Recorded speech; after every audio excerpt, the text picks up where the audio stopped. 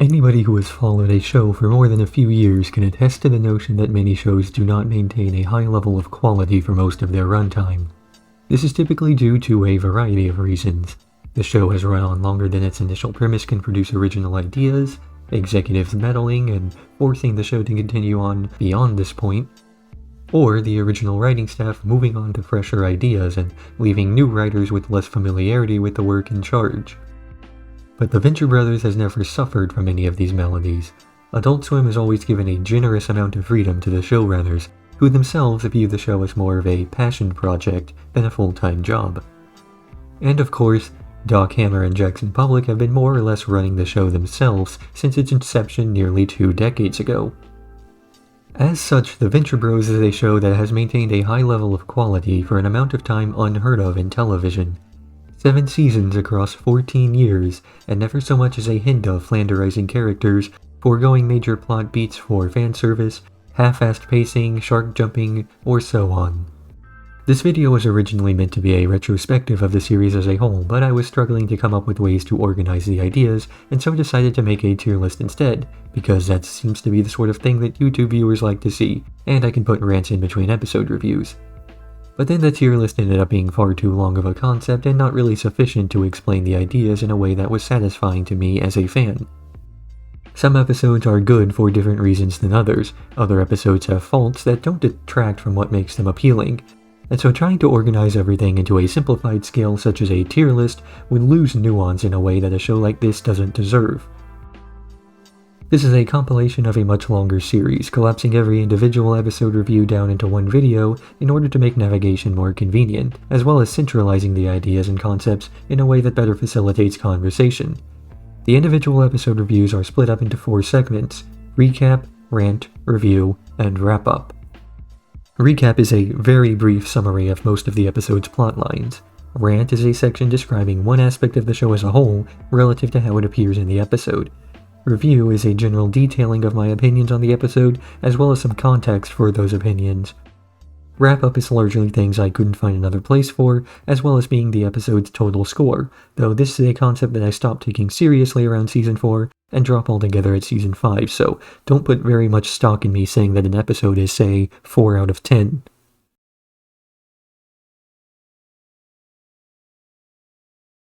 The Terrible Secret of Turtle Bay.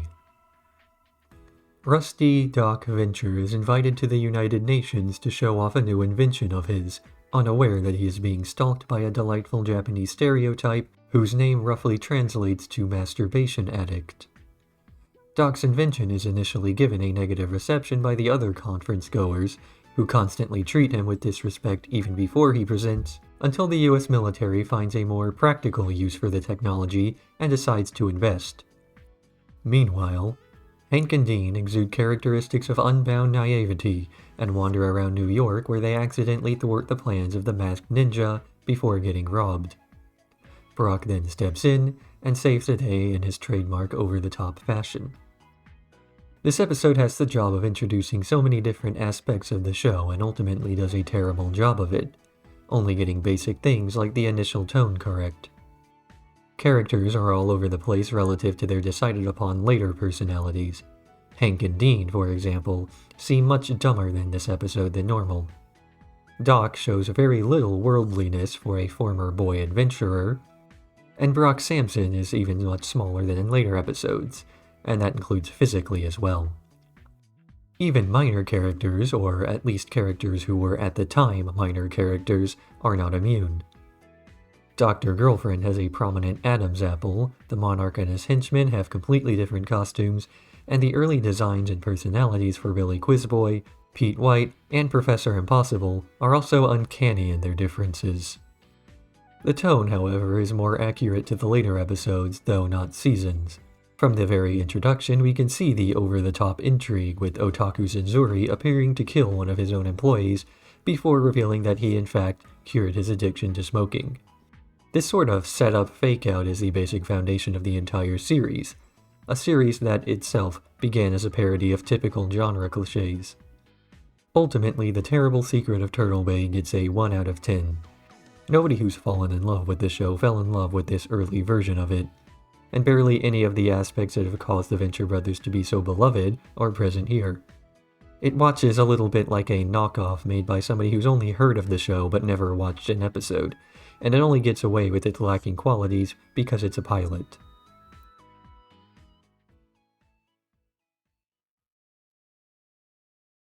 Dia de los Dangerous. The first proper episode of the series, not just because it's the first non-pilot episode, but because this is the first episode where characters really begin to act like themselves. Doc is equal parts haughty and jaded as he gives a lecture to a group of uninterested students before heading out to find cheap prescription medication and getting his other kidney stolen. Still better than putting up with American healthcare, I suppose. Hank and Dean once again go missing, this time kidnapped by the Monarch, who laments at the lack of parental affection they're receiving, in part because of his own upbringing. These fatherly urges begin to establish the show's nominative determinism, an aspect of the show that later seasons continuously build upon, core to the central theme of the Venture Brothers as a show. This is the idea that protagonists and antagonists in this series only act the way they do because of the label placed onto them. The protagonists of the show aren't necessarily good people all the time. Doc views his sons as kidney dispensaries at the end of the episode, and the antagonists are rarely outright evil. The only villainous acts they commit are those that they are expected to do. Off the clock, they're normal people, just like anybody else. I'll build more on how this show discusses labels and how these labels affect our behavior later on, as more and more episodes touch on the subject. Dia de los Dangerous gives us a few fantastic lines and great scenes, but ultimately falls short as a Venture Brothers episode purely because of a phenomenon I've seen discussed about this show that's never really been given a name. Much of the show's humor, cleverness, deeper plot beats, and so on all rely heavily on its strong characters. There are very few one-liners in the show that don't depend on some greater knowledge, or that aren't part of an ongoing conversation. The Venture Brothers is a show that doesn't work very well out of context, and that might be part of why it's never caught on with mainstream audiences. Can you name a single meme from the Venture Brothers? A single time this show, which has been running nearly 2 decades, has managed to permeate the surface tension of its little bubble of fandom and reach the pop culture osmosis. It's frustrating to think that a show this beloved has never gotten the attention it deserves, all because it doesn't lend itself well to being summarized by an image macro. Frustrations about the show's lack of popularity aside for now, Dia de los Dangerous gets a 3 out of 10. It's an attempt at putting not the show's best foot forward, but rather the best foot it makes sense to lead with forward. Later episodes of this season are better, but they ultimately come up a bit short as episodes to lead with due to the required prerequisite knowledge needed to appreciate much of what the showrunners are attempting to do. Careers in Science. The problem light aboard the Gargantua 1 turns on, prompting the crew of the space station to send a distress signal directly to Dr. Venture. The Venture family arrives on scene and begins to investigate, going nowhere for a long period of time before ultimately having Doc quietly discover that the cause was a melted plastic toy left too close to the electrical wiring. The B-plot of this episode deals with the boys' attempts to track a phantom spaceman after they were scared by what was totally meant to be a fictitious story told to spook them and nothing else. The episode's C-plot is a love triangle between 3 non-characters, and yes, that includes Brock. What I mean by non-characters is that none of them are especially interesting beyond the initial impression one might make of them. Anna Baldovich spends most of the episode annoyed with Bud. Bud is a one-note character, going from naive to incel, and Brock is just a murder machine with no real character depth, at least not as of Season 1. This is my major complaint with the first season, that many of the characters we see here are pretty one-dimensional. This is in part due to the limited screen time that they receive, but even with Brock we don't get too much characterization until later, and that characterization is some of the best the show ends up offering. In Season 1, Brock is set up as the type of person who peaked early on in life and has dropped off since then. The women he conquers in early seasons were typically meant to be portrayed as undesirable or easy. That is, we are meant to believe that Brock Sampson, ladies' man extraordinaire, is a beast for sleeping with a prostitute, a woman who has spent the last several decades of her life alongside a repressed man-child, strippers, and the like. A few episodes like Midlife Chrysalis and Past Tense even touch on the idea that Brock peaked early in his college days and has since been on a steady decline. His life mirrors the all-too-common stereotype of the high school quarterback who flunks college, joins the military, and ends up with a dead-end job. He even drives a Dodge Charger. His hairstyle was likely meant to portray him as a 2 decades out-of-date stiff, but then at some time during the show's run, 80s nostalgia came back into vogue, and the meme of Brock Samson left the show's universe and entered ours. I'm not really complaining. The version of Brock we have now is incredible, and I wouldn't trade it for Season 1 Brock at all. It's just that it seems like the character got swapped out between Seasons 1 and 2. Back on topic, careers in science ends up being important to the plot of later seasons, but for now it's a very detached story, as most of Season 1 is, and also a pretty weak story, standing on its own. Very little actually happens, and the entire thing feels more like an introduction to some character background that only serves to explain what's going on in the present. Careers in Science ultimately gets a 4 out of 10 by itself.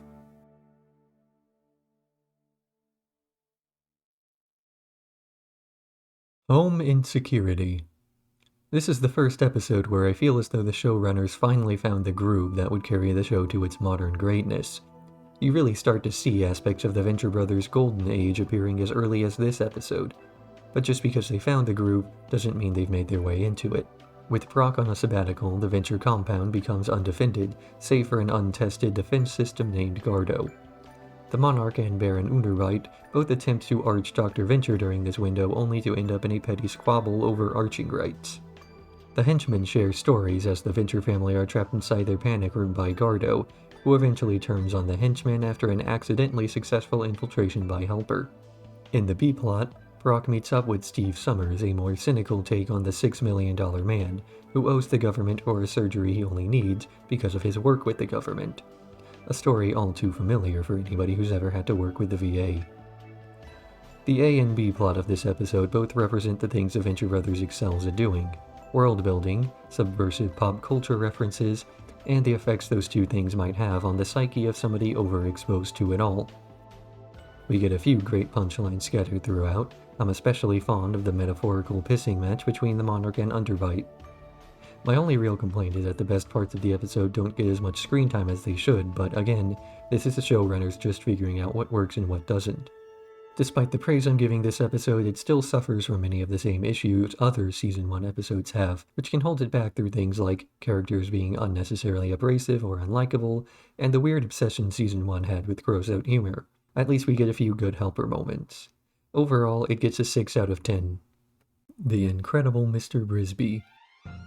Doc is called to Brisbyland so Roy Brisby can purchase the secrets of cloning technology off of him. Secrets he desires so a cloned body of his own can live to see his utopic vision come to fruition. But when Doc's pride is hurt by Roy's ranting, he calls off the deal, prompting his panda to kidnap the Venture. Meanwhile, Hank and Dean are kidnapped by the Orange County Liberation Front, a group of concerned citizens attempting to sabotage and destroy Brisby's empire with all the ferocity a PTA can muster. After being drugged by Mandalay, Brock's body is recovered from the tar pits by Molotov, a Russian agent with whom Brock has a long history. The three plots converge in the OCLF's assault on the Brisby Dome, and the episode ends with Brisby's empire crumbling as the Venture family is reunited. This is one of the more tightly written episodes of the show. Every second of screen time is spent efficiently enough that I was surprised at how short the episode felt, and how nothing seemed to be a waste of time, even if a few punchlines weren't strictly necessary for the plot to advance. This is another episode where the parody aspects of the show come into spotlight. Everything about it references something from the real disputes between Disney and the people who live near its parks, old rumors of Walt Disney freezing his body to be resuscitated, Howard Hughes' obsession with fresh squeezed orange juice, and of course, Doc drops constant references to musical theater while hopped up on truth serum. Unfortunately, this makes the episode more entertaining to people who get the references. It becomes disjointed when viewed by somebody who doesn't. This is one of the few times the show makes a misstep, where its plot becomes less of a loving homage and more of an outright parody. This is the first we hear of David Bowie in the series, and it sets up so many future character interactions and plot events, but standing on its own, the episode is actually pretty weak. It gets a 3 out of 10. Eeny, meeny, miny, magic. Doc's newest invention, the Joy Can, begins to trap most of the Venture family inside. It's up to his newest renter, Dr. Byron Orpheus, to help him save his family from the vague doom that keeps being alluded to. Despite their efforts, it's ultimately a combination of dumb luck and Dean being horny that saves them. Dr. Orpheus is the best character in the show. This is not up for debate. Every plot he's involved in immediately becomes cooler just for having the supernatural element, and he steals every scene he's in. He's one of the more interesting characters in the show as well.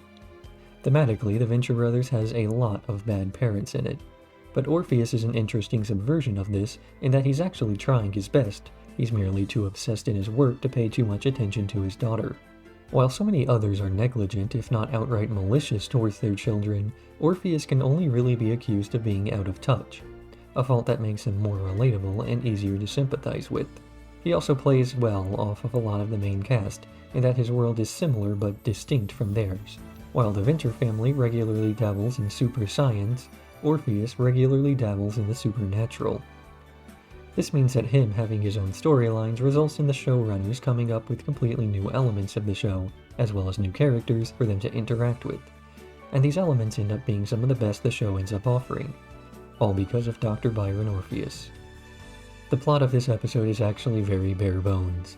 Most scenes are only there to set up why characters end up where they need to be for the conclusion, but there are very few characters involved, very few locations involved, and a majority of the scenes are just characters messing around or having non-sequitur conversations. But it's these conversations and small interactions that make the episode so great. I'm especially fond of the scenes where Doc and Orpheus discuss parenting, as well as the various moments where something occult is established, only for it to have a completely mundane function. The general flow of this episode starts to wear out its welcome just before the episode ends. Right when it starts to get predictable, it's over. As a result, the episode remains great throughout, even if it is ultimately very low stakes. It gets a strong 5 because of Orpheus. Ghosts of the Sargasso. Dr. Venture attempts to recover a crashed ship of his father's from the depths of the Bermuda Triangle. When the expedition takes longer than expected, the family is set upon by ghost pirates who, true to the origins of what the show pays homage to, are actual pirates who happen to have raided a ship full of Halloween costumes. The heist goes wrong, however, when an actual ghost pirate shows up to haunt the ship, terrifying everybody until they can call for help. The help is ineffective, but when everybody is distracted, Proc shows up and throws the ghost overboard. This is the best cold open the show has. I am speaking from a place of bias as a big fan of David Bowie, but the fact that they can start an episode with an extended Bowie reference and still have it make perfect sense to people who have never heard of the guy shows the extent to which the showrunners have mastered what they do. So often a reference in a TV show can immediately date the work it's placed into, announcing to anybody viewing it in the future exactly when the episode aired, and typically what year it stopped being funny. In the Venture Brothers, that rarely happens, in part because the references being made are already dated, meaning that they can't fall out of mainstream favor, but also in part because they're never the crux of a joke. The opening of this episode is a scene about a man crashing an experimental spacecraft, not holding up a picture of David Bowie and saying, "Hey look, a reference." The callbacks from classic Team Venture to modern Team Venture and the comparisons made between the two are a neat way of creating world building, and the connection to the plot that these characters end up having reinforces the show's constant reminders that the pop culture of the 70s and 80s is a dead breed, the people involved having all moved on, all except for the fans. Though this episode only touches on the very beginnings of the idea, it's up to future episodes to expand on the concept. We get a couple of Brock one-liners and cool moments, but the basic pacing of the episode isn't altogether great. The Dean and Pirate Captain scenes drag on too long, and they drive the fake pirates gag into the ground very early on, then trample over it several times more. It gets elevated by the Bowie reference by a single point, ending up at a 7 out of 10.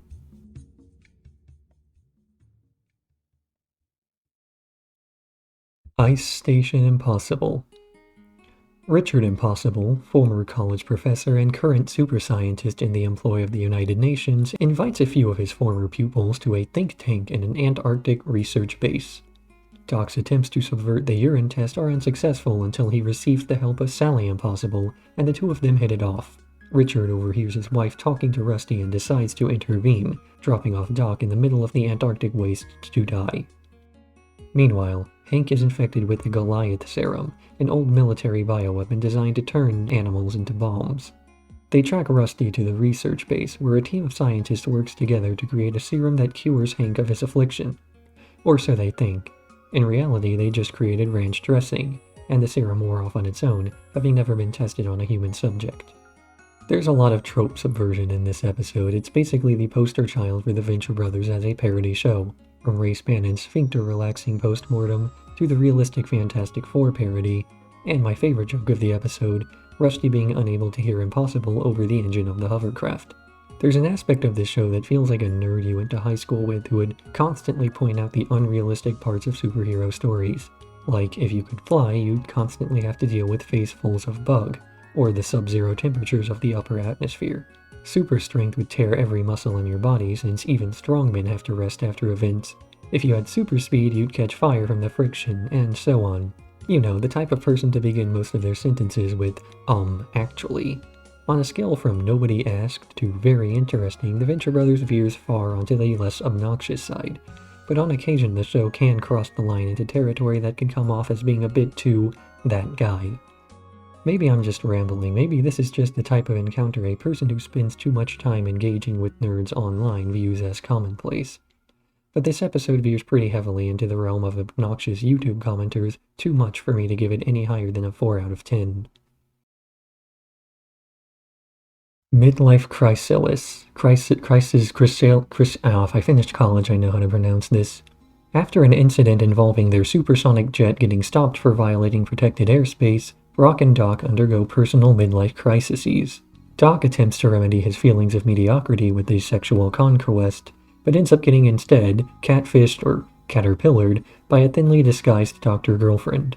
Meanwhile, Brock, since he already owns a Dodge Charger, instead copes with his midlife crisis by working out so he can pass the Spy Guy exam. Eventually, Dr. Girlfriend ends up feeling guilty over her complacency in Dr. Venture's transformation and gives him the antidote.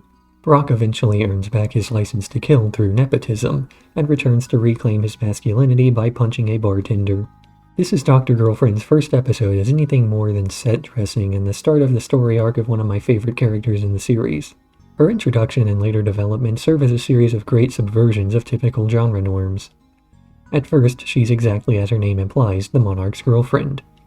A bit like when one of your friends brings his girlfriend over to a LAN party and she sits in the corner on her phone, not talking to anybody the entire night because she doesn't play video games. Dr. Girlfriend sits in the back of the monarch's cocoon, too disinterested in his slurping to put on a matching butterfly costume, or even give herself a clever insect-themed name.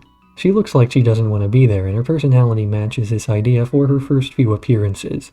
But as she begins to develop, we start to see just how genuinely wholesome her relationship with the monarch really is.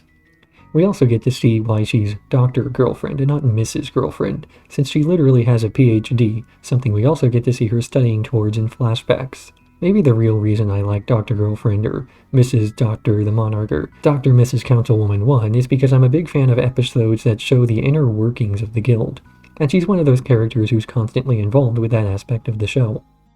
Back on topic, this is the type of episode that only could have existed in Season 1. The plot of two characters hitting a midlife crisis in a show all about washed-up people living in the shadow of their glory days is a bit too on the nose for later seasons. And the more fantastical super science elements are really more of a Season 1 thing anyway. The whole story isn't too complicated, but then again, not a lot happens in it. I actually only remembered this episode as the Caterpillar one, and completely forgot about the Brock subplot outside the training simulation. It's pretty forgettable overall, and gets a 3 out of 10.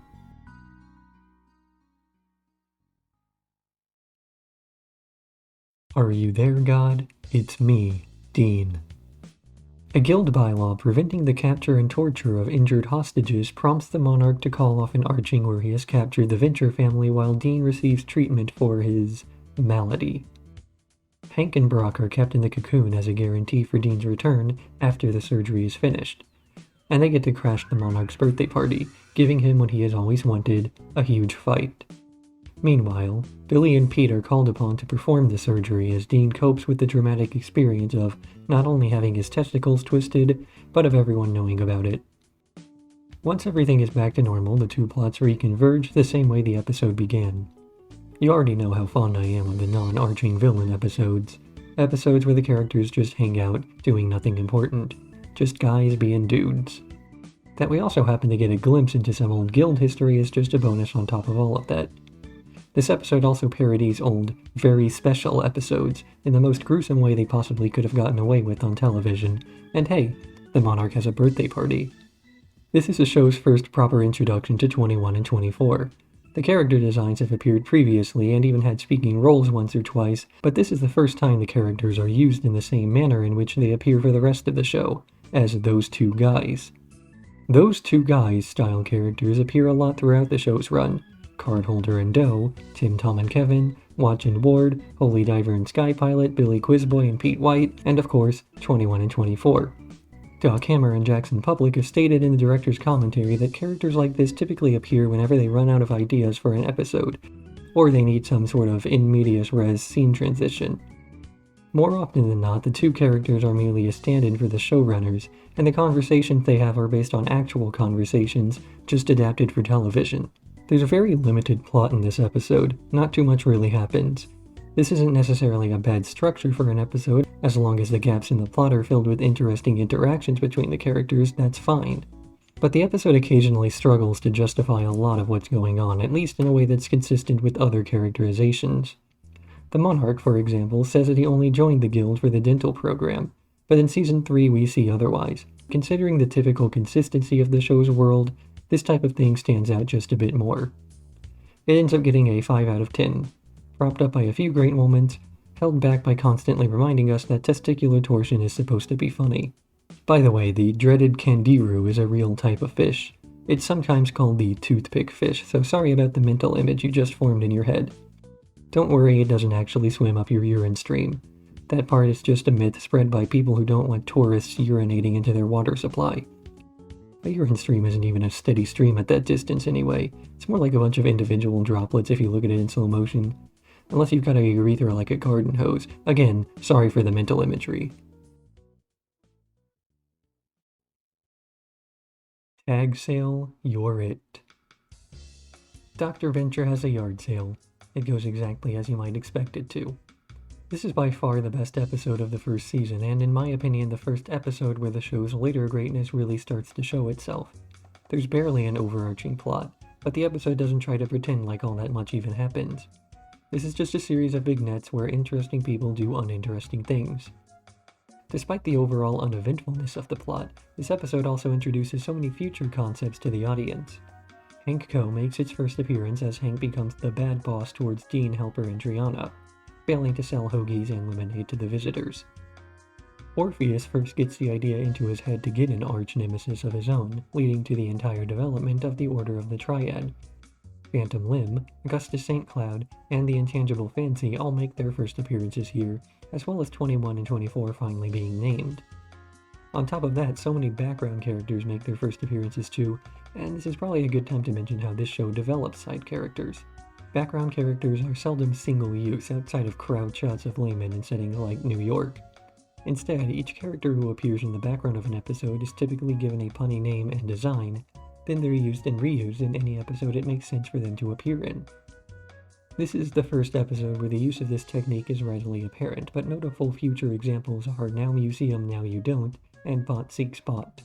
Starting in Season 2 and continuing until the end of Season 5, whenever the showrunners needed a new character, they wouldn't bother drafting up designs, names, or character for a new parody of a pop culture icon if they could help it. Instead, they pull from their existing pool of recurring background designs and simply develop them as needed. This is what gives the show that extra tinge of rewatchability, where a seemingly innocuous design in the background of a wide shot can later on become a major villain in the story. It also means that newly introduced characters rarely feel like they're being forced onto the audience, since you've technically seen them around already, so their inclusion never feels forced. Season 1 as a whole feels somewhat disconnected from the rest of the show. having this vein of early installment weirdness that exists before the characters and world really started to see the edges sanded off. It's the wrinkle in the speed suit that is the rest of the series. But Tag Sale You're It is the crease on that speed suit, allowing the rest of the ensemble to stretch flexibly into the future. Oh man, what a terrible analogy. 9 out of 10.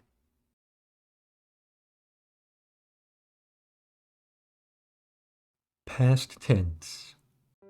The Venture family attends the funeral of an old college friend, Mike Sorayama, only to be kidnapped partially through their reminiscence.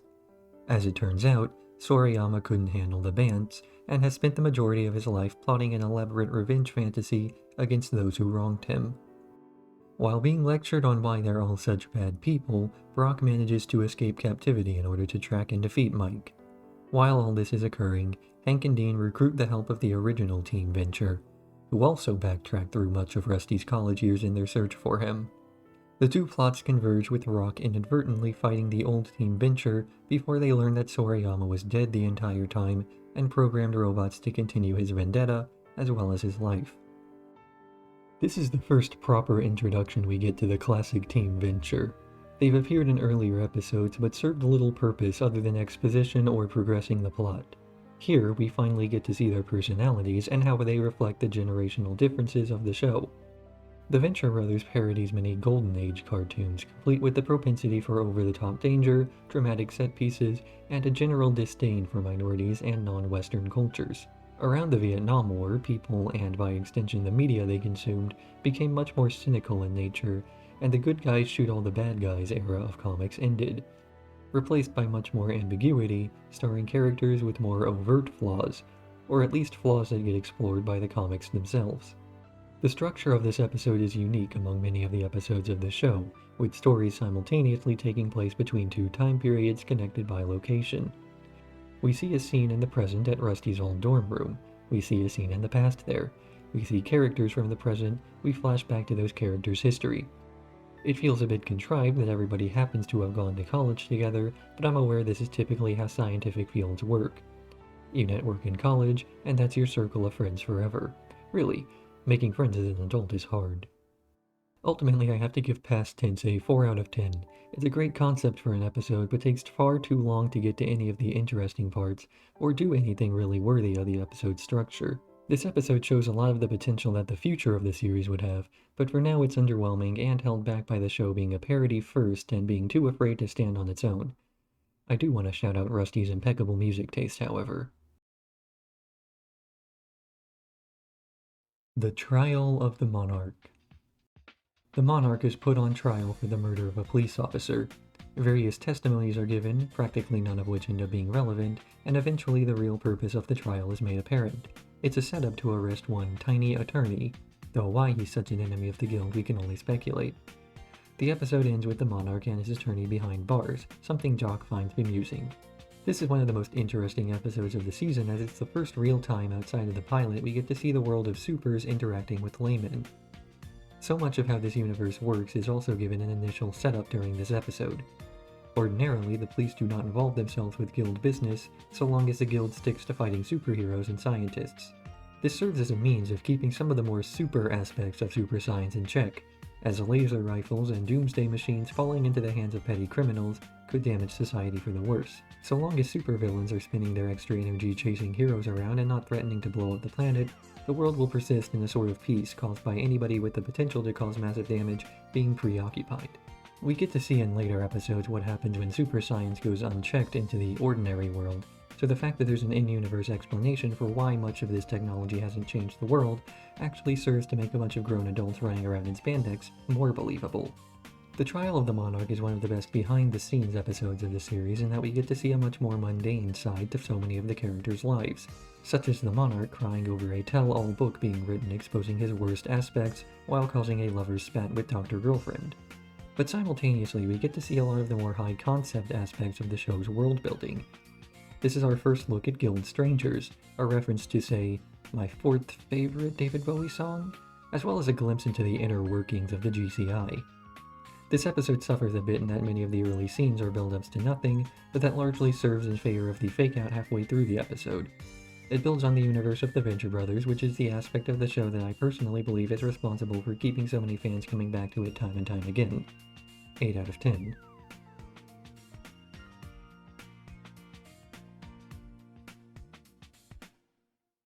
Return to Spider Skull Island. 1 Corinthians 13:11. When I was a child, I spoke like a child, I thought like a child, I reasoned like a child. When I became a man, I gave up childish ways. Doc is overwhelmed by intense pain during a screening of Rocky Horror, prompting Brock to take him to the emergency room. His malady ends up being a mysterious tumor which steals his jet after disappearing from the hospital.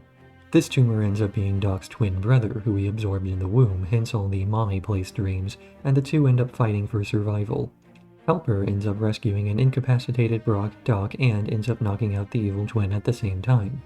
The B-plot is about Dr. Orpheus pursuing the Venture Brothers after they run away due to a conception misconception. This plot converges with the C-plot of the Monarch sorting out his affairs from prison, when 21 and 24 accidentally kill the Venture Boys. Season 1 is an interesting season of television as you can watch in real time as the show transforms from a Johnny Quest parody with a touch of cynical realism into something entirely new, greater than the sum of its parts, all while retaining every ideal on which it was initially conceived. We get to watch characters go from one-note parodies of pop culture icons to realistic character studies in their own right, while the setting goes from the fantastical racism of the 50s to a semi-utopic parody of the pop cultural space of today. I've always thought of the Venture Brothers as the result of pop culture burnout. I regularly see posts from people online lamenting the overuse of certain tropes in fiction, and expressing how tiring the same few predictable character arcs playing out again and again can be to a viewer. The Venture Brothers feels like a show created by people who are tired of the lacking creativity in modern comic and cartoon writing, while not having a disdain for the mediums as a whole. It's a good-natured parody of these old works, one that revels in the raw emotion that comes forth from embracing your inner child, instead of bashing anybody who still thinks fondly of those good old days. To quote C.S. Lewis, "When I became a man, I put away childish ways, including the fear of childishness, and the desire to be very grown up." This episode is a fitting conclusion to a season of television that preceded it, and ultimately receives a 6 out of 10. It's a nice send-off to the old Venture Brothers, but it's also very good that the early season of the show was put to rest in favor of what the show would later become. The season finale has many of the same faults as the season before it, but without this first season, the growth of the characters in the world moving forward would be that much weaker. Thank you, Season 1, for being the test dummy for the greatest show ever to air on television. A Very Venture Christmas. Dr. Venture has a cryptic Christmas-themed nightmare, followed by a cryptic Christmas-themed dream, followed again by a Christmas-themed party involving several characters who have no right gathering at the Ventures'. After Dean accidentally summons an Eastern European holiday demon, the Christmas party gets crashed and ruined until midnight, when the Krampus leaves and the Monarch kills everybody there with C4. Of course, this is all revealed to be a dream, and the X1 has simply crashed into an international holy site. If you can't already tell, I don't like this episode. I almost considered leaving it out of this series altogether. In fact, it almost didn't exist due to budgetary constraints and also aired out of chronological order, leaving many viewers confused as to why the Venture Boys were suddenly alive. This episode draws heavily from forced Christmas specials of the time it's parodying, from characters celebrating the holidays alongside people they should, for all intents and purposes, despise, to inexplicable out-of-character traditions coming into the center of attention. Nothing that happens in this episode feels like it's in character for anybody to do. Again, it's all a dream in the end, but that doesn't really excuse the episode's lacking qualities. It's as though the showrunners wanted to parody old Christmas specials as completely as possible, down to the not being very good part. If it didn't exist and never existed, I doubt anybody would feel as though there were anything missing. The whole special feels less like an episode of the Venture Brothers, and more like an inside joke the audience is left out of.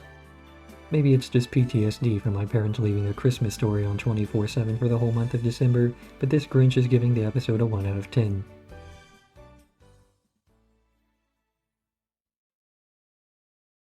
Hank and Dean are dead. Doc goes on a soul-searching journey, traveling the world in order to find himself or possibly just kill time. When he returns, he tests out a teleporter that Jonas Jr. was working on, only to trap himself inside of a wall. Distraught over his perceived failure to protect the boys, Byron Orpheus attempts to seek their souls so that he might resurrect them, only to learn that the boys are in fact clones, and that Dr. Venture has merely been delaying creating new ones. Over in prison, the monarch plots his escape, only to be thwarted when Phantom Limb bribes all his co-conspirators to ignore the plan. Love wins in the end, though, and King Gorilla assists, inspired by the monarch's passion. The Venture Brothers has an interesting take on serialization in media. Naturally, the cartoons on which it was based had a resetting continuity. That means that every episode was told as a standalone story, so they could be watched in any order and still make sense. This had the downside of ensuring that no proper character development could ever occur, as it would cause confusion in viewers who missed an episode or several. So the universe would soft reset between episodes, with the characters learning nothing and no true growth ever taking place. The Venture Brothers excuse this relationship not by totally subverting it, but by instead exploring how to resolve characters refusing to learn from mistakes with reality. In any other show, major characters cannot die because that would damage the continuity. The viewer is never concerned for the well-being of the cast because they know this. In The Venture Brothers, Hank and Dean cannot die because they have backups. The viewer is never concerned for their well-being because they know this. The same general principle applies to character growth as well, but that will be covered in a different video. This is probably the episode that I come back to rewatch the most, in part because it's the start of the quote-unquote good seasons of The Venture Brothers and therefore the beginning of any half-assed rewatch, but also because it has my second favorite scene in the entire show, the death montage. We get scenes of characters in bizarre situations nonchalantly reacting to other bizarre situations. I mean, how often do you see a parent joking about their child's death while trapped half inside a TV? In a world that seems to constantly be on the verge of collapse, where life-changing event after life-changing event happens on a near-weekly basis, it only makes sense that the people living in the middle of it all would be desensitized to the madness. The Venture Brothers really was ahead of its time in this regard, and for that it receives a 9 out of 10.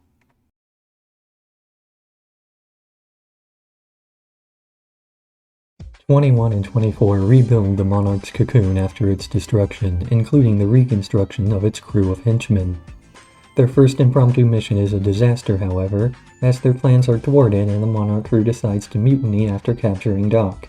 Doc, the Monarch, 21 and 24 team up to swarm the throne room. Phantom Limb goes shopping for a new kitchen set, only for the Monarch's failed mission to ruin his afternoon. He winds up nursing an injured Brock back to health, and the two of them team up to swarm the throne room. Dr. Girlfriend, Hank, and Dean wind up stranded at the mall after their associates all leave without them, and they team up to swarm the throne room. Naturally, the throne room is the scene of a battle, although it's one-sided since Brock and Phantom Limb are on the same team. An interesting question is raised by the previous episode, Powerless in the Face of Death, that gets answered in this one. Namely, who becomes a henchman? It's not as though there's no demand for non-super jobs in the Venture Brothers universe.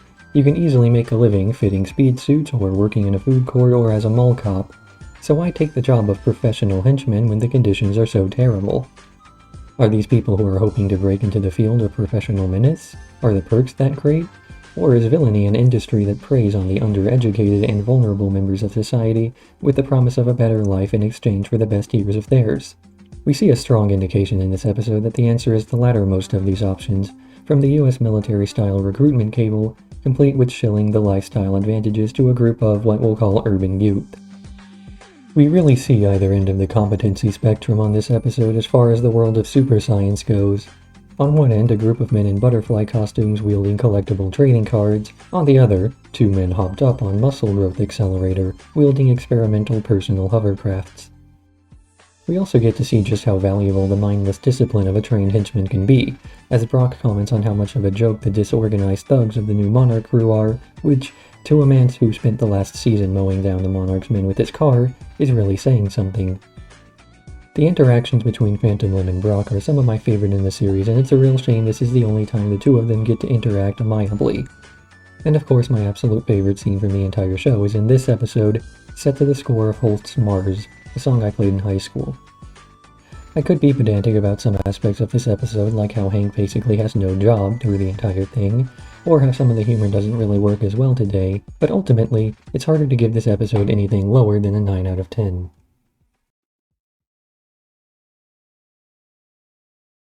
Assassinani 911. Brock is sent on a secret mission to assassinate a rogue OSI agent who was also his mentor, and leaves Molotov in charge of watching the Venture family while he's away. Molotov is disgusted by the condition of the Venture's physique and forces them into a physical training regimen. This terrifies Dean but arouses Hank, who begins to view his father as an enemy to his unrequited romance after accidentally drugging himself. This results in him attacking his father, though the sword is papier-mâché, so the only result is him getting grounded. Brock begins to feel nostalgic for his days as a new OSI recruit, remembering all of his old training as he stalks through the jungles of the fictional Macronesia. When he finally tracks hunter-gatherers, it's revealed that she has undergone gender reassignment surgery and therefore is no longer a valid target for assassination. Molotov's character has always served as a foil to that of Brock Sampson. Both of them worked for the government for a time before branching off to do their own work. Both are highly skilled assassins, capable of taking out small armies by themselves. Both are superlative gender stereotypes, Brock being an excessively manly man, Molotov being an excessively womanly woman. But their differences are what highlight aspects of each other's character. Molotov asks Brock in this episode if he would be willing to work alongside her as a pair of mercenaries, an offer that Brock refuses without much thought. While Brock is loyal to his found family, Molotov has no such allegiances, simply going wherever she can get the biggest paycheck. Brock is rarely willing to fight dirty, preferring a head-on engagement and refusing to use guns. Molotov is never above manipulation, and playing her enemies against each other, an aspect of her personality that begins to rub off on Brock before his ultimate revelation and retirement at the end of Season 3. This is the episode where the Venture brothers really begins to grow up, so to speak. Hank is no longer a naive child, eagerly going along with whatever his father wants. Brock is no longer a one-note killing machine, and begins to show his first signs of complexity. And the cracks in the Venture family start to expand more and more, as interpersonal conflicts begin to take center stage. Brock's mission strongly parallels the schlocky manly comics of the Silver Age, complete with cultural stereotypes and set pieces. It has a decent setup and payoff, with the running joke of hunter-gatherers always donning a female costume, turning into the resolution of the episode's plot. Not everything about this episode is aged well, some of the humor being based on stereotypes rather than references, and early versions of later plots always end up feeling a little half-baked. This episode gets a 5 out of 10, mostly for repeating many of the missteps of Season 1, while the aspects of it that are wholly new end up being a bit forgettable. Escape to the House of Mummies Part 2. If you try to please audiences, uncritically accepting their tastes, it can only mean that you have no respect for them. After being trapped inside the House of Mummies from the previous episode's cliffhanger, the Venture family relies on Dr. Orpheus to rescue them from being crushed to death by the spiked walls. Doc escapes to go get help, but upon arriving back at the compound he gets into a petty argument over the merits of science versus magic. This argument culminates in a shrinking contest, where the smallest man after 24 hours wins. Orpheus asks his master for help, only to be told that in the cosmic scheme of things, he cannot become any smaller than he already is. Doc tries to obtain the shrink ray he sold to Billy and Pete back in Tag Sale You're It, only to discover it broken. Ultimately, the two competitors fail to shrink themselves at all, and decide to have rice pudding to celebrate their mutual failure. The entire episode is interspersed with increasingly ridiculous scenarios involving the rest of the family, ranging from Bill and Ted's Excellent Adventure to The Empire Strikes Back. None of these scenarios end up being important to the overall plot of the episode, as nothing ever comes of them. There is no escape to the House of Mummies Part 1 or 3. The thematic convention of this episode is merely a joke at the expense of the section of the audience obsessed with serialization. From this structure, we can see that Escape to the House of Mummies is just another week in the life of the Venture family, that his boys and bodyguard being left for dead in the Pyramid Temple is just another Tuesday to Doc.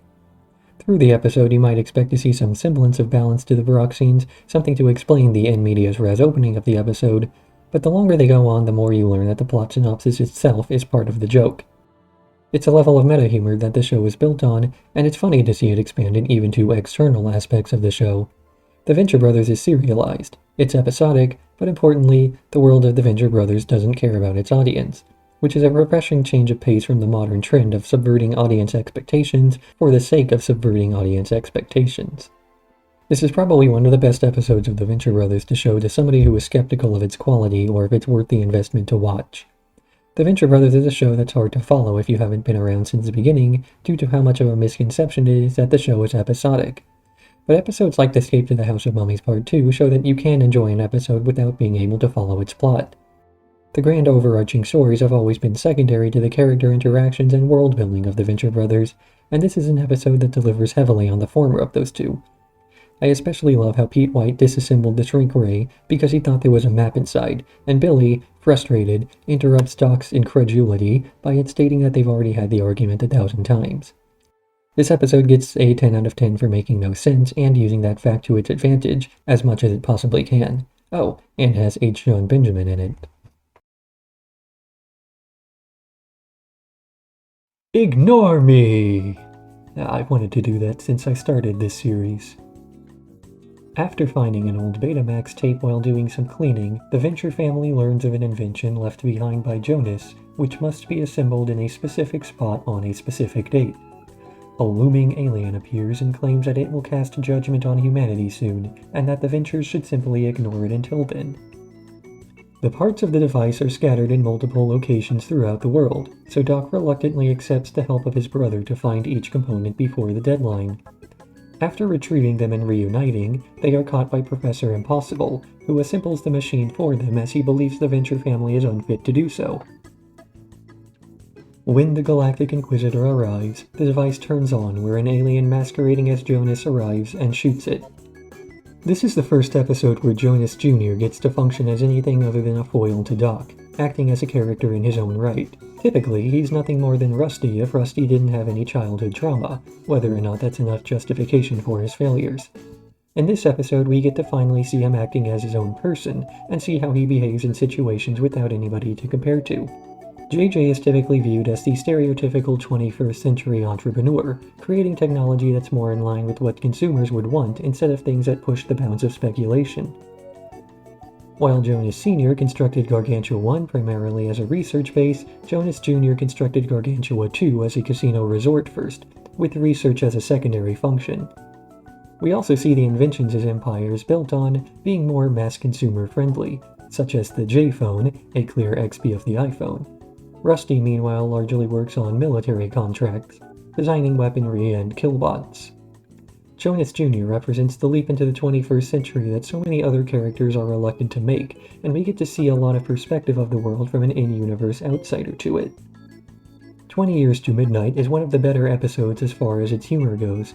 It has great line delivery, something I feel is always underrated in comedy. This is also one of the grandest episodes of the series so far, with the cast traveling all over the world before eventually saving it. It has a high-concept ending, where characters speculate on life outside the universe, brought back down by Rusty lamenting that they don't even have gas money to show for it. I like the nonchalant personality this episode gives to saving the world from cosmic beings. The plot is a reference to Marvel's Living Tribunal, who deems the Earth unworthy after seeing human potential for evil, but is dissuaded from destroying it when he has shown the human capacity for good. In the Venture Brothers, he's simply killed with a ray gun blast to the head. 7 out of 10.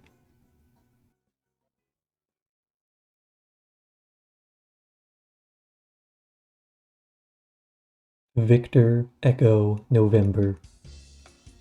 Dr. Venture needs the boys out of the house so he can get some alone time and sets them up on a double date with Triana and a girl who is not important. At the same restaurant happens to be the Monarch, Phantom Limb, and Dr. Girlfriend, who are discussing the Monarch's readmittance into the guild. During an argument, Phantom Limb sends a squad of assassins to the Venture complex in order to flex on the Monarch. Brock subdues a few of the guild strangers before making it to the restaurant and talking Phantom Limb into calling off the hit. Phantom Limb is one of the last gentleman villains left in the setting of the Venture Brothers, a holdover from an earlier age of costumed aggression. Villainy is an industry in the universe of the Venture Brothers. Like any industry, there's less demand for passion and genuine talent as there is for politicking and middle management. Because of this, it's easy to see how a person who loves his job, like the Monarch, can find it difficult to thrive in this line of work. Phantom Limb, on the other hand, was made for the guild. He loves his role as the manager of villainy, and thrives under the constraints on hatred that the modern guild is forced to implement. It's fitting, then, that it's the passion of the Phantom Limb that ends up getting him expelled from the guild later, driven to war by his notion that he deserves more for the work he's been doing. And of course, when the guild is reformed later with a more caring leadership, it does so with Phantom Limb as one of the council members. In the end, it was the guild that changed for the Phantom, and not the other way around. There's an interesting trend starting in the second season of practically writing Rusty out of episodes. He has a very limited role in Hate Floats, and the first act of Victor Echo November is essentially an explanation for why he has so little influence on the plot of this episode. Brock could have been trying to protect Halper for all the influence Doc has. But with Doc taking up less and less of the spotlight, we get to see much more of the stage, as well as much more of the rest of the cast on that stage. Hank and Dean finally get a chance to do normal teenager things, Brock gets to kill a bunch of guys, and we see the Monarch pick out insurance options. Victor Echo November is a great episode at not only building the universe, but also moving pieces into place for later plots, all while treating us to some great action, some good humor, and some new perspectives on the world. It gets an 8 out of 10 held back by the fact that you can really tell Doc Hammer and Jackson Pollock don't really know how to write teenage girls.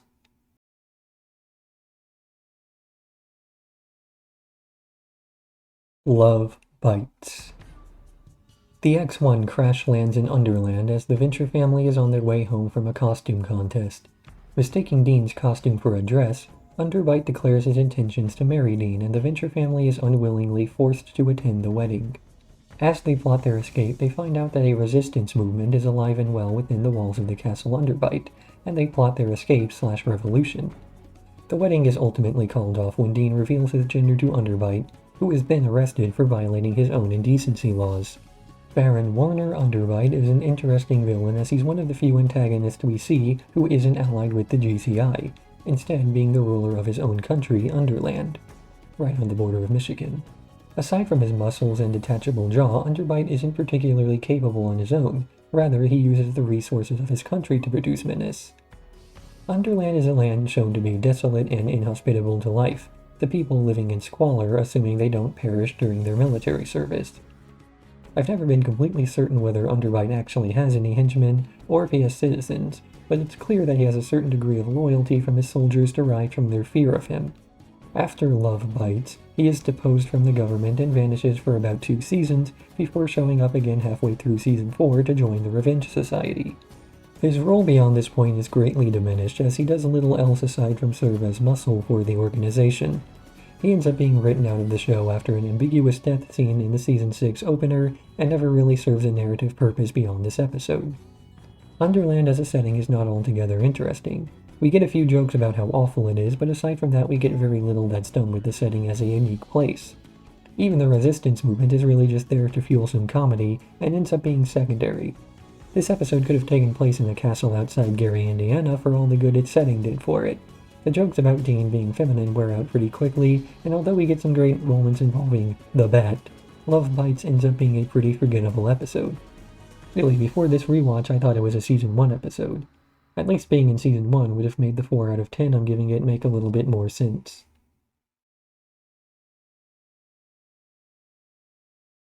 Fallen Arches. Dr. Orpheus is approved for an arch-nemesis, but only as a team. He must reassemble the Order of the Triad so that he can host tryouts for a new villain. While he's busy, the Venture family is in charge of keeping Triana entertained, so Dean puts on an Oscar Wilde play. Meanwhile, at the Monarch's lair, the Monarch entertains a prostitute before sending her through a death gauntlet. In the D-plot of the episode, 21 and 24 steal jetpacks and plan on faking their own supervillainy. This episode even has an E-plot where Rusty becomes jealous of the attention that the Triad is receiving. I've brought up the term nominative determinism before, basically the idea that the labels we assign have an influence on the development of whatever that label is attached to. If somebody is labeled a villain, they're going to begin to behave like a villain. They'll think of themselves as a villain, and they'll begin to seek out ways to reinforce their own self-image. A person who is labeled a villain once will likely go down the path of villainy on their own, if only because they believe that's what they have to do with their lives. The fact that people will also treat them that way only reinforces their beliefs about themselves, and the whole cycle continues on. The purpose of the GCI and OSI is largely to help with assisting people's self-image, putting a label on them and giving them a place to belong in a morally ambiguous world. I'm not denouncing this style of living though. It's not as though this is a bad way to find yourself. Many real-world organizations do the same thing. This is why people join charities or create art or join a religion. But it's also why people join cults or gangs or religions. It's much easier to say I'm a fire-themed supervillain, or I'm a Blackula hunter, or I kill guys in a tuxedo, than it is to try and self-reflect without at least a baseline to start with. Fallen Arches has one of my favorite subplots in an episode. that of the Order of the Triad seeking a new arch-enemy. But that plotline is forced to share an episode with 4 other plots, and as a result, none of them really get room to breathe. I feel as though there could have been an entire episode dedicated to 21 and 24 failing at arches in new ways before giving up on the idea. The core of this episode is great, but unfortunately it's dragged down by the restraints of making room for other parts of the episode, and ends up showing a mere fraction of what it could have been. Speaking of fractions, here's one. 6 out of 10 needs more Dana Snyder.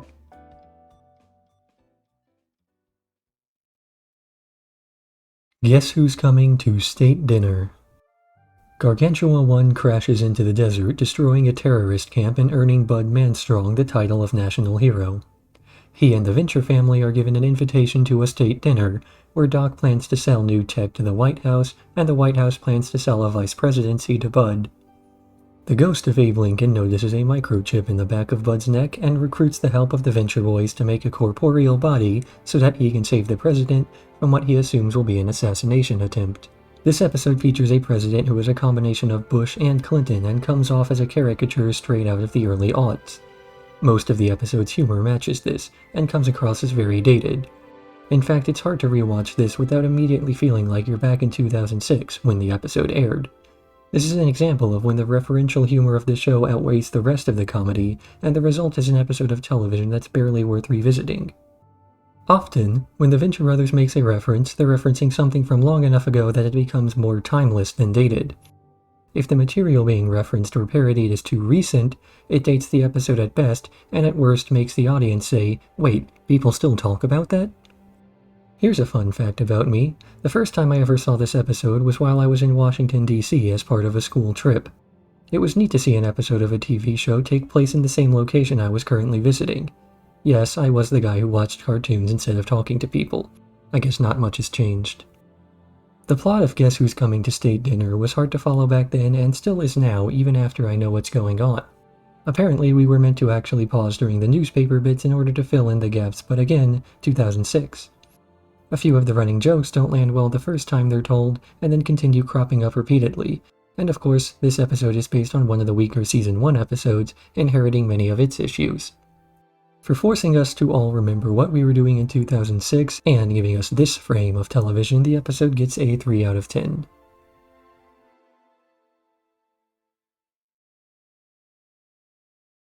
I know why the caged bird kills. Remember several weeks ago when I asked viewers watching at home to name a single meme from the Venture Brothers that managed to go mainstream, insinuating that there were none? Well, I was wrong.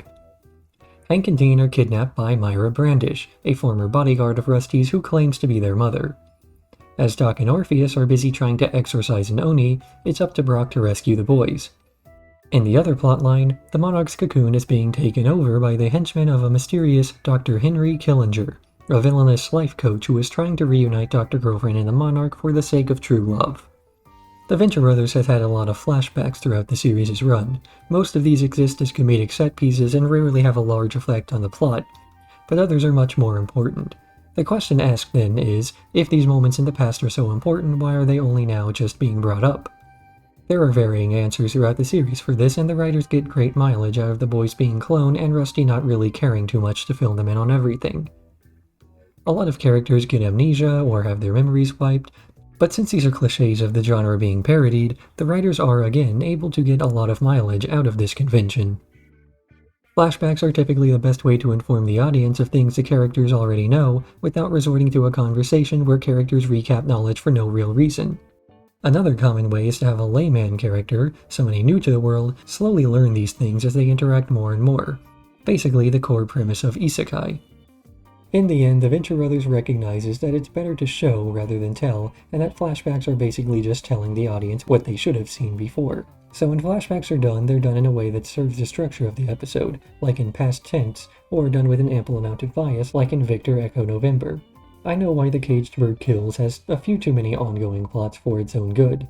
Rusty and Orpheus get too little development on their relationship during their scenes to justify those scenes existing in the first place, and it comes across as the two characters just being written out of the episode. 21 is surprisingly annoying when he doesn't have a character like 24 to bounce off of, and the plot involving him and Dr. Girlfriend makes this point a bit too obvious. It makes me appreciate the makeover he gets in Season 4. This is also Killinger's debut episode, and I feel like the showrunners weren't quite sure what they were doing with him yet. His accent is a bit too thick for most of his punchlines to be understandable, and it's not until I re-watched this episode with closed captions enabled that I even realized he has quite a few great jokes in this episode. 5 out of 10 for trying a lot of new things, even if only a few turned out alright.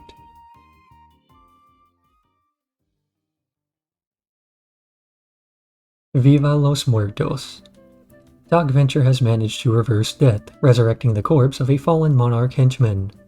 While educating the Venturestein, Doc learns that the army has a demand for corpses they can strap explosives to, and tries to figure out a way to mold the newly resurrected corpse to this new task.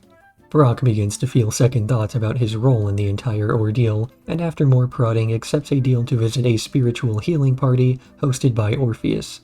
Meanwhile, the compound is being investigated by a group similar to the cast of Scooby-Doo, while also being themed around various real-world serial killers.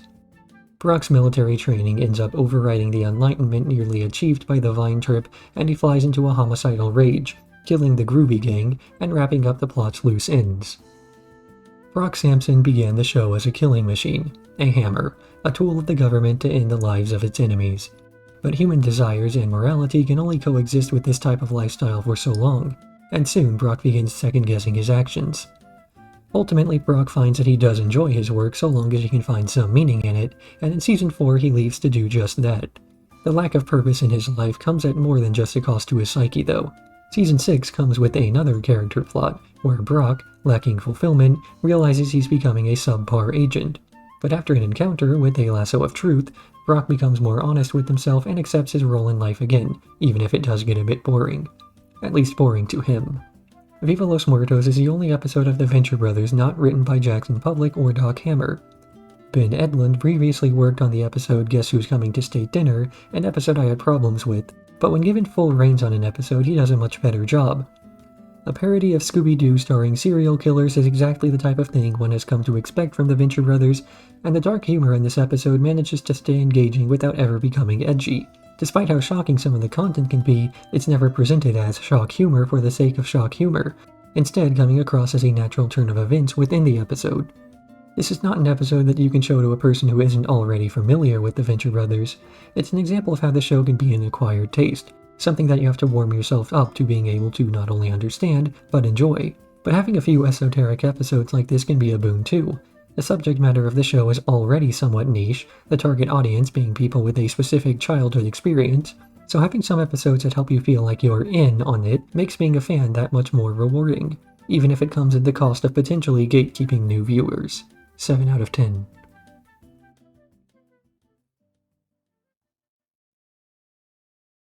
Showdown at Cremation Creek Part 1.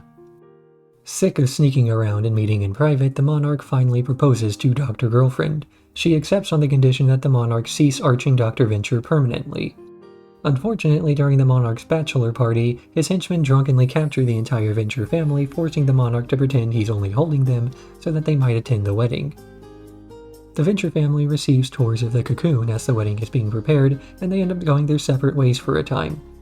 But the wedding ends up being crashed by Phantom Limb, partially because he's jealous of the Monarch, but mostly because he wants control over the guild. In a practically unrelated plot, the Order of the Triad laments on their lack of training and decides to hold a slumber party/training session.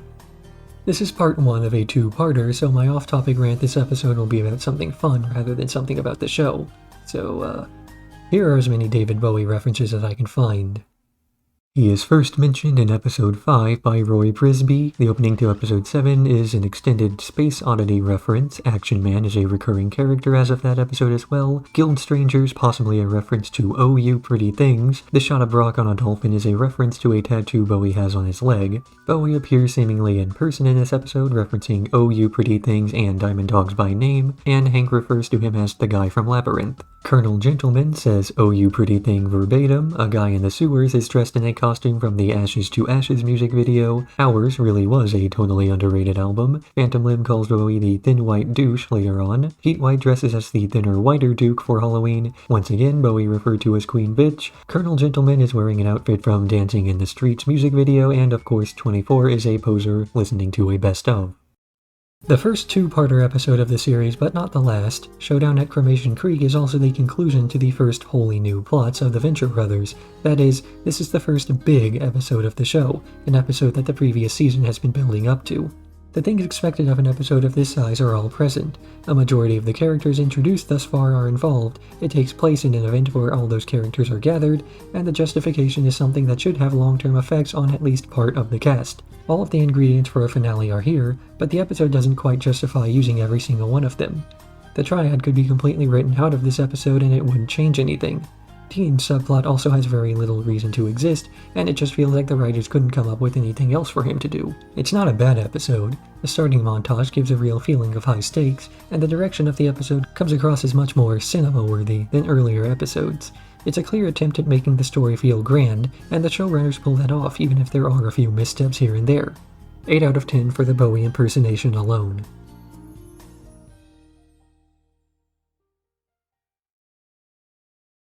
Showdown at Cremation Creek Part 2. The Sovereign is defeated and Phantom Limb has managed to take over the guild, and his first act is to completely crush the Monarch and everybody else in his way. Unfortunately for him, this includes Brock Sampson, who assists the Monarch's henchmen in launching a counter-offensive and destroying Phantom Limb's new empire. Meanwhile, Dean, who is tripping on exhaust fumes from the Cocoon's engine, imagines an elaborate fantasy world before being rescued by the Order of the Triad, who are also in this episode. This is the finale of Season 2 and the first real conclusive season finale. Plots being built up for the last 12 episodes all come to a head here, and it ends with a big hook for the future of the series. As cliché as these types of endings have become in later seasons, for now it's still fresh and the show pulls it off remarkably well. Typically, Jackson Public and Doc Hammer will write the first and last episodes of each season before the rest of the season in order to give them some idea of how different episodes should progress and what plot points they should and should not cover. This is a decent method for keeping the show's structure even. Each episode can stand on its own while also feeling like it's an ongoing serialized show. Season 1 felt like it was meant to be a standalone season of television. It's not uncommon for Adult Swim to pick up shows for a brief period of time, only to drop it just when the showrunners start to figure out what they're doing. The Venture Brothers, alongside shows like Metalocalypse and Aqua Teen Hunger Force, were some of the exceptions to this rule. But as of Season 2, it was beginning to look as though the Venture Brothers would be around for a long time, and, yes, as of uploading this video, the most recent episode aired 12 years after the one I'm currently talking about. So this is the first season where the creators are beginning to make more long-term plans for the show, rather than keeping things simple and episodic. Showdown at Cremation Creek Part 2 inherits many of the problems that Part 1 had, mostly with plotlines existing solely to have characters involved with the episode. Especially with Dean, whose plotline seems to exist just so they can have Triana, Pete White, and Billy Quizboy listed in the end credits. We also see many characters who, up to this point, have only been mentioned by name in passing. Hatred ends up being a major character later on, and this two-parter is his debut episode, though he was mentioned as early as the second episode of this season. The whole episode does a great job at achieving what it sets out to do, which itself is already incredibly ambitious, and it's a fitting conclusion to an amazing season of television. 9 out of 10, and see you in Season 3. Shadowman 9 in the Cradle of Destiny. The Monarch and Dr. Girlfriend are interrogated about their mutual past with the treacherous Phantom Limb. This episode uses a trial/tribunal/crucible framing device in order to set up its series of flashbacks that explain these relationships, the scenes of the past appearing on screens in the interrogation chamber. Here we see the Monarch's early days prior to him joining the guild, as well as the first time that he meets Dr. Girlfriend and their developing relationship. In the end, the Council finds the Monarch and Dr. Girlfriend both innocent of any association with Phantom Limb, as well as compatible villains. In the B-plot, we see the Monarch's old henchmen rebuilding the Cocoon under the direction of the murderous Moppets. 21 and 24 conspire to call Brock over to fight them on their behalf, only for Brock to call in reinforcements to help them rebuild. The Monarch was once a side character in the Venture Brothers, but by Season 3 he's gone from recurring villain to important enough to have his own episode. He's a representation of genuine passion and a career field that no longer has room for that passion. The Monarch is an individual defined by his single-minded dedication to getting the things that he wants, and is possibly the most admirable out of a cast of characters who are largely has-beens and stagnant. If he wants something, he tries to get it, and that drive of his is what causes a lot of the conflict with the guild. As I've said before, villainy has become an industry in the world of the Venture Brothers, and like with any bureaucracy, has more interest in preserving itself than the core principles on which it was founded. There is no room for people who actually care in the guild, and they routinely butt heads over the monarch not playing by their rules which seem to serve only to stagnate the conflict between each side. Remember at the end of Season 2 when I said that the finale suffered from trying to include the Venture family? It's as though the writers heard my backseat whinging from over a decade after the episode aired and addressed it. This is the first episode to not feature any of the Venture family's voice work. Doc is only seen in a flashback and has no spoken lines, and Brock is never even viewed directly, all of his screen time being from a distance. And the episode benefits greatly from this advantage. It's an episode with several flashbacks, jumping from time to time between scenes, but it never comes across as confusing or hard to follow, largely because there are only 2 plots to follow in the present. It goes heavily into behind-the-scenes aspects of the guild for most of the episode's runtime. It expands on one-off lines from earlier episodes, such as the beginning of Season 2 when Dr. Girlfriend mentions number 2ing for Trucules, and of course it has a wonderful callback to Season 2 in the episode's finale being to the tune of Holst's Jupiter, also from the Planet Symphonies. This episode feels like I'm being pandered to, so I give it a 10 out of 10 if only out of obligation.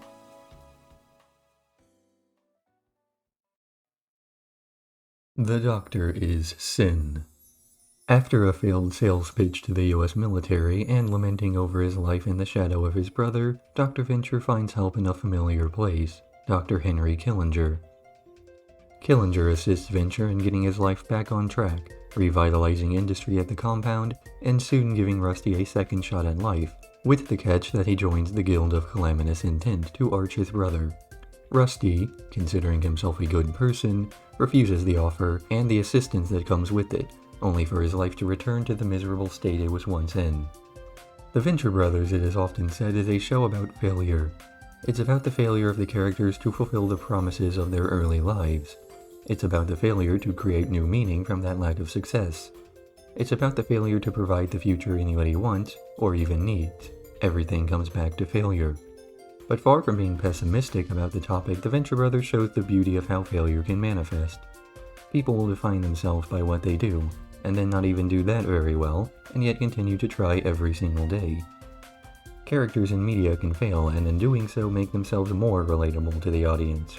Rather than some supreme ubermensch to be put on a pedestal, we see a human being whose flaws endear us to them more than their positive traits. Failure is a part of life, failure is a part of success, and failure is a part of the Venture Brothers. This is the most important episode of the Venture Bros. The ending is, in my opinion, the defining moment of Rusty's relationship with his past, future, and self. Despite the trauma and failure of his past, he still wants to be a good person, and still views himself as one. It's what the characters aspire to be that defines them more than what they are, and that's at the core of the episode. We see the return of Dr. Henry Killinger, this time being a much more focused character, whose role in the plot has a stronger definition than before, making his inclusion a welcome callback rather than unwanted intrusion. We get a lot of scenes of various characters struggling and turning to others for support, and in doing so, much more is revealed about them than what we would see during a typical day in their lives. The moment where Rusty, and in turn the audience, realizes that Killinger is trying to groom Dr. Venture into supervillainy is perhaps the greatest wow this show has. The exact moment you realize that everything he's saying makes sense, and the exact moment you start to question the very foundation of the show. We've taken for granted the fact that Rusty is considered a protagonist in this universe just because he played one on television years ago. The Doctor is Sin represents the exact moment where the Venture Brothers has officially shed its skin as a parody of Silver Age cartoons and has become an original universe in its own right, and for that it gets an 11 out of 10.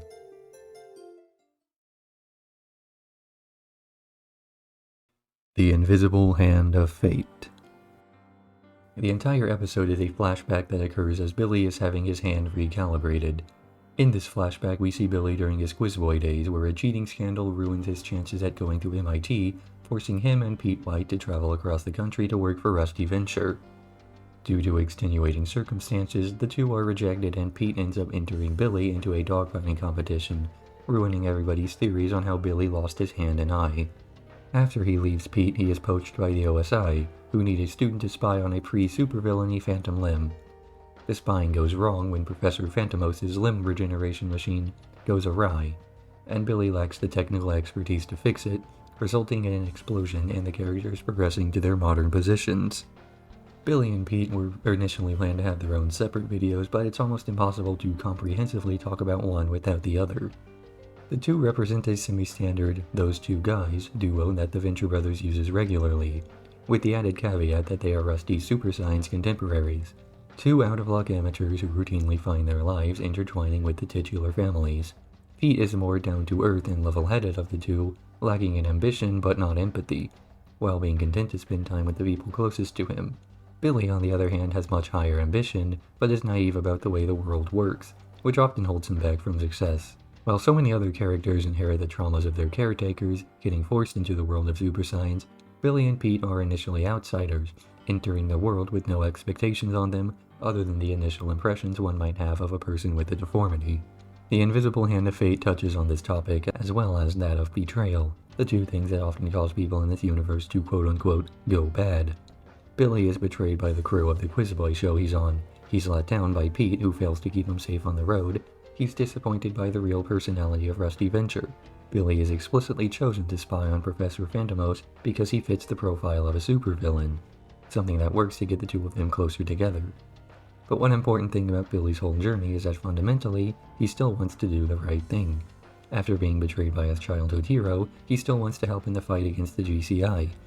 After getting his memories back, he still returns to his old ambitious self. So while Billy is naive about the world, he never lets the cruel reality stop him from having his dreams, and is an admirable character in this regard. The Venture Brothers is a show all about nostalgia, and in an era where many people seem to be poisoned by irony, it's refreshing to see an episode all about a character who never lets cynicism spoil his personality. Billy represents the Venture Bros more than any other character. He loves the pop culture the show was founded on, and doesn't really care what other people think about the fact. If they don't like it, that sucks for them, not him. This episode gets a 10 out of 10. You'd think that what is effectively a lore dump would come off as forced, but this episode never feels that way.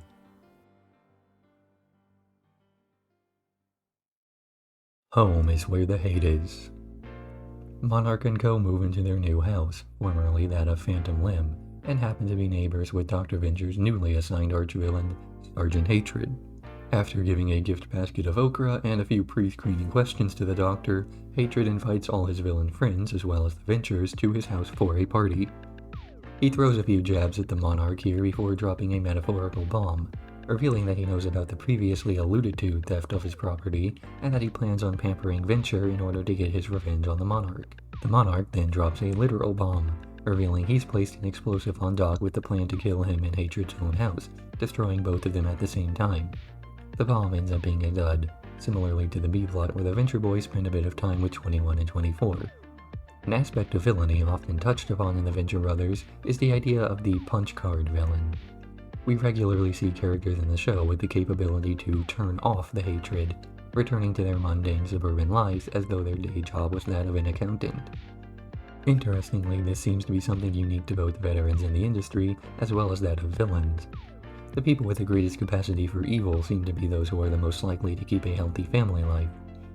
Sure, some superheroes in the show have secret identities, and there are a handful of villains who are hateful all the time, but these are fewer and further between than what we see of the partygoers. Maybe it's a healthy part of a person's psyche to be able to express both their deeper, darker desires, while also having comfort and conformity. To fire a death laser at a man's island base, and then go home to be a family man. Home is where the hate is one of my favorite episodes of the Venture Brothers aesthetically. We see a lot more of the background in this episode compared to normal, and there's something about how the horizons are drawn that make the show stand out. The Venture compound reminds me a bit of the USAF Academy. Both of these places are located in Colorado, so perhaps it's not just a coincidence, but anytime we get a shot near the window I find myself looking at the mountains instead of the people. Seeing the landscape in the neighborhood of Malice is also great. It's like nostalgia for an era of time in which I wasn't yet alive. That sort of late 50s, early 60s retrofuturism promised in old commercials and media. It's fitting that this is the time period that the Venture Brothers parodies, the original Johnny Quest first airing in 1964. Another mundane episode that doesn't have much action to it, but maybe that's why the underwhelming Muppet subplot is included. Sometimes you really do just want to see them fire that huge crossbow. The Venture Brothers often works best when it's just people talking in low-stakes scenarios, and this is another episode that best shows off that aspect. It gets an 8 out of 10. High highs, low lows, and nothing that rocks the boat too hard to keep it an easy watch, but also has several moments that reward careful viewers.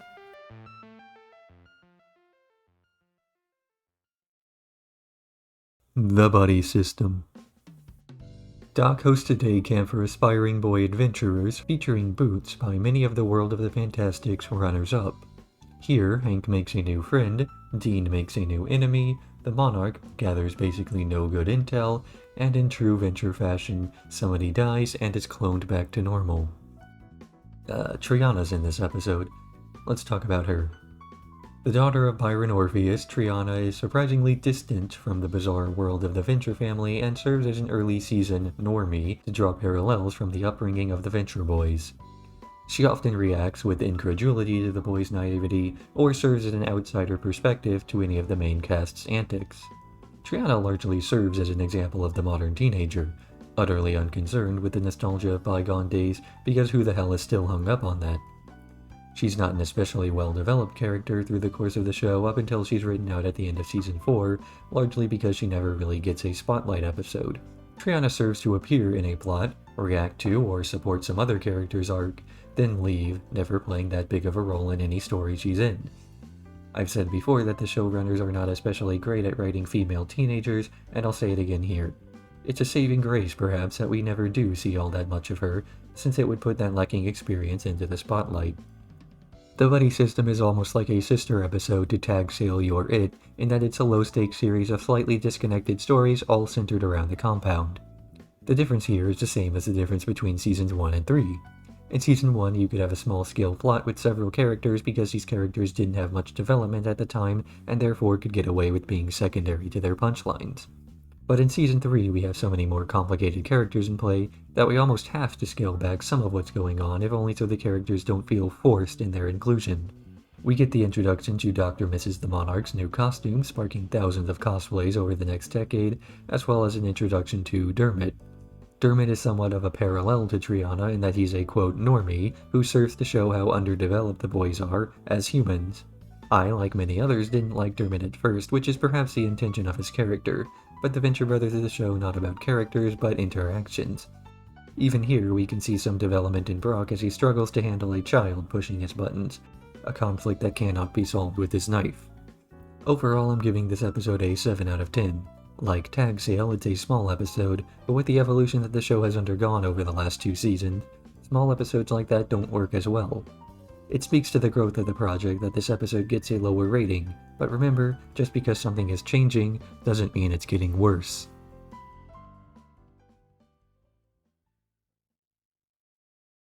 Dr. Quim, Medicine Woman. The Venture family is training orangutans to box in the jungle when Doc steals a fertility idol from a nearby tribe.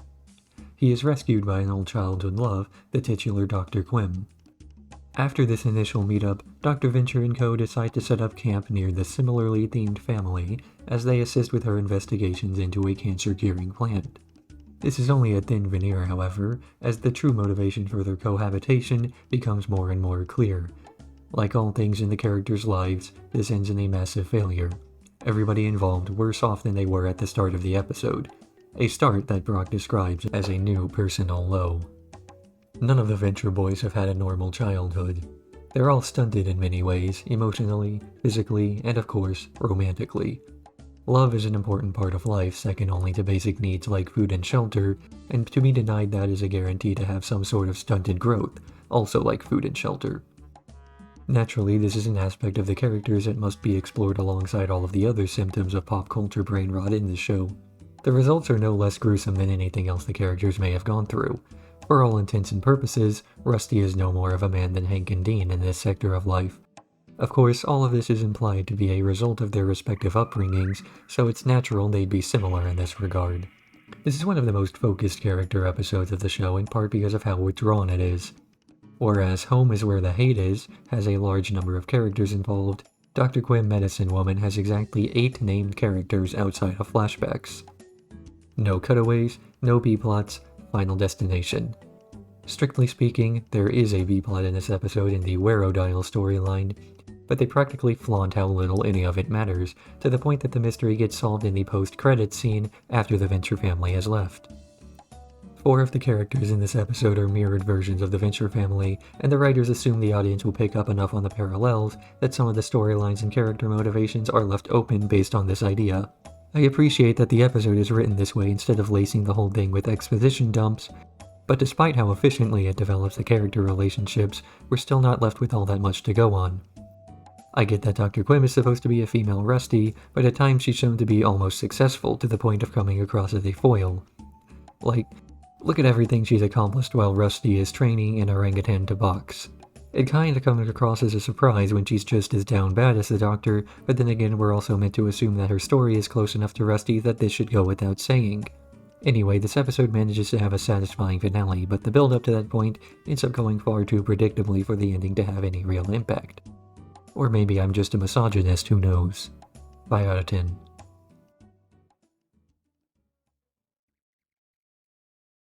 What goes down must come up. While renovating a giant drill, Rusty falls into a hole in the ground, finding himself in a fallout shelter beneath the Venture compound while Brock ends up sealed within its control room. Hank and Dean call the Order of the Triad, then later Pete White, in order to track down and rescue their guardians. Instead, he ends up activating Mother, the AI control system for the shelter.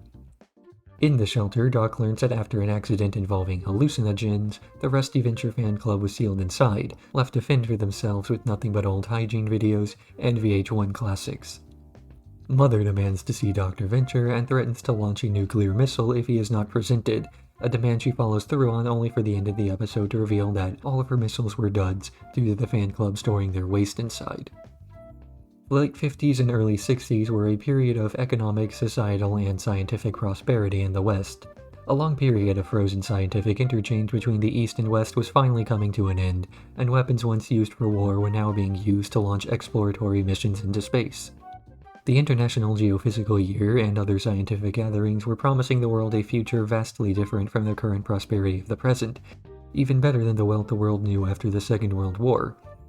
We were offered cities run on solar power, intercontinental high-speed rail, space tourism, and spandex jackets. Whether you call it naivety or hopeless optimism, the echoes of that fantastic era still resonate in our culture today, and the Venture Brothers is a reflection of the broken promises that we're still waiting to see fulfilled.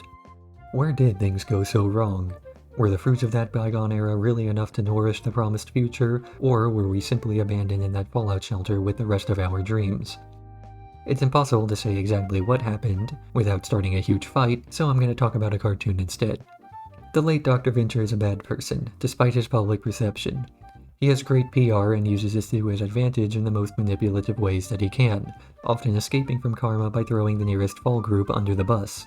What goes down must come up is the first real example we get of Jonas's more psychopathic tendencies, at least as far as other people than his son are concerned. I hadn't realized it till this watch-through of the show, but almost every episode of the 3rd season so far has made heavy use of flashbacks, and are all thoroughly obsessed with exploring the past rather than the present. I understand that that's the point of the show, but only now is it becoming so blatant. What goes down must come up continues this theme as the episodes before and a few of the episodes after do. The plot of the episode is ultimately underwhelming, and as much as I hate saying this, the inclusion of the Triad never really goes anywhere and could have been done without. Despite my love of classic rock, I have to be harsh, so as not to show too much favoritism. 4 out of 10. A few good ideas, but it lays on the references incredibly thick.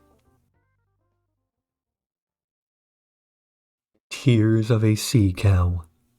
Following a failed, or potentially very successful depending on your point of view, arching, the Monarch crew finds himself without an arch or even a purpose. It's around this time that the Monarch 21 and 24 learn that the Venture compound is undefended, and after a pep talk, decide to strike. But the compound, while undefended, is not empty, as Hank, Dean, and Dermot are present and killing time that night.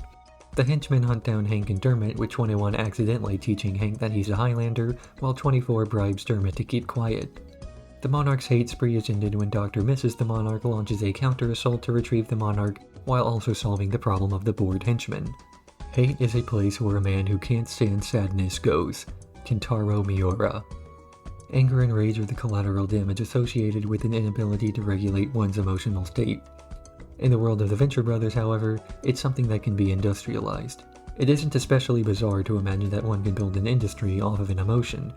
Media is how many people learn to express themselves and feel things in a healthy, compartmentalized way. There are books, plays, and movies designed to make people feel sad, just as there is media designed to give users a feeling of strength or pride. It follows that the ability to feel pure hatred and wrath would have a role in a society, a way to rage against what's unfair about the world without destroying the parts of it that we love in the process. And just as there are ways to force these emotions out, there are ways to fake them.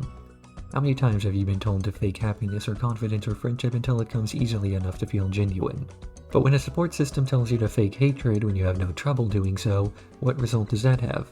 It's a bit like telling somebody to calm down, only for them to become frustrated at your assurance and get more upset as a result. Tears of a Sea Cow is an episode largely about independence. Hank and Dean get a chance to act independently of Brock and Doc. The Monarch and his henchmen get a chance to act independently of Dr. Mrs. the Monarch and the Pupa Twins. And we get to see that, without the limitations of the guild placed on him, the Monarch can enact his truly evil schemes of taking a dump in the Venture's pool, or giving his robot chlamydia. I'm starting to think that he might be a more effective villain when he works with his wife rather than behind her back. Tears of a Sea Cow is one of the best Monarch episodes we get, and is probably the best hanging out with the boys story in the series. We have basically zero stakes in anything going on. No grand set pieces, no high concepts, just guys being dudes. It's a refreshing change of pace in a season where almost every plot has had massive amounts of development, and every story told is so incredibly consequential. So this episode gets a 6 out of 10, but not at all in a mediocre way. Who else doesn't love those round bombs with a tiny fuse on top? Now Museum, Now You Don't. The Jonas Venture Jr. Museum of Jonas Venture announces its grand opening on Spider Skull Island, the location of Team Venture's victory over the Fraternity of Torment. He invites many people from Venture's past, from allies to associates to the Villains Gallery. Naturally, this powder keg of conflicting desires ends up getting lit, and the museum viewing ends in a huge fight, stopped only by some out-of-context words by the late Jonas Venture. Oh, and also a bomb. Team Venture is an idea that predates Rusty and has undergone 2 stages of life, at least as far as we know of.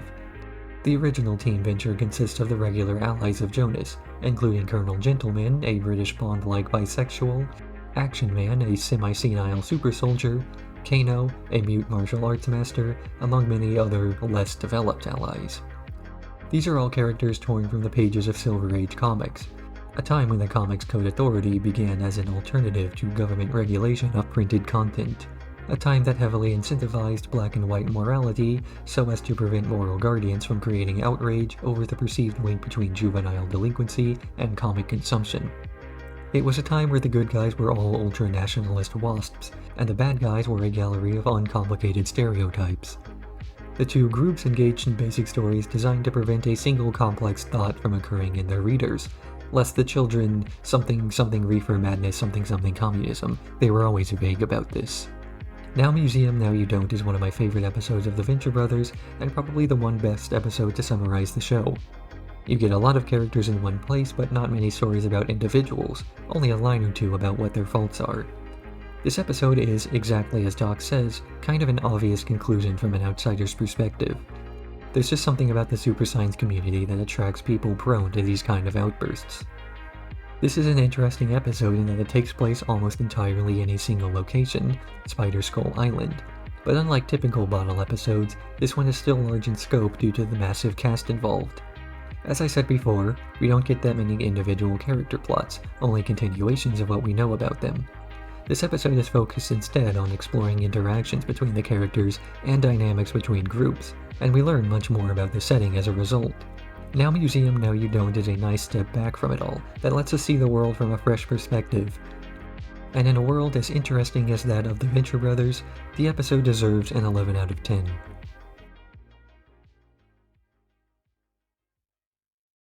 The Lepidopterist. Fresh off of a 5-arch killing streak, the Monarch prepares to fight his newest foe, Dr. Venture. No, the other one. Jonas Jr. learns about the arching game during this time thanks to some help from Cardholder and Doe, 2 associates of the OSI who are attempting to prevent the death of yet another of their members. But the Monarch has his own plans for his new arch, and they don't involve killing. Rather, he sends his 2 best henchmen and some other guy to install a surveillance patch, that will cause JJ to misfire when he attempts to kill the Monarch. This has the end result of granting him arching rights against Dr. Venture once again. I referred to 21 and 24 as the Monarch's best henchmen earlier. In his own words, they are the right combination of invulnerable and expendable, and because of this, he chooses them for nearly every one of his missions. It makes sense that he would consider them his best men. After all, they have the only true quality that a henchman needs: loyalty. After losing his whole crew at the end of Season 1, 21 and 24 are the only two henchmen who bothered to come back. And of course, it makes sense that we'd see at least some of his henchmen see some character develop. The Monarch is a recurring character. The Monarch has henchmen. It follows that we will eventually see these henchmen enough to start recognizing them. Neither of them has had an especially interesting journey to the Monarch's service. It's implied 24 had a weird home life and was looking for an escape from it, whereas 21 got kidnapped and developed Stockholm Syndrome. In this way, the two serve to represent the Monarch's henchmen in aggregate, standing for what they all stand for. This is the episode of the Venture Brothers that is the most upfront about what the show's conflicts are all about. It's just a game.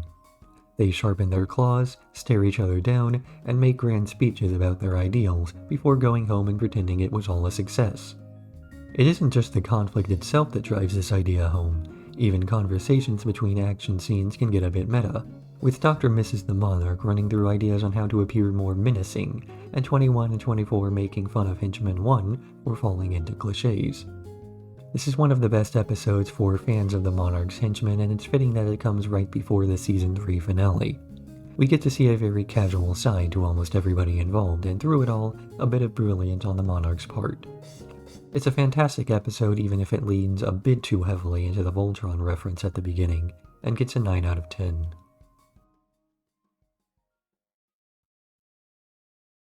Orb. A pattern in the smoke, Morse code tapping in the background, a series of hexadecimal colors translatable into English, possibly nothing, possibly hidden code. Operation Rusty's Blanket, orders regarding bodyguard. Orb, a conspiracy. Billy finds a treasure map centered on the Venture compound after scouring for clues within the old Rusty Venture cartoon. This map leads Billy and Doc on an adventure through coded messages that takes them to New York, where they happen upon a mysterious artifact. Meanwhile, Brock goes on a journey to learn more about this artifact, its history, and ultimately, why he has to kill Rusty should he try to operate it. Who is Hank and Dean's mother? Why does the Monarch hate Dr. Venture? What does the orb do? Detectives and mysteries have been a staple of comics since their inception, and the tales of grand adventure being hidden just beneath the surface of our world are among the most compelling. The Venture Brothers embraces this history of mystery. So many questions are raised, and each answer only breeds more questions, never letting the viewer rest satisfied. The show maintains a steady increase in the scale of its world and the importance of its plots. A Season 1 episode might involve danger to the main cast, but a Season 3 episode will flash back to the climax of an off-screen battle, while men discuss whether or not to activate a superweapon. Often, by the time a question is answered, that question is so far from the audience's mind that there's no time to dwell on whether or not the conclusion was satisfying. And the answers occasionally weren't. Just as often as an answer would have a fascinating story behind it, another mystery might practically be a non sequitur. Remember in Season 2 when everybody made fun of Pete White for thinking there might be a treasure map hidden inside the shrink ray? This episode sort of vindicates his theory. It's simultaneously a knock at the kind of people who obsess over fan theories and conspiracies, while also embracing that they're pillars of fandom that keep the community alive years after the original work has stopped. Rusty is able to quickly reintegrate back into his boyhood days, solving mysteries while going on a grand journey, and as a result we get to see him at his most comfortable. Jonas Sr. was a bad parent but a great scientist. Rusty is a bad scientist but a great adventurer. Orb stands as one of my favorite episodes, partially because it reminds me of my days scouring for clues hidden in webcomics and novels, writing up elaborate theories on what will happen next and how the series will end. Game of Thrones took about 3 years of my life.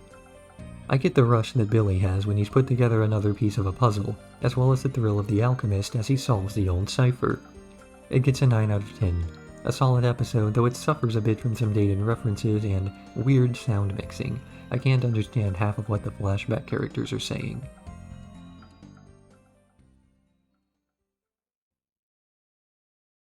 The Family That Slays Together Stays Together, Part 1. The OSI's top 3 assassins have converged to take out Brock Samson after his supposed termination during the previous episode. Brock has to take the Venture family somewhere safe, and then disappear himself before the assassins can catch up. After receiving a new identity from hunter-gatherers as well as a list of ex-OSI to contact, he ends up fighting the 3 assassins anyway, before ultimately ending up in LAPD custody. Meanwhile, the Monarch plans to storm the Venture compound after finally regaining his arching rights, only to find it inexplicably empty, save for Sergeant Hatred, who is looking to die in battle after his wife leaves him. This is the episode that manages to have the highest stakes so far.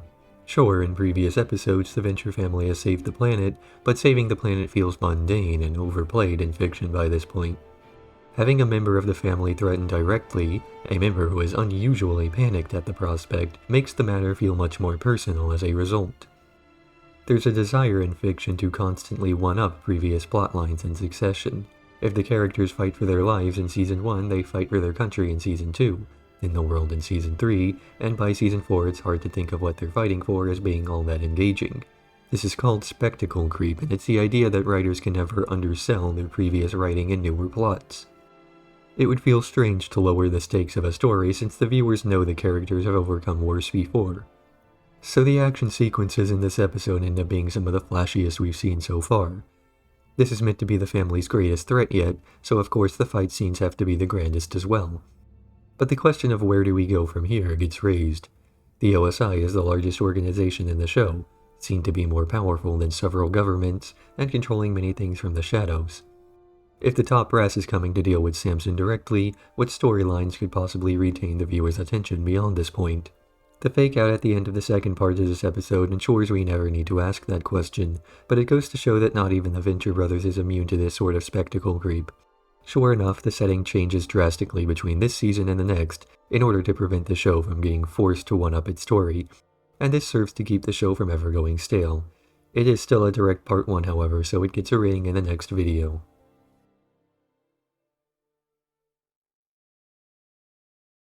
The Family That Slays Together Stays Together, Part 2. After being broken out of prison, Brock is contacted by the Monarch and General Traster, both of whom are ready for a confrontation. He decides to play the 2 armies against each other, allowing them to fight each other in order to weaken the winning side enough to have a better hand during negotiations. These negotiations break down when, in an effort to stop the fighting, Doc, Hatred, and the boys get all of the family's clone slugs killed by the Monarch's untested superweapon. In the end, Brock learns that he was never truly in danger from the OSI, and rather than trying to navigate the craziness of his world, Brock decides to quit. Burnout can happen to anybody in any work. No matter how much passion you once had, you can easily exhaust yourself and find something that you once loved and enjoyed tedious and tiring, even if the thing you love is something that you have to do. Brock's transformation across these seasons show an important aspect of character in Doc, and that's how he became so cynical in the first place. Rusty Venture has always had an interesting life, and because of this he can never truly work up the enthusiasm that the people around him have. Of course, how could he? He's seen all of this before. He's seen it so many times that he's sick of it, but it's not sick of him, and so he has to continue putting up with the world. There's no off switch to his life, the same way there seems to be a solid separation of work and life in many of the villains' careers. And so we begin to see Brock going down the same path. He can no longer keep himself engaged with his life of adventure, and so he walks away from it all, the way so many of us wish we could. The Family That Slays Together Stays Together is a finale, not just to the season, but to the early days of the show. Because, like Brock, we've also begun to see it all. Doc being bemused by the fantastic elements of the world is no longer novel, and the show predicts that it'll go stale if it continues on. This is why the finale is such a good conclusion. The Venture Brothers doesn't want to rest on its laurels, running itself into the ground and becoming a shadow of what it used to be. The only way for it to go up is to take a sharp turn first.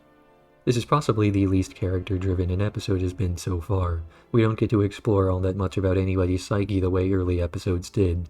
We get some adjacent world building as Brock contacts some ex-OSI agents, and we finally get to see the real inner workings of the OSI, but this only means that it's the world that gets development and the characters don't.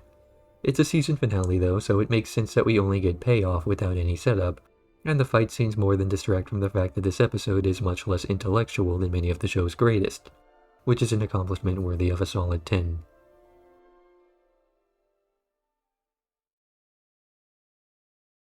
Blood of the Father, Heart of Steel. An episode told in 2 timelines.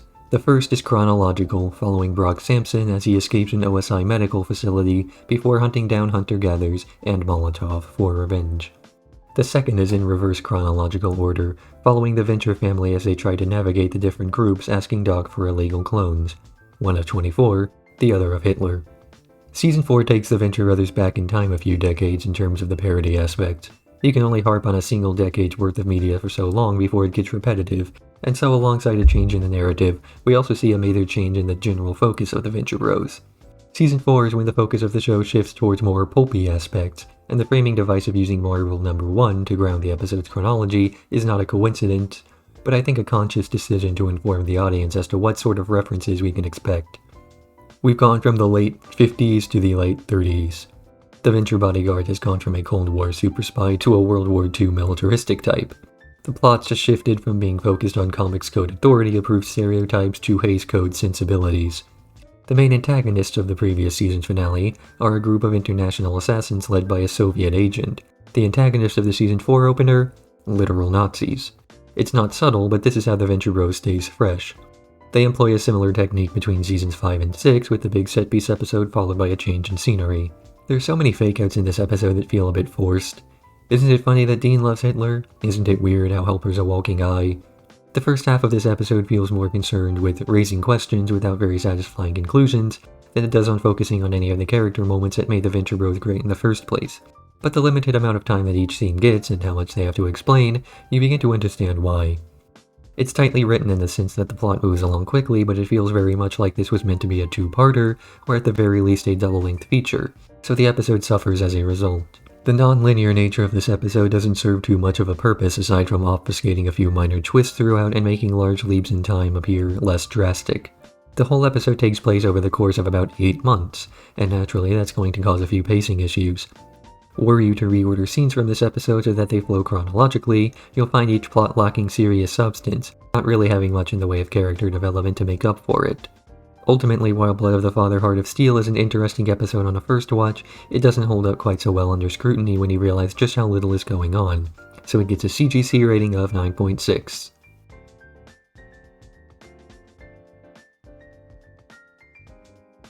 Handsome Ransom.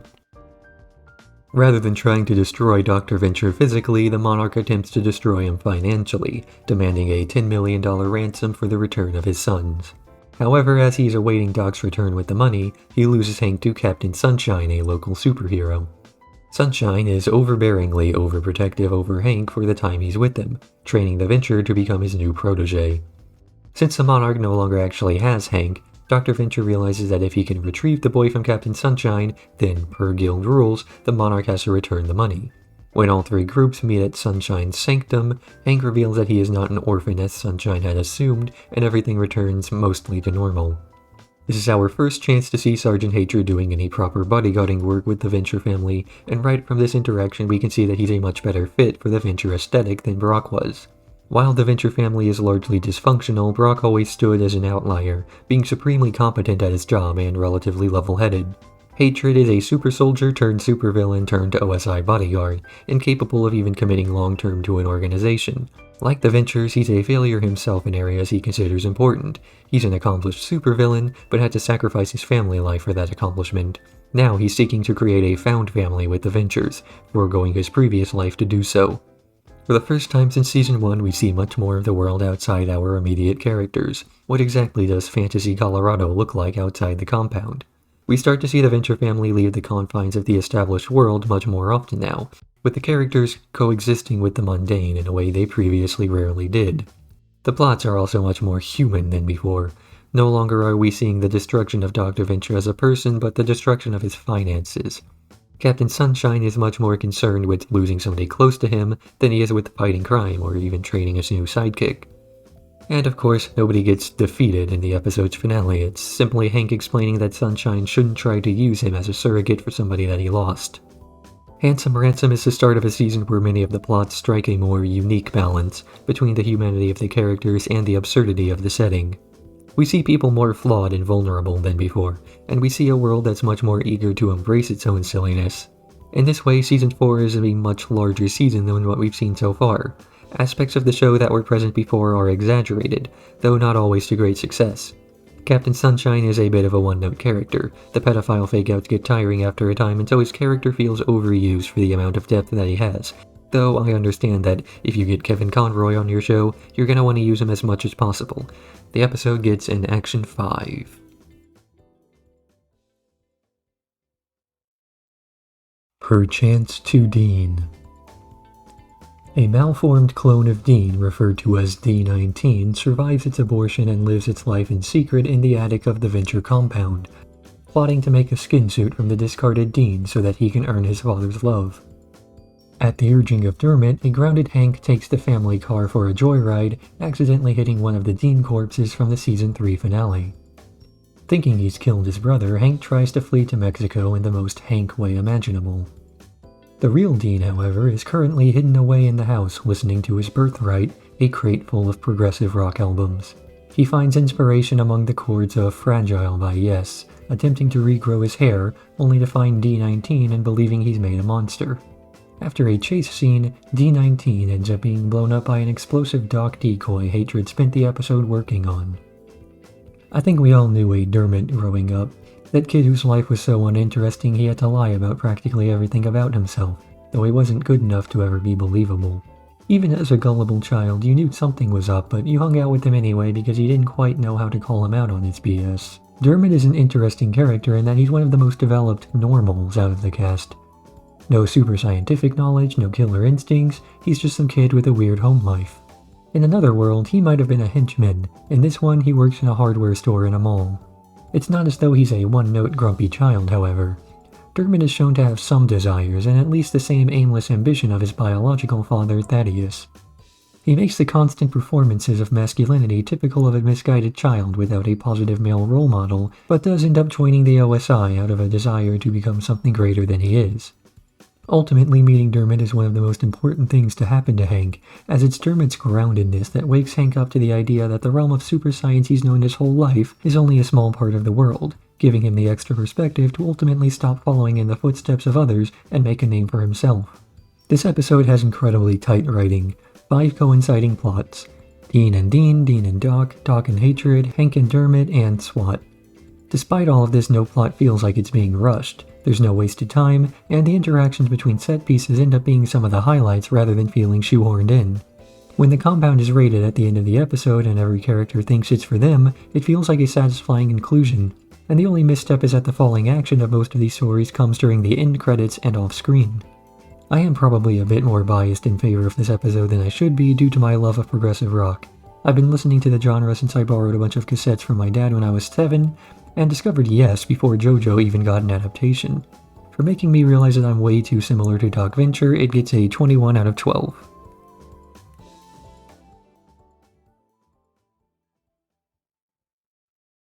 Return to Malice. Henchman 21 kidnaps Hank and Dean in order to interrogate them about the death of his friend, while Hatred and Doc return to Hatred's old home to search for them. Meanwhile, the Monarch misses a villainous photo shoot due to an allergic reaction to a fancy salad. The Monarch is having trouble adapting to his new life as a made villain. He's always been somewhat of a scrappy underdog, fighting against greater systems in order to pursue his passions, and now that he's successful in his endeavors, one can't help but wonder where he can go from here. This episode sets up the mystery of who killed 24. Although we see him die at the end of Season 3, it's unknown who or what actually set off the explosion to many of the characters. We find out later it was Tim, Tom, and Kevin detonating the device out of curiosity, the two of them going on to gaslight 21 into investigating everyone but them to cover their tracks. Tim, Tom, and Kevin were never liked by the fanbase of the Venture Brothers. From their initial introduction to their eventual demise, people found them annoying, edgy, and abrasive. They were initially a visual gag, 2 weird-looking dudes dressed like Victorian children to show that Dr. Mrs. the Monarch's personal villainy career wasn't going anywhere.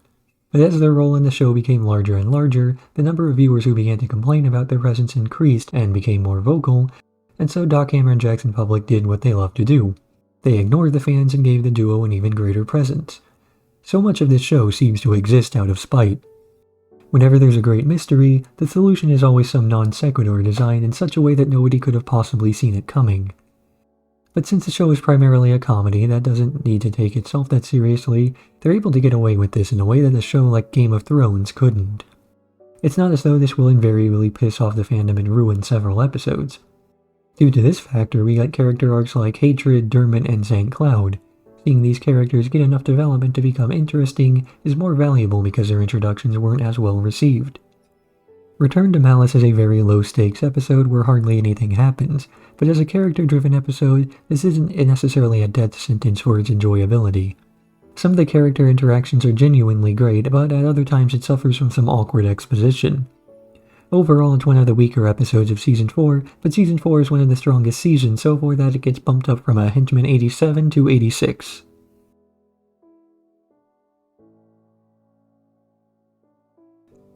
The Revenge Society. Phantom Limb escapes his guild captivity and kidnaps 2 guild members as well as Billy Quizboy in order to extort information out of them. Red Mantle and Dragoon tell Phantom Limb about the history of the guild, though in their senility, the story doesn't make too much sense. Still, Phantom Limb is able to gather enough information to begin his plot to take over the guild by force, stealing the charter, the orb, and threatening the Sovereign with its activation. The Sovereign attempts to counter Phantom Limb's claim by revealing Dean Venture is the true heir and having Dean crown him, so Phantom Limb retaliates by activating the orb, only to discover that it's been broken for decades.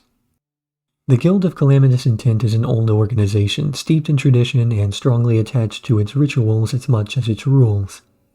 The dark banquet halls, high art, and obsession with titles and powers attached give it an aura as though it were a secret meeting of governments, an invisible hand guiding the world from the shadows. But when you consider the opposition, the OSI, the stance of the guild as a world power becomes less tenable. The OSI is regularly portrayed as being the real power behind many world governments, deciding things such as when the Berlin Wall will fall or which political leaders will actually hold power. Brock even has a contemporary bodyguard who is in charge of guarding the US president, a position that is meant to make him look like a failure by comparison. The guild, then, feels like the constant underdog in these situations. Henchmen's lives are considered more expendable than those of heroes. Collateral damage is acceptable as long as it's the good guys doing it. I don't have a real conclusion to this section, or rather I do, it just makes me sound too much like Ted Kaczynski to put on YouTube. The Revenge Society shows us the return of Phantom Limb, a character clearly too good to be left to rot in obscurity for the rest of the show's run. We get some world building, we get some character building, and we get some humor derived from a massive military force showing up and then standing around failing to be intimidating. I love how simultaneously this episode managed to be high concept while also being super low stakes. A usurper to a guild of international supervillains plans a great heist in order to activate a superweapon and destroy what he can't take. And the main focus of the plot is a teenager and his bodyguard pranking the standing military force, as well as a former boy adventurer giving his son advice on how to run away from cartoon bad guys. For understanding the main appeal of Venture Brothers so thoroughly, this episode receives whatever you get when you combine a 3 and an 8.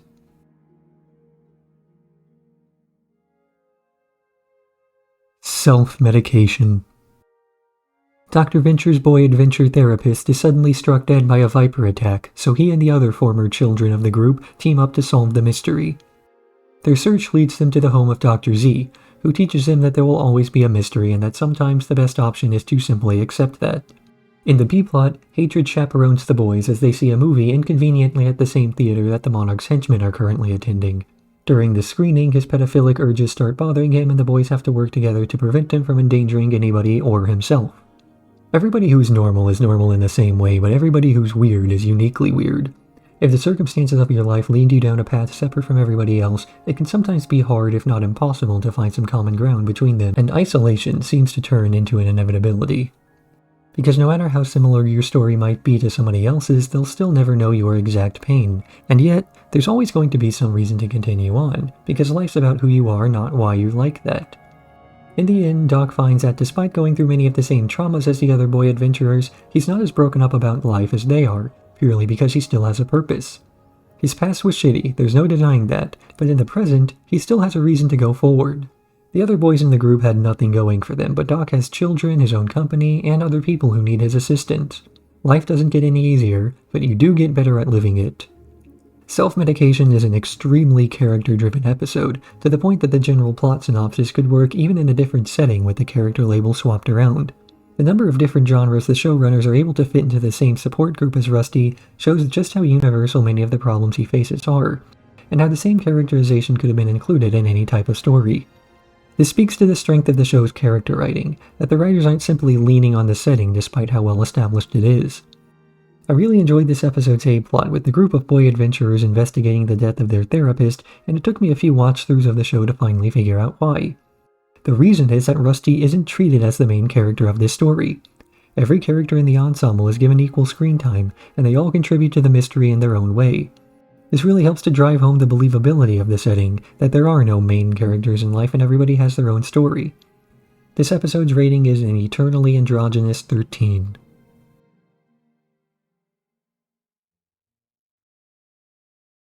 The Better Man.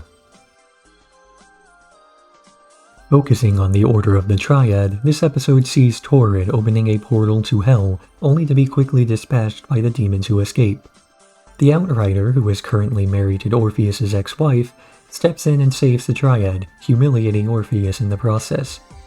Triana discovers that her closet is a portal to the second world and, inspired by words from Orpheus's master, decides to live with her mother and become a sorceress. Orpheus attempts to open his own portal to Hell so as not to be one-upped by the Outrider, only to later discover that the Outrider had placed a piece of the Eye of Osiris in his brain, essentially taking the easy way out and saving the Order of the Triad a bit of face. The Order of the Triad is a group of middle-aged men with nothing else going on in their lives, so they form a group of interdimensional crime fighters. In the real world, they would have joined a bowling league. But in the world of the Venture Brothers, they investigate supernatural phenomena and stop people from opening portals to Hell. You know, Saturday night stuff. They're an example of the type of person who lives for the game, involved in the antagonist-protagonist relationships, as outlined in the Lepidopterists. They're not saving the universe because the careful balance between this universe and the next is fragile and worthy of protection. They're doing so because it's great for publicity and a nice way to stay in shape. Magical duels are the type of thing a person gets into as part of a midlife crisis, the way a person in our world might get into cars or craft beer. Speaking of midlife crisis, this episode is somewhat of a parallel to the Season 1 midlife chrysalis, in that the real plot has less to do with the superlative scenario and more with the associated feelings of inadequacy. Imagine Orpheus training for something his whole life to the point that it consumes his familial relationships, only to be the second best at it. The Alchemist, who recently learned his boyfriend cheated on him and found himself nearly homeless. Jefferson Twilight, lamenting that he's the only non-magical member of the Triad. Even Billy feels inadequate that his special skill is so civilian compared to the others. We get a lot of romantic woes in this episode. The B-plot's hardly worth mentioning, even if it has a few decent moments of Hank failing to be a ladies' man. There's a neat comparison to draw between his failures now and his successes in Seasons 6 and 7, and nothing really feels out of character even if this aspect of Hank came out of nowhere. This episode gets a 9.3 maybe.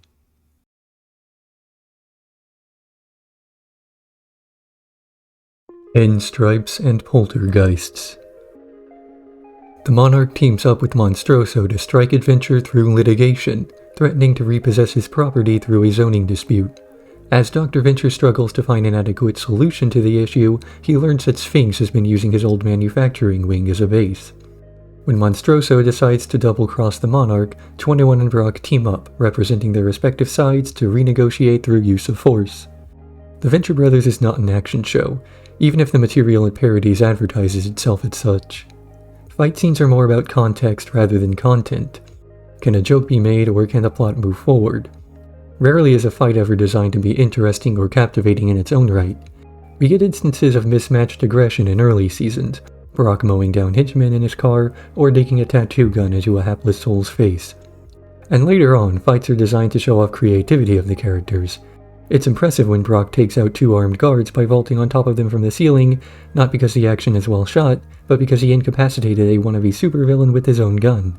Good action is about good motion. There needs to be a clear connection between the wind-up, impact, and aftershock of a blow.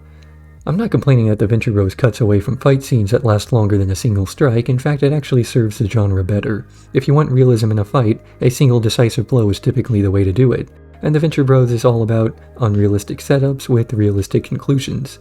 Pinstripes and Poltergeist is a clear plot episode. an episode designed to set up pieces on the board for the inevitable season finale, as well as introducing aspects of the show that haven't been introduced yet. Where is Sphinx and exactly what do they do? Who is Monstroso? How does he operate? And we see the first hints that 24 may not truly be a ghost. As a plot-driven episode, we don't get to see too much characterization, and what little there is tends to be divorced from the plot sections. Some scenes feel tacked on as though they were filling out the runtime. But a bit of good humor and a handful of memorable moments managed to carry this episode enough that the lack of character isn't too much of a death knell for the episode, making it entertaining enough in its own right that I don't mind the narrower focus. For this, I rate the episode as The Color 12. The Diving Bell versus the Butter Glider. Lamenting their subpar equipment, the Monarch's henchmen go on strike in order to re-attract the attention of the Monarch, who is busy playing with his expensive new toy. At the Venture compound, Doc is undergoing an emergency exploratory surgery in the style of the Fantastic Voyage, led by Billy Quizboy, captained by Sphinx. When the unsanctioned raid reaches the compound, the Monarch joins in, only to be thwarted by the voyage's conclusion involving the shrink ray's reverse function. The Venture Brothers is a fundamentally science fiction show, considering the subject matter of the genre it's parodying. As such, it has liberal use of concepts foreign to our world, or that only exist in speculation. The conceit of the show, then, is its ability to add a touch of realism to the concepts around which it is based. Traveling inside of a human body by shrinking a submarine is unrealistic, but being annoyed by family members on a road trip is realistic. A personal flying machine only exists in speculation, but if they were commercially available, you can bet every man in his 40s would buy one instead of learning his son's middle name. And of course, nobody owns a private butterfly-themed supersonic jet, but we've all struggled to find adequate parking before. Suspension of disbelief can stretch incredibly far when it comes to the setting, not so much for the characters. The Diving Bell versus the Butter Glider is summarized well by its title alone. There are two plots that barely converge outside of the beginning and end of the episode, and even then you could have subbed out either plot and barely have affected the other. There's a continued trend from the rest of Season 4 where the writers seem to be having trouble finding a role for Doc to play in the episode. This isn't the first episode where Rusty hasn't had a speaking part, and it shows that the side characters are well written enough that it's even a bit hard to notice how often this season Rusty usually takes a backseat to other plot lines. Ultimately, this episode suffers from a few pacing issues. The henchman revolting plotline doesn't get quite enough attention relative to the other scenes, which seem to drag on longer than they should. Do we really need a full song about the Butter Glider and a scene with the Monarch sleeping with it to get the point across? And the conjecture cycles, while a neat bit, is a minute-long segment with the punchline crammed into the last 3 seconds, as well as being a mid-shot. I'm pretty sure I watched this episode like 4 times before I even realized they hit the fountain. It has some good humor overall, but in the end this episode goes the way of the sevens. Pomp and Circuitry. Phantom Limb recruits the help of Professor Impossible to steal his old muscle growth accelerator from State University, ultimately making their team up permanent as they form the new Revenge Society. This coincides with Hank and Dean officially graduating from their learning beds, with Dean getting a campus tour and Hank attempting to join Sphinx. Professor Incorrigible, or Indolent, no, Professor Infamous, Professor Indochine. Richard is yet another example of a life ruined by the pursuit of super-scientific success. He's not the only person we see whose family life is in tatters as a result of his obsession. In fact, it's common enough that we can place him on a scale with the other science dads. He neglects his wife and children for his experiments, but unlike Jonas Sr., at least has the decency to feel bad about it. His later turn to villainy comes about as a natural turn of events, and his immediate proclivity for evil shows that perhaps he was miscategorized as a protagonist. A similar revelation was almost explored with Doc, but he rejected the idea, hoping to prove himself a decent human being. And of course, Orpheus also neglected his wife and daughter in his obsession, but has since attempted to make amends and spend more time seeking what's best for Triana. After joining the Revenge Society, Professor Incorrigible shows an immediate improvement in his self-esteem and overall life satisfaction, which calls back to the rant about meaning I went on in Fallen Arches about seeking meaning through malice. Pomp and Circuitry is an episode about moving forward.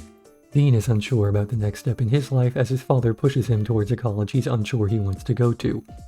Hank is unsure about the next step in his life as the organization he wants to join isn't keen on accepting him. Richard Impossible is unsure about the next step in his life as he lacks even the energy to defend himself during an arching. The only character who really has any drive and assurance about the next step of their life is Phantom Lin, whose return is largely dependent on recruiting the help of others. We also see the investors for the first time, who exist only in the background of a shot and are introduced under a fake name. They play an important role later in the season and throughout the next, so in true Venture Brothers style, they're placed in the background here so as to make them more familiar when they finally do start playing a role.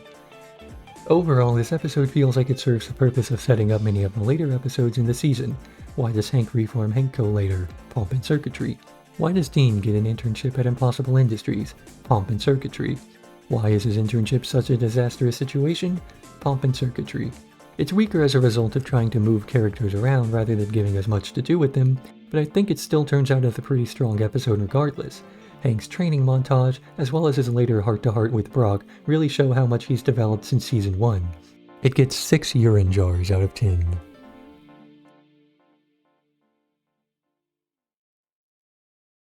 Any which way but Zeus. A mysterious flying super kidnaps multiple sidekicks from around the world, pitting them together in a deadly tournament. The heroes of the world are assembled to figure out the cause and solution to this issue, only for it to resolve itself when Gary and the others overthrow the flying figure, revealed to be Scott Hall from the Lepidopterists. Meanwhile, Doc is upset that nobody's come to kidnap him, so Hatred works together with the boys to give him the authentic arching experience. Whether you call them sidekicks or number twos or deuteragonists, the concept of working so closely alongside somebody whose ambition is not your own is an interesting one.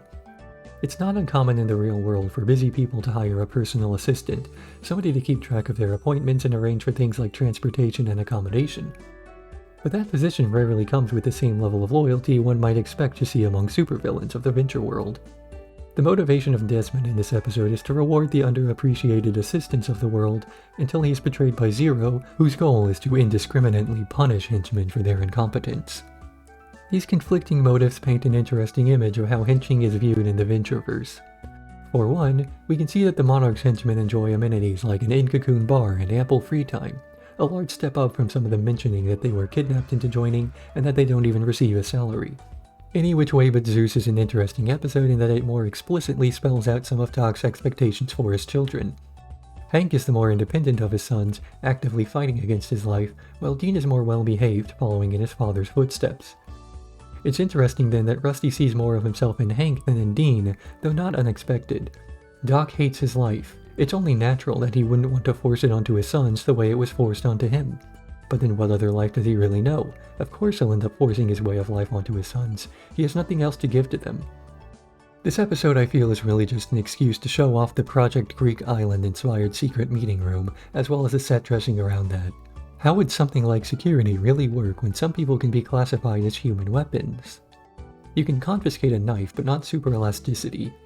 It has a few interesting ideas and runs with them as far as you can go before they're worn out, and for that it gets 2 socks full of change. Everybody comes to Hank's. Hank opens up the new front of Hankco, selling random stuff from around the compound while also solving mysteries on the side. One such mystery turns out to be the identity of Dermot's father, so Hank teams up with the alchemist to solve it. Their investigation leads to 2 developments: Hank sleeping with Dermot's older sister, and Hank discovering that Dermot is actually his half-brother, his older sister having slept with Rusty 17 years ago. Cursed with this knowledge, Hank voluntarily undergoes the Sphinx memory eraser.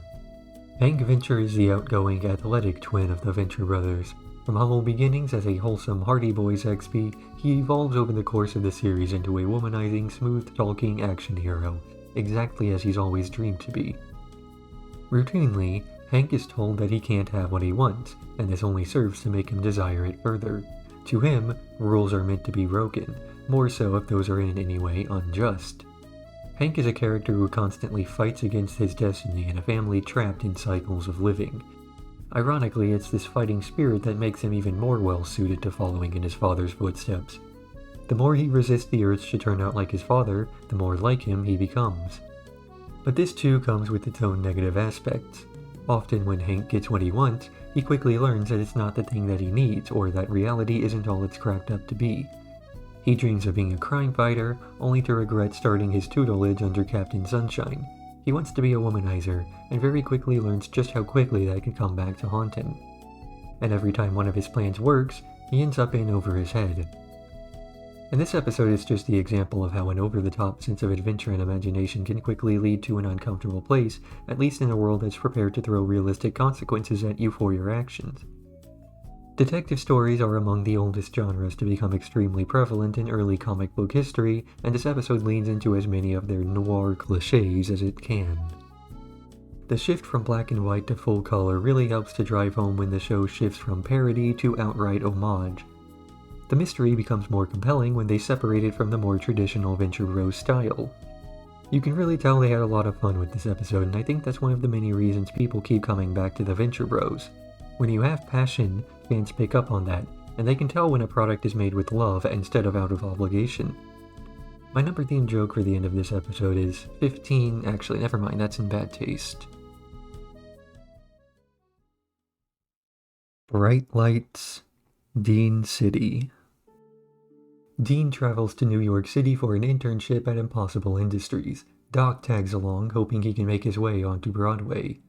Dean unknowingly helps Professor Impossible build up the Revenge Society, who are trying to use the opportunity to crush Dr. Venture, only for a combination of their own incompetence and Dean's naivety ruining their attempts. Dean Venture is the introspective, intelligent twin of the Venture brothers.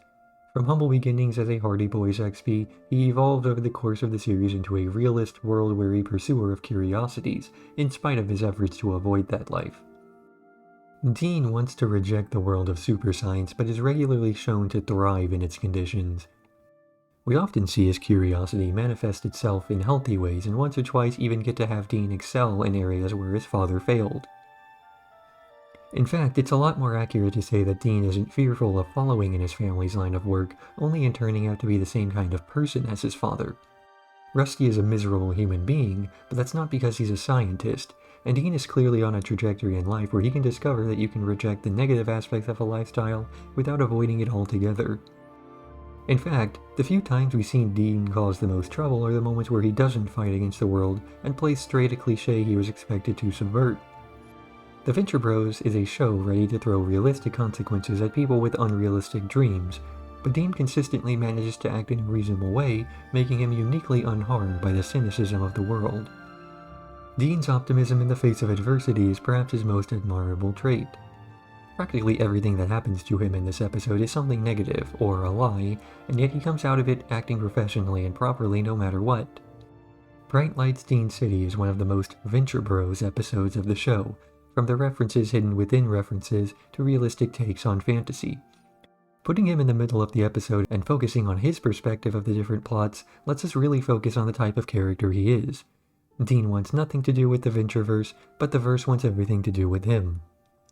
This episode feels like it was pandering specifically to me, so out of 10 this episode gets 1 point for every cockroach in Dean's room. I don't know how many points that is since I looked away from the screen. Even in CG, roaches freak me out.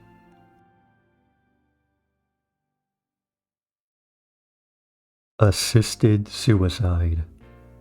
Dr. Venture undergoes a sudden stretch of suicidal symptoms which cause Orpheus to enter the doctor's mind to investigate what's going on. The true cause of Tog's malady turns out to be the Monarch, who is using an unsanctioned device to enter Rusty's thoughts and manipulate him from the inside. Orpheus navigates Thaddeus' psyche, making his way through a series of traumas, only to drive out the Monarch with an army of Hank and Dean clones manifested from Dog's guilt. It's a weird episode. Thaddeus, Rusty, Dr. Venture is ostensibly the main character of the show as of Season 2 and beyond. Although the show is called The Venture Bros, the focus of the show quickly shifted to Doc as he was the more interesting character. The conceit of the show is that each episode explores some consequence of the traumas inflicted onto him as a child, and invariably ends up exploring some aspect of pop culture and its effects on those who consumed it. Rusty had a bad childhood. He was dragged all over the world with his life being put in constant danger, suffering through multiple kidnappings, exposure to dangerous materials, and forced into traumatic experiences one wouldn't even expect a soldier to endure. Despite all of this, he still looks back on his halcyon days through a positive lens. Nostalgia is a hell of a drug. Dr. Venture brags about his past and remembers it as a good time even though it clearly wasn't. But Rusty doesn't spend the whole show clinging on to his past. As much as he misses those days, They're over, and he has present responsibilities to endure, many of which end up giving his life the meaning he had hoped would be derived from his childhood. Because it's not your past that defines you, it's what you make out of it that does. Assisted suicide is perhaps one of the most horrifying episodes of the show because of how much it reveals Rusty has been forcing down through his life. There's constant knowledge that Jock has trauma in its past that he ignores with a sense of unimpressed cynicism. But when this episode ends with every traumatic experience he's ever felt being brought to surface, only for him to continue on as though nothing were wrong, you begin to realize that he's even desensitized himself to desensitization. Dr. and Mrs. the Monarch and 21 also deal with the grim realities of their chosen lifestyles, the two lamenting that strange things, such as the Monarch mind infractor, have become mundane. Gary feels that normalizing such bizarre behavior could result in him losing his humanity, while Dr. and Mrs. the Monarch reassures him that she's been in the game longer than he has, and she's managed to stay fulfilled with her life.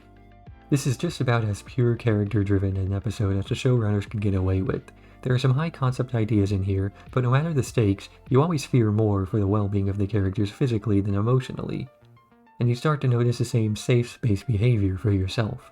Season 1 never could have gotten away with an episode like this, but by Season 4, we're so desensitized to the show's potential for weirdness that something like traveling inside a character's psyche is not unexpected. For that, the episode gets a Skittle. The Silent Partners. Hoping to achieve fame and recognition, Billy accepts money and a job from a group of mysterious investors who wish to give Monstroso a second lease on life by transplanting King Gorilla's heart into the giant lawyer. When Pete White wants his partner back, he recruits the help of Sphinx, who accepts as the money has been coming from a group they've been tracking anyway. When Brock and Shoyleaf finally find Monstroso, Billy holds them off, as he takes his Hippocratic oath very seriously, enough to want to finish the surgery. Shoyleaf embodies the sassy gay stereotype.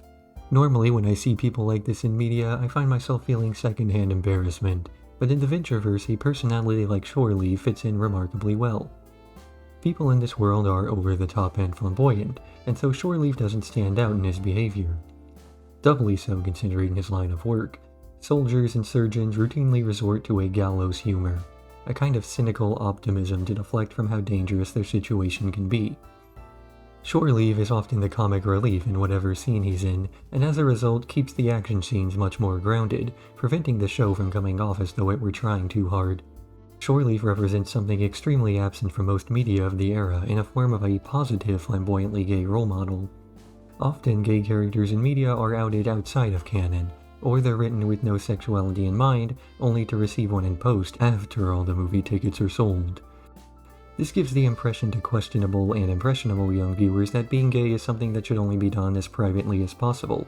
The only beloved gay characters are the ones who act straight. So having LGBT representation be as in-your-face as possible tends to send the opposite message to the viewer. It's not that you have to be flamboyant, but at the very least there's no need to actively repress parts of your personality in public. And so we face the final episode before the Season 4 finale.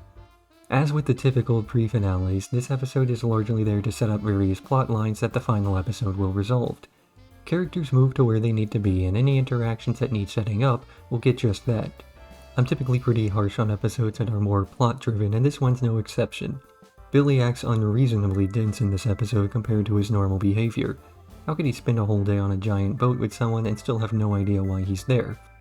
It's not as though Monstroso was intentionally keeping him in the dark either. I know that Billy's a bit naive to the world of superheroes and supervillains, but by this point you would expect him to think at least a little bit more critically. A lot of plots in this episode seem to come out of basically nowhere. This is the first time we ever see Billy attempting to have a legitimate medical career, and especially after receiving a large check from a group of investors, you'd think that he wouldn't need to fake a medical license. This is also the first time we see Sphinx pursuing the investors. The plotline is given the weight of a story that's been building up over the entire season, but really it just comes out of nowhere here. The Silent Partners has a few great moments throughout, but these are largely filler jokes in between set pieces that don't quite fill out the episode's runtime. It gets a 12. Not a 12 out of anything, just a 12, you know why.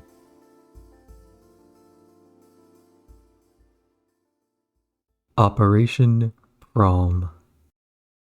Hank and Dean are thrown a miniature prom in the Venture Compound's hangar to celebrate their recent graduation. All of their associates are invited, including a few saboteurs disguised as well-wishers. Hank and Dean quickly abandon the prom to win back Triana after Dean's inner incel scares her off. The Monarch crew ends up having a fight, which results in 21 quitting, and the Blackhearts, led by Molotov, enact a plan to kidnap Monstroso from Sphinx. The through line of the episode is an ongoing argument as to what type of sex move a rusty venture is. The frenzied aesthetic of the Venture Bros can largely be attributed to the music of J.G. Thirlwell, who you may also recognize from his work on Archer. Interestingly, his music is actually what inspired the show rather than the other way around, as Jackson Public has mentioned before that the idea to turn the Venture Bros into an animated series instead of a comic was based off the sound. The music of the Venture Bros is a bombastic big band sound inspired by what was popular at the time. The content on which the show takes so many notes from was popular. There are loud orchestral hits to punctuate the action, giving a lot of weight to things like movement. I can't help but draw parallels between the music in the Venture Bros and the music in Team Fortress 2, and it's not by chance that the two works have seen crossover in the past. My medic loadout is actually still to this day the Weathermaster. Operation Prom concludes only a few storylines, instead transforming many others. Dean finally snaps, getting over his schoolboy crush on Triana, and combined with some developments during the following episode, transforms into a new character, one much more pessimistic about his lot in life. After experiencing what it's like to work with the good people, both in their morals and skill, Gary decides to quit the Monarch crew to join Sphinx, only for Sphinx to reintegrate with the OSI after Tracer manages to both clean the organization of moles and pass leadership over to Hunter. And of course, Brock quits pursuing Molotov, deciding to move on from her after he realizes that she's much more trouble than she's worth. Ultimately, this would have been a potential point to cancel the show with how many plot lines got wrapped up. There's sort of a balance to everybody's lives following this finale. The boys have graduated from their learning beds and are taking the first steps towards moving away from their old lives. The OSI is back in full force with proper leadership, and Sphinx no longer needs to exist ideologically. 21 gets over his trauma over the death of his friend and realizes that he no longer needs the Monarch for fulfillment. I consider Season 4 to be the peak of the Venture Bros. It has enough world building that you can grow attached to the setting, but not so much as to eliminate speculation. The characters still have room to grow, but their general trajectory is largely understood by now. And so the finale of Season 4 goes on to exemplify all of what's made the Venture Bros so great. And it can only go uphill from here, right? Right? A very Venture Halloween. Orpheus invites several magical contemporaries to a brimstone assembly, an exhibition of various magical anomalies. Hank, Dean, and Dermot go on a test of courage to the Potter place while Doc and Hatred make bets on whether any kids will make it past the security system. The boys end up meeting an old associate of Jonas's who tells Dean about their real history, including the fact that Dean is a clone of himself. The episode ends with the Brimstone Assembly raising the dead who have been buried on the Venture property, only to be chastised by the Master, who has taken on the form of Santa Claus. Not a lot to say about this one. There's a cool speech from Orpheus at the end of the episode that I think summarizes the whole costumed villainy thing pretty well, if inadvertently. The idea being that when we finally get the chance to be something other than ourselves, that's when we're actually able to be ourselves. When you're under the scrutiny of the whole world, it's easy to repress aspects of who you are in order to be more pleasing to strangers. We're social animals. It's basically survival instinct to not lead conversations by talking about old CRPGs for 4 hours. So once you have an excuse not to please others, you're finally able to please yourself. I thought it was a bit weird that Dean discovers he's a clone during a holiday special. These tend to be non-canon episodes, not part of the conventional timeline of events. It's easy to picture somebody skipping over this episode, assuming that it's not important to a watch-through, the way something like the Shallow Gravy documentary is. It's also placed sort of in a weird place chronologically. The episode aired before Season 5 did, but takes place between the first halves of the first episode of Season 5. This means that as the episode was taking place, Doc has a bunch of college interns running around the Eden, working on a concussive shield for a space station. Overall, I think the biggest thing I took away from this episode was the new visual aesthetic. The shift from World Leaders Entertainment over to Titmouse came with a dramatic change in how the characters look and move. A lot of shots are now done in more ambitious camera angles, characters rarely appearing in a simple 3/4 perspective. For a while, this meant that characters would routinely shift into off-model-esque faces, as if you were taking a photo of somebody while they were sneezing or clearing their nose. But it's an issue that gets cleared up sooner than you notice unless someone points it out. What color is your clean suit? Doc wakes up the morning following the homeschool prom, mutated fly escort/assassin still in bed next to him. This has to be somebody's fetish. He learns that he's well behind schedule on a ray shield he claimed he would be able to produce for his brother, and hastily assembles a team of interns from a nearby college to do the work for him. The funding is provided by an old collector friend of his, Augustus St. Cloud, who has a history of competing in bidding wars with Billy Quizboy. But the lack of safety precautions in the development lab cause issues with the students growing irradiated extra body parts. Soon enough, the inevitable result of sequestering a bunch of STEM nerds with radiation-based superpowers comes to be, and they create their own culture and religion, threatening the safety of the Venture family as well as the deadline. When the Monarch finds out about this project, he misconstrues it as a training camp for a super mutant army and begins to plot to destroy the students, only for Dr. Mrs. the Monarch to temper and change his plans at the last second to simply cure the students of their afflictions, giving the episode a happy ending. Thaddeus Venture, son of Jonas Venture, is a failure of a scientist. His business stays afloat purely on the sale of his family's legacy, a legacy that he himself has contributed nothing to. Because of this, one may be led to believe that he is a bad scientist, but this is not true. While his business may be failing, it isn't as though Rusty himself is utterly incompetent when it comes to the realm of super science. He's managed to run and maintain an underground clone farm for nearly 2 decades, something unheard of in the Ventureverse. When a boy dies under his watch, he not only clones the child, but cures him of cancer in the process. He's shown a proficiency in biology, reanimating the dead and creating machines of destruction, once at the same time. His Spanish fly variant in the previous season's finale is likewise not something that should be overlooked.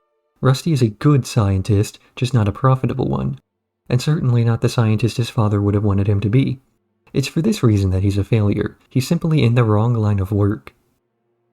What Color is Your Clean Suit is the second feature-length episode of the Venture Bros, following immediately after the first one. The plot of the episode is self-contained, being one of the few Season 5 episodes not to be based almost exclusively on callbacks, but rather introducing a majority of its cast then and there. It's also an episode that pushes many character plots forward. Dean begins rebelling against his life more openly.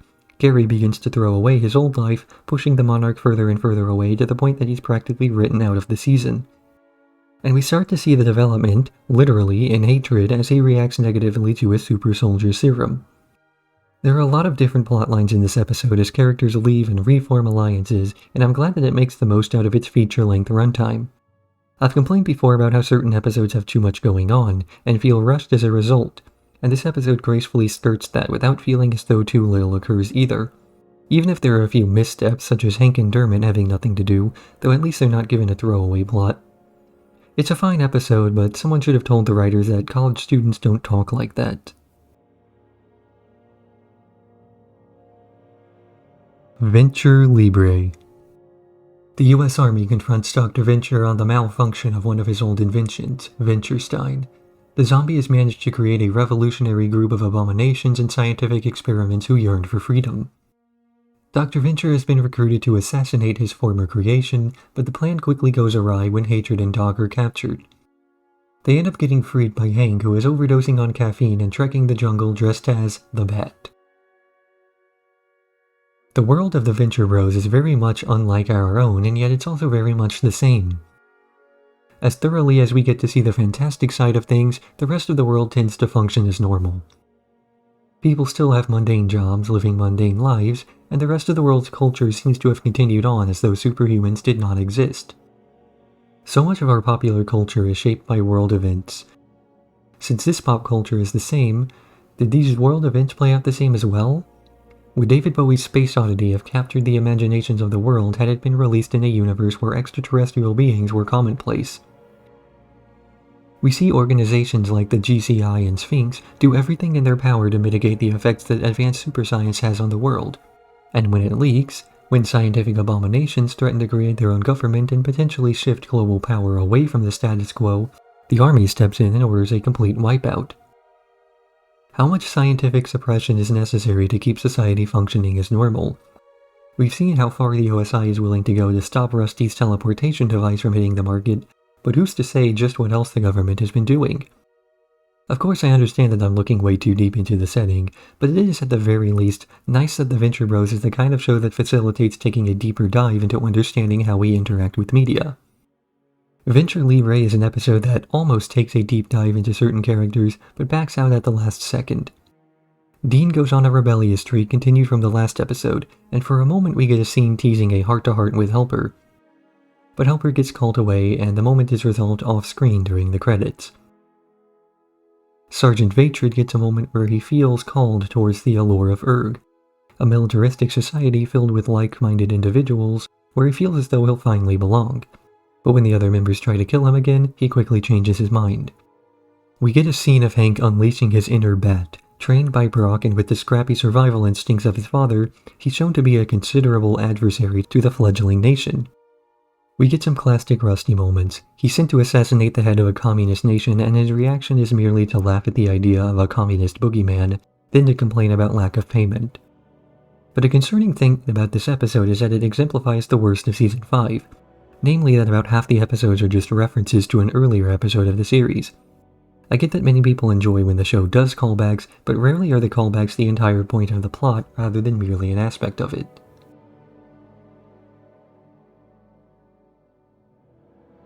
Sphinx Rising.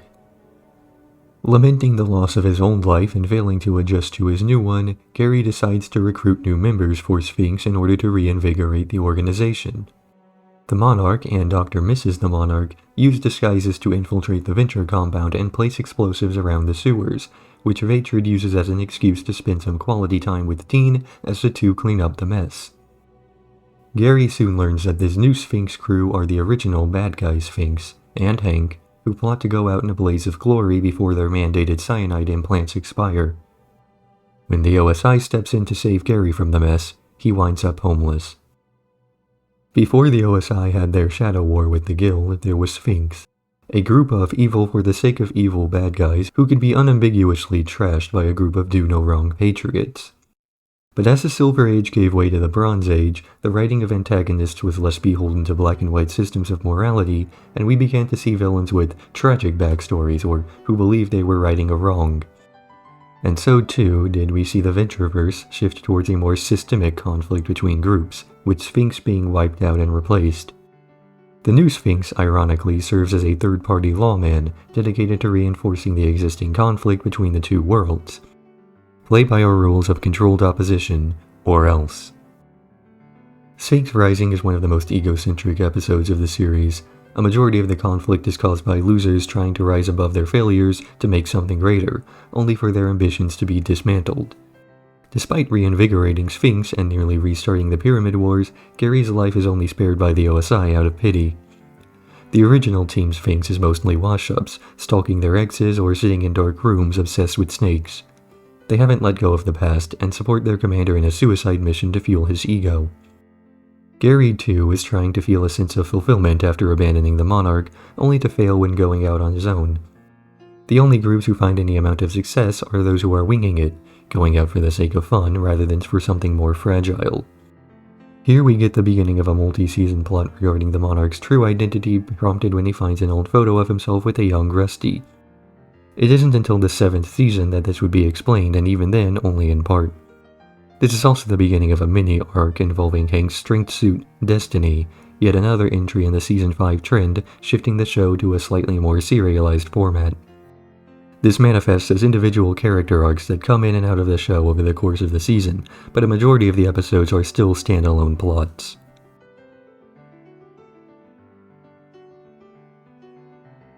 Spanakopita. Rusty takes a vacation to a remote Greek island where the locals have a tradition of playing a series of strange games, which turn out to be a coping mechanism to pretend that they didn't kidnap Rusty as a boy. Wanting to physically own as much nostalgia as possible, St. Cloud buys his way to victory in every event, much to the annoyance of Billy and Pete. Throughout the entire episode, Hatred's suspicions grow and grow until he finally calls Brock, who assures him that, although the villagers are bleeding Rusty dry financially, he should go along with it, as this is one of the few times that Rusty is ever happy. There are some things that we're better off not knowing. For the sake of nostalgic enjoyment, it helps not to know that the things you enjoyed as a child weren't quite all they were cracked up to be. Watching a movie in class during elementary school was always a highlight, but in retrospect that only happens on days where the teacher is hungover. Many of our favorite childhood TV shows were really just 22-minute advertisements for toy lines. Taking an objective look at many of the facets of your childhood will reveal that you kinda had bad taste. But more than that, you start to become introspective. Your perceptions of many groups of people were likely shaped by how they were portrayed in cartoons. A person with large muscles may be portrayed as a meathead with no practical knowledge, but realistically a person who spends half an hour in the gym every day probably has a strong sense of self-discipline, and therefore is more than capable of maintaining good grades in school. Obviously, I'm not saying that all of this is about groups like people who spend too much time in the gym, but again, I'm not here to start a fight. Spanakopita is an episode that builds on the rivalry between conjectural technologies and St. Cloud, as well as one that gives a surprisingly human view of the small-time thugs of the Ventureverse. There's a meme out there of Batman brutalizing small-time lawbreakers, breaking every bone in a jaywalker's body before leaving them for dead in an alleyway. And the antics of Jonas Sr. are hardly any different. He's good at fighting the ambitious plans of supervillains, not so much at handling crimes of poverty. This episode has a lot of overtly referential humor, but considering the nature of St. Cloud's character as well as that of his pop culture-fueled rivalry with Billy, it makes sense and adds to the episode. I especially like the background gag of every child on the island looking like a tanned Brock. It really helps to fill in the gaps of what he was up to for the last 19 years.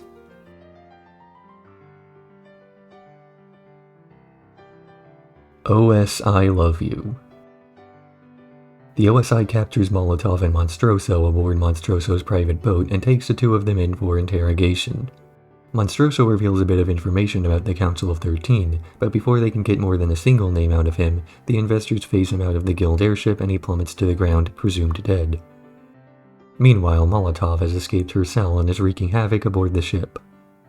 Hunter Gather sends a group of agents to hunt her down, only for her to take them out one by one before finally confronting Brock.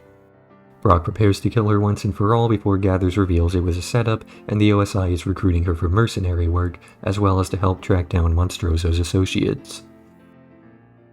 The Office of Secret Intelligence is a military organization that began primarily with the goal of protecting the Orb, a potentially devastating device with the power to change the world, or something like that. Throughout its history, it has enacted various secret coups and seems to control many of the world's governments, going so far as to admit that the President of the United States is merely a puppet, and there's a secret president sworn in following the Invisible American Revolution. But outside of the fake conspiracy theories, its current mission is to combat and counteract the movements of the Guild of Calamitous Intent, an equally secretive organization that is simultaneously their number one enemy and also not officially acknowledged as legitimate. It has long since outlasted its original purpose and now mostly exists to justify its own existence, fighting wars against organizations that function as controlled opposition, with outliers to the cat-and-mouse game getting bullied into compliance. OS I Love You is a bit like the Season 3 episode Shadow Man 9 in the Cradle of Destiny, in that it's a set of interrogations that flash between the future and present, the difference this time being the number of characters involved in the period of time that's passed since the flashbacks. A lot of the plot in this episode happens in the flashback sequences, which initially calls into question the structure. If there's so little development occurring during the interrogations, why use that framing device in the first place?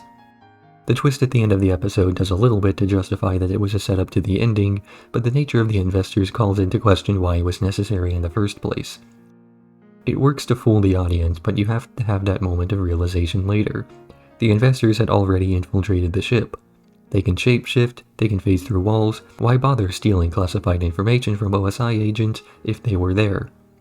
Brock doesn't actually kill Molotov this episode, but this is still the last time she appears in the show as of the end of Season 7. So the other twist in this episode, that of Molotov being a, triple agent now, ends up going nowhere. This feels like a very plot-heavy episode, but ultimately has little role other than introducing many of the OSI agents that appear later on in the season. For all the circumstance around this episode, the biggest development is the death of the nozzle.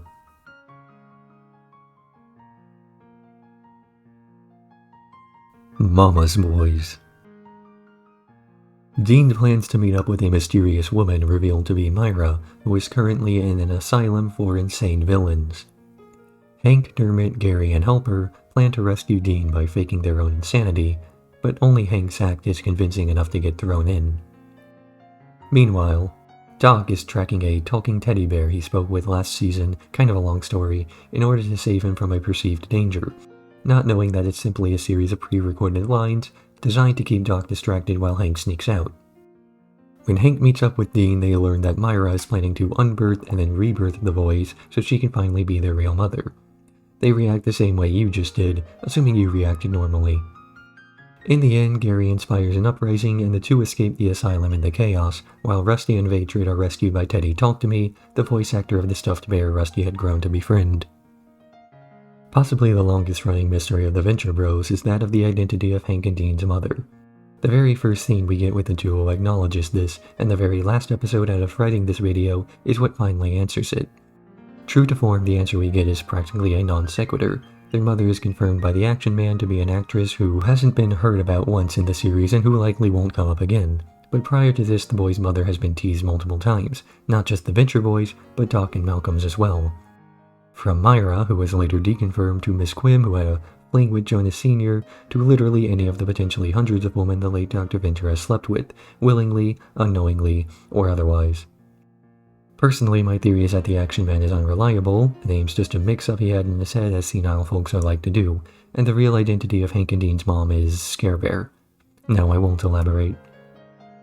This episode setup is one of the more bizarre in the series. A woman manages to recruit both a man who can turn back time as well as a man who can transform others into babies. Also, she can unbirth a teenager who she wishes was her son after she lures him into an insane asylum that she's transformed into a cult. It's bizarre to be sure, but the other plot of the episode is Dr. Venture being obsessed over the safety of a talking teddy bear. This episode even lampshades how out there some of the show's plots can be. After all, if shapeshifter David Bowie didn't break your suspension of disbelief, then this episode really shouldn't either. There's a lot of coincidence going on in this episode. The fact that it all coincides with 3 different groups going to the exact same location is just short of a plot hole, but then again, this episode plays with those sort of expectations. Also, I never imagined that a Dermot and Orpheus conversation would ever occur, let alone have as much comedic content as it did.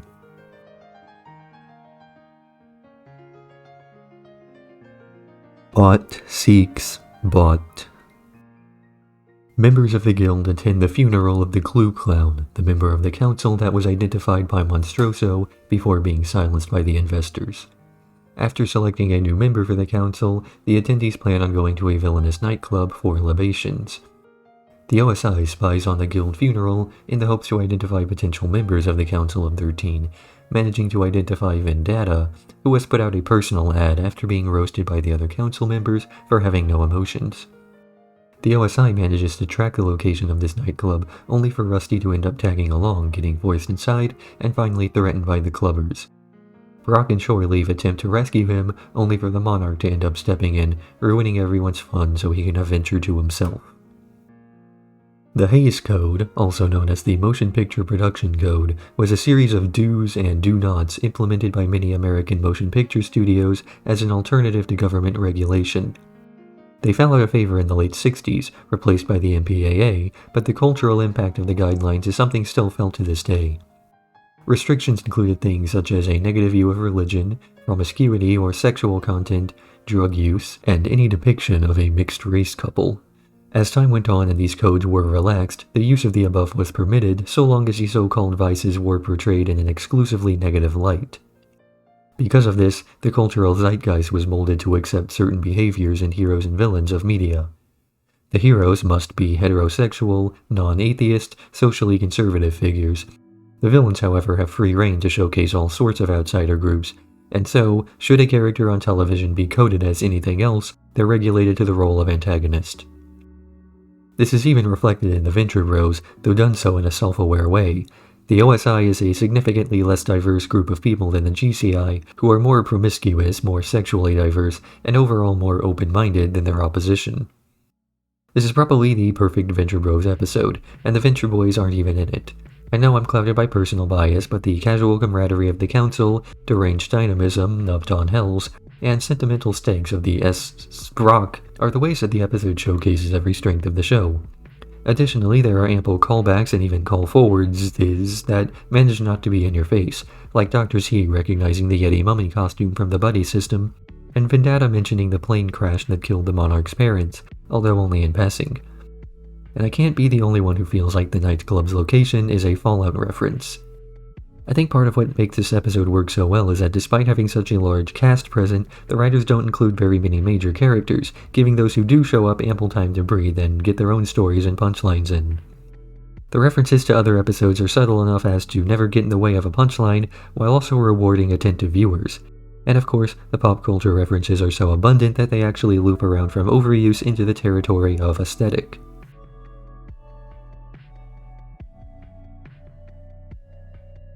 The Devil's Grip.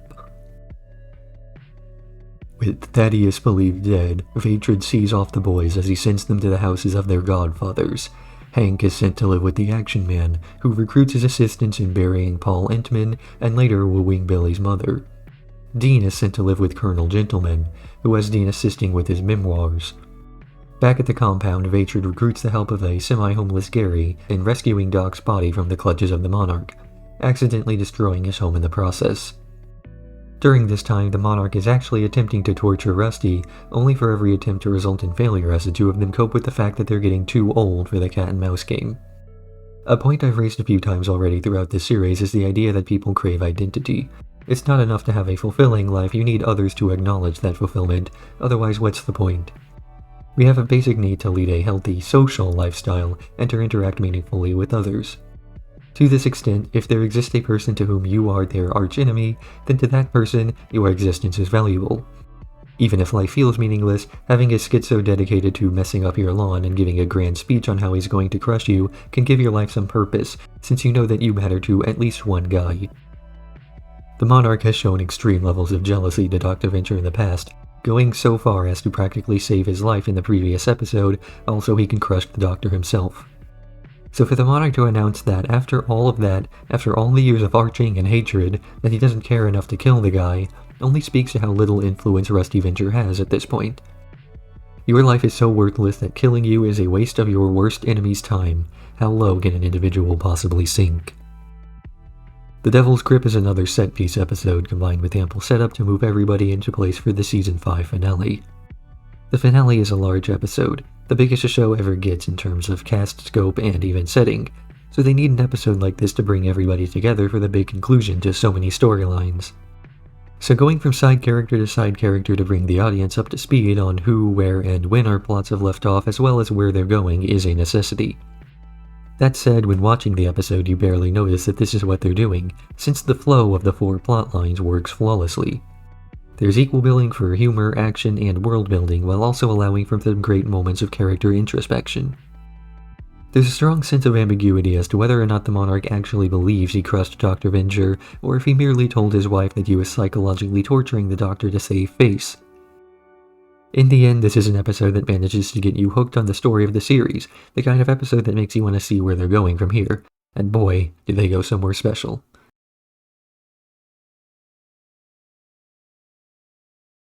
All this and Gargantua 2.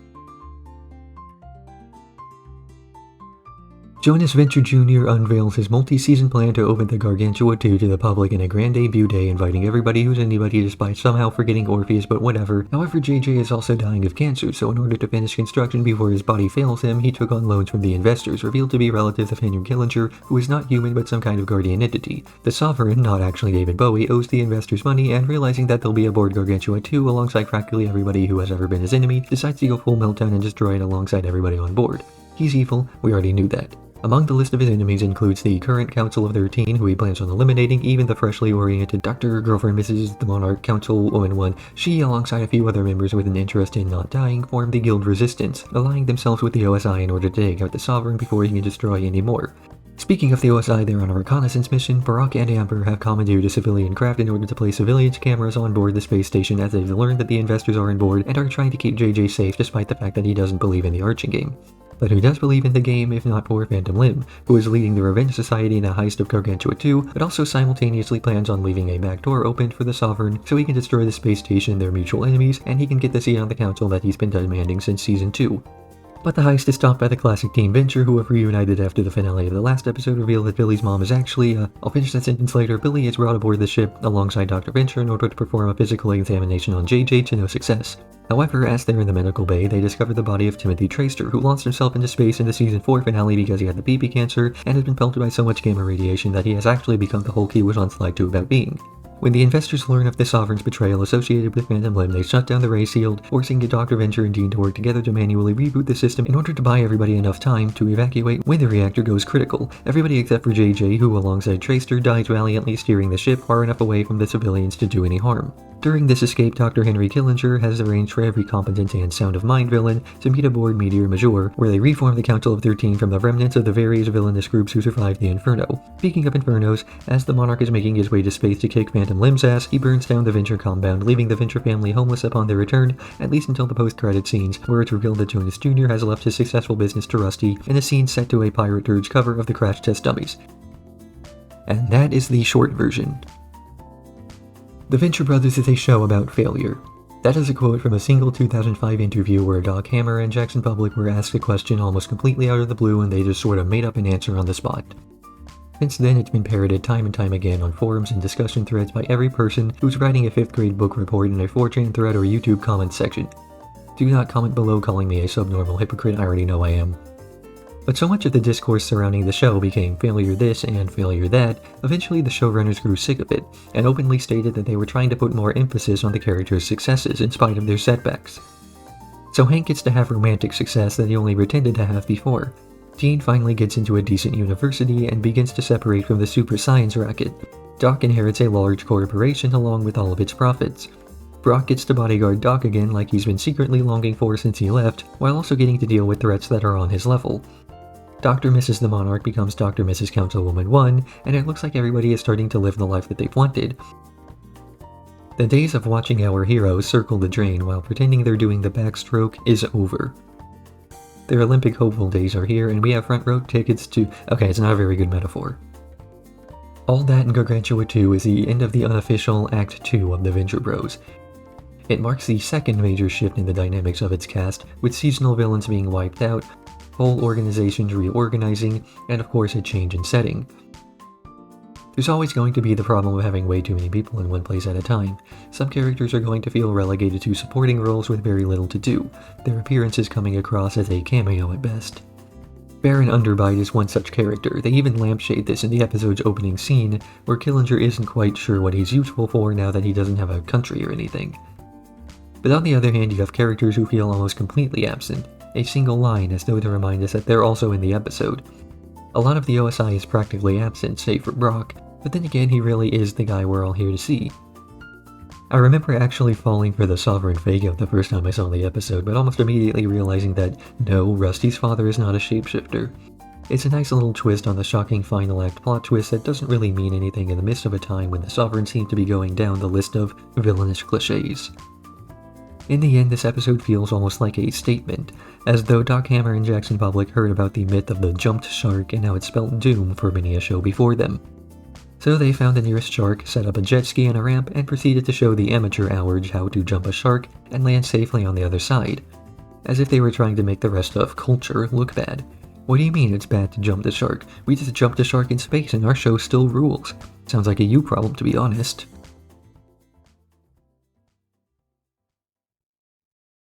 Hostile makeover. The Venture family is getting settled into their new home in New York City. Dean visits a nearby university, Hank meets a woman, and Rusty instantly ruins the company. The local color is introduced, exemplifying the higher status of the new location. The remaining members of the Council of 13 try to reform the guild from the ashes, but are struggling to do so without the support of the New York branch, who view the recent fiasco at Gargantua 2 as an excuse to threaten secession. New York City has been referenced time and time again throughout the series, from offhand references to specific nightclubs to outright visitation, so the setting moving over makes sense and doesn't come out of nowhere the way so many soft reboot setting changes often do. Like the shift in tone between seasons 3 and 4, the shift here is a clear transition from the pulpy action comics of the Golden Age to the edgy bloodfests of the Bronze Age. Heroes aren't working for free, the villains are much more sophisticated, and the setting is rife with potential for collateral damage. Season 5 was somewhat of a stagnant season of the Venture Bros, what I feel was the weakest overall season since Season 1. For a time I had hoped the 6th season would be the final one, that the showrunners needed to wrap things up before they saw themselves going the route of the long-running sitcom, but the change in setting and stakes saw a refreshment of what the show could be, and the 6th season feels like a brand new show with the same characters we've grown to love. New York is not for small-timers. The Crusaders Action League are professionals, selling their services rather than working pro bono, and they even get a chance to show off their skills by incapacitating Brock and a J-Bot with ease.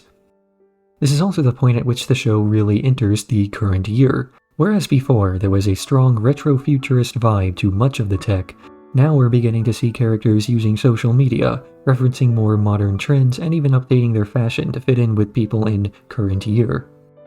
Hostile Makeover is ultimately an episode with very little going on, but it starts the trend of Venture Bros going for full serialization. While previous seasons would have made standalone episodes with small plot threads weaving in and out, Season 6 is where the show begins to have ongoing plotlines with standalone stories weaving in and out. Basically the tipping point where you can no longer miss an episode and still have a good idea of what's going on.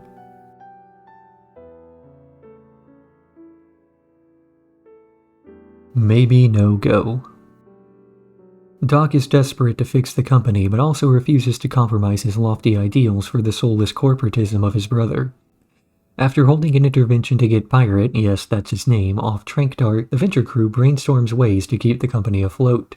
In the meantime, Brock and Vatrid work together to beef up the security in anticipation of a coming arching from Wide Whale, though with limited resources available to them, the best they can do is a high school prank. The Monarch infiltrates his wife's guild computer to steal the files on every villain ahead of him in line to arch Dr. Venture, who is now considered a serious protagonist, and then harasses the first name ahead of him before learning of the secret Blue Morpho Cave. Then, in Billy and Pete's plotline, Conjectural Technologies arches St. Cloud to retrieve a sacred artifact, a pop culture reference that I didn't get. They agree to sell their company in exchange for the artifact and end up in the employ of FinTech Industries. Augustus St. Cloud, real name Augustus St. Cloud, is the inheritor of a plastics fortune turned supervillain after losing a bidding war to Billy Quizboy. Unlike many of the antagonists of the series, it's hard to pin him as being especially evil, only joining the guild because his longtime rival happened to be with the OSI. He rarely does anything malicious, and the biggest crime he can be accused of is being a bit too obsessed with pop culture, though relative to his arches he comes across as downright normal. His fixation on all things trivial renders him a fitting rival to Billy Quizboy, and their amiable relationship is ultimately based on a mutual love of their hobbies. The only differences between them are their finances and philosophy on ownership. Billy is the belongs in a museum kind of enthusiast, while St. Cloud is the belongs in my collection kind. Maybe No Go is an episode about adjustment. Every character involved in a plot at some point has a pivotal moment where they realize they have to rethink their lot in life. Billy and Pete find a new employer, Pirate gets off Tranquilizer, Brock is still in the process of setting up his defenses, and the Monarch has to suddenly deal with not being as full-fledged a villain as he once was, starting the climb to the top from scratch. I think what really makes this episode are the little interactions between characters.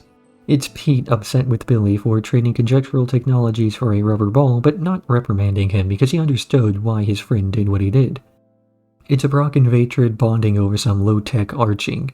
It's Dean giving Pirate Captain a kitten. It's Wide Whale speaking like an excited child when he recounts his arching to his butler. Now, when I was in high school, I did the office full of balloons thing to one of my favorite teachers. I blew them all off myself manually. It's breathing funny for like 3 days, and sometimes on really hot days, my mouth still tastes like rubber. We didn't put a polar bear inside her office, though.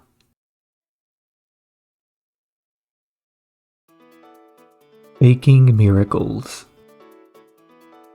While setting up the speculative engineering wing of FinTech, Doc and crew accidentally unleash a gel full of nanobots, which proceed through the building's ventilation before ending up inside of Dean. These nanobots end up assisting Dean in his college entrance exams, unbeknownst to the boy. Hank, meanwhile, has taken up a job at a nearby pizzeria, delivering to the house of Sarana, whose bodyguards are not pleased about the meeting. In the same building, the guild is having a meeting alongside multiple civilians, only for the Monarch to arrive in full costume. Copycat then sabotages the Monarch's career by pretending to be him while breaking multiple guild laws, resulting in Dr. Miss Councilwoman 1 to leave angrily. Vendetta, originally Venturion, originally the Blue Morpho, originally Don Fitzcarraldo, is a character who has spent a majority of its life being used and exploited by others. As Fitzcarraldo, he was exploited by his friend Jonas Sr., who blackmailed him into becoming the Blue Morpho, then, after his plane crashed, reassembled into Venturion, but the reassembly was imperfect and eventually a glitch caused him to attack a young Rusty, forcing his former associate Kano to destroy him. The body was then found by Dr. Z, who rebuilt him as Vendetta and later as a member of the Council, where once again he was mistreated and looked down upon by his contemporaries. In the end, it's hard to feel anything but pity for the man-machine hybrid. Faking miracles is the next step in the Venture Bros experiment in serialization, picking up plots exactly where the previous one left off, while focusing more on progressing storylines rather than telling any self-contained tales. Every plotline in this episode is merely a continuation or expansion of an existing story. Dean's college journey is continued here, as is Hank's romantic endeavor with Serana. Doc, Billy, and Pete continue with their speculative engineering, not really making any progress, but instead establishing their attempts at setting up the new lab. There is no story contained exclusively in this episode. Taking a more serialized approach to storytelling comes with a few additional obstacles that the writers still seem to be struggling to handle. Most notably, without the premise of an episode to lean into, it becomes a lot harder to come up with content for the characters to act and react to. A standalone episode can produce an absurd premise and then get mileage out of the characters engaging with said premise, or having them explore a new setting. With serialization, it becomes much harder to explore a character by throwing a new challenge at a group, and so we end up in a situation where the character interactions alone have to be sufficient. That's why an episode like Escape to the House of Mummies Part 2 works so well. The B-plot was able to be completely incoherent while still working well due to the new and unique situations the characters were able to find themselves in. In an episode like this, forcing new interactions for each individual plotline will get overwhelming, and so it works best to have larger overarching stories that can affect everybody, something this episode ultimately lacks.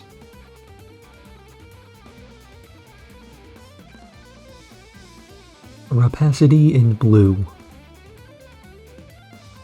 Upon discovering evidence that his father may have been a proper villain, the Monarch and 21 agreed to don the old Blue Morpho and Kano costumes in order to destroy the remaining arches between them and Dr. Venture, starting with Orangutan. He's currently assaulting the Venture compound, getting into a shouting match with Brock that's broken up by Wariana. Doc uses the arching as an opportunity to test out his new God Gas, designed to make the subject more susceptible to suggestion. In the end, the Blue Morpho enters Ventag Tower at just the right time to save the day, with 21 killing Orangutan, mostly by mistake. The God Gas also hit Brock, who then rushes to Oriana's to confess his attraction to her. Brock is a changed man since his early season appearances. As his character developed, we got to see him becoming more and more jaded by his lot in life, protecting a has-been scientist from threats that wear out their novelty fast. In Season 4, he returns to his secret agent roots, taking out threats to the world and once again finding fulfillment in his work. Soon enough, though, he ends up back with the OSI, and back in his old job of protecting Rusty. But a fulfilling career is not enough to make a happy Brock. At the end of Season 4, he declared that he no longer felt affection for Molotov, his longtime love interest. Although it took another season before he finally got over those feelings for real in OSI Love You. Brock has never had trouble with a woman, but he's also really never had a meaningful relationship with one either, viewing women mostly as something to be conquered the way one might win in a fight. It isn't until meeting a woman who is his equal that he starts to feel things for her, first Molotov, now Wariana. Rapacity in Blue exemplifies the direction that the Venture Bros starts to take in its final 2 seasons as far as the balance between serialized and episodic content goes. While season-long plots are typically ongoing, each episode will typically have some sort of through line, tying at least a few of the plots together. In this episode, it's God Gas. In the last episode, it was the nanobots. There's a through line to this episode that deals with manliness, both in the way Hank looks up to Brock and asks him for advice, as well as the way in which Brock begins to doubt his masculinity when his performance of it doesn't actually serve to impress Wariana. So what's the point of trying to act macho if people aren't buying it? An example of a character who subverts this relationship is Dean. He isn't what one might consider macho, but Dean doesn't care. He has his own interests and pursues them in exception of what others think, ignoring the snide comments made by Billy.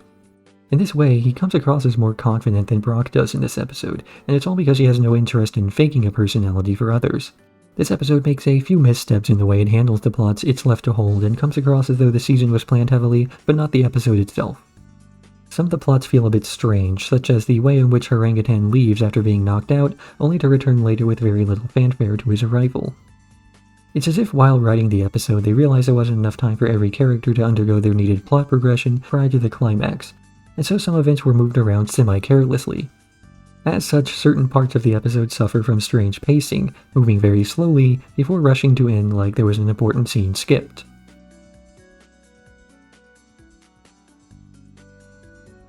Tanks for Nuttin'. Doc Venture gets a new arc in one of Dean's professors, Think Tank. Think Tank approaches Ventec Industries expecting a game of chess versus his intellectual equal, only to instead be beaten up by a joint effort of a newly inspired Brock and Wariana.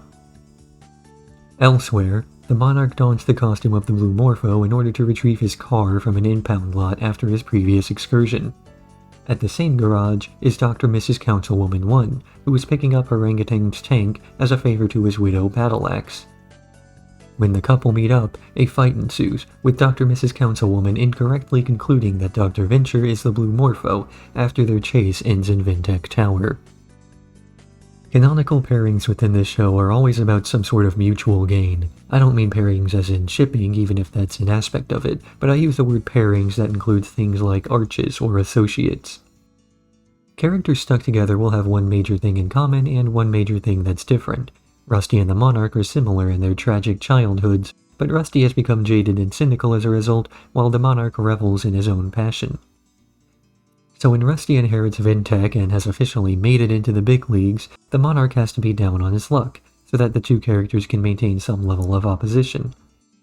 A level 10 rated Monarch versus a level 10 rated Doc just doesn't fit the tone of the Venture Bros that well.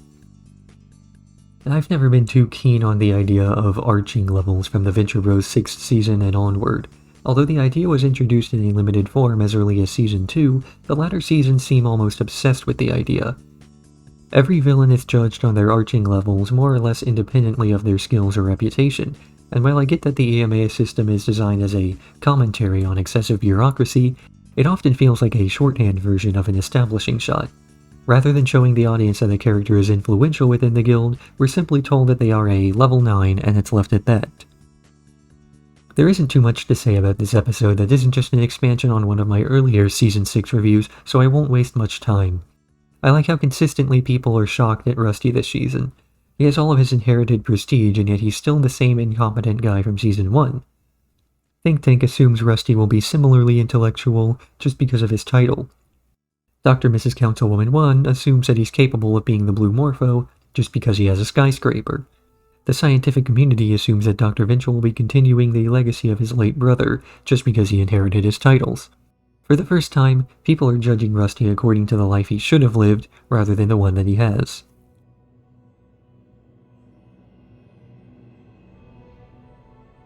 It happening one night. Brock gets word of a level 10 arching coming to Ventec Tower, so he orders everybody into the panic room to wait it out.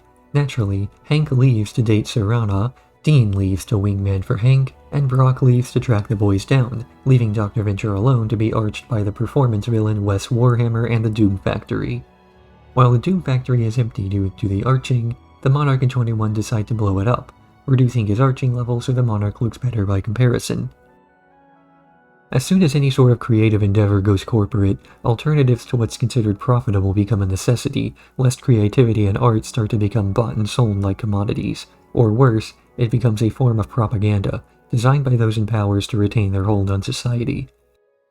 Whenever the art scene becomes predictable, something new arises out of disdain for the pop capital that precedes it, and this is what begins most great periods in the medium's history. If a few splotches of red paint on a canvas are able to elicit rage in someone enough that they attack the canvas with a knife, then the purpose of art should become clear. There's a shocking amount of empathy in this episode that may go under the radar on a first watch-through as it did on mine. Hank sets up a series of elaborate set pieces to impress Serana, all of which she sees straight through.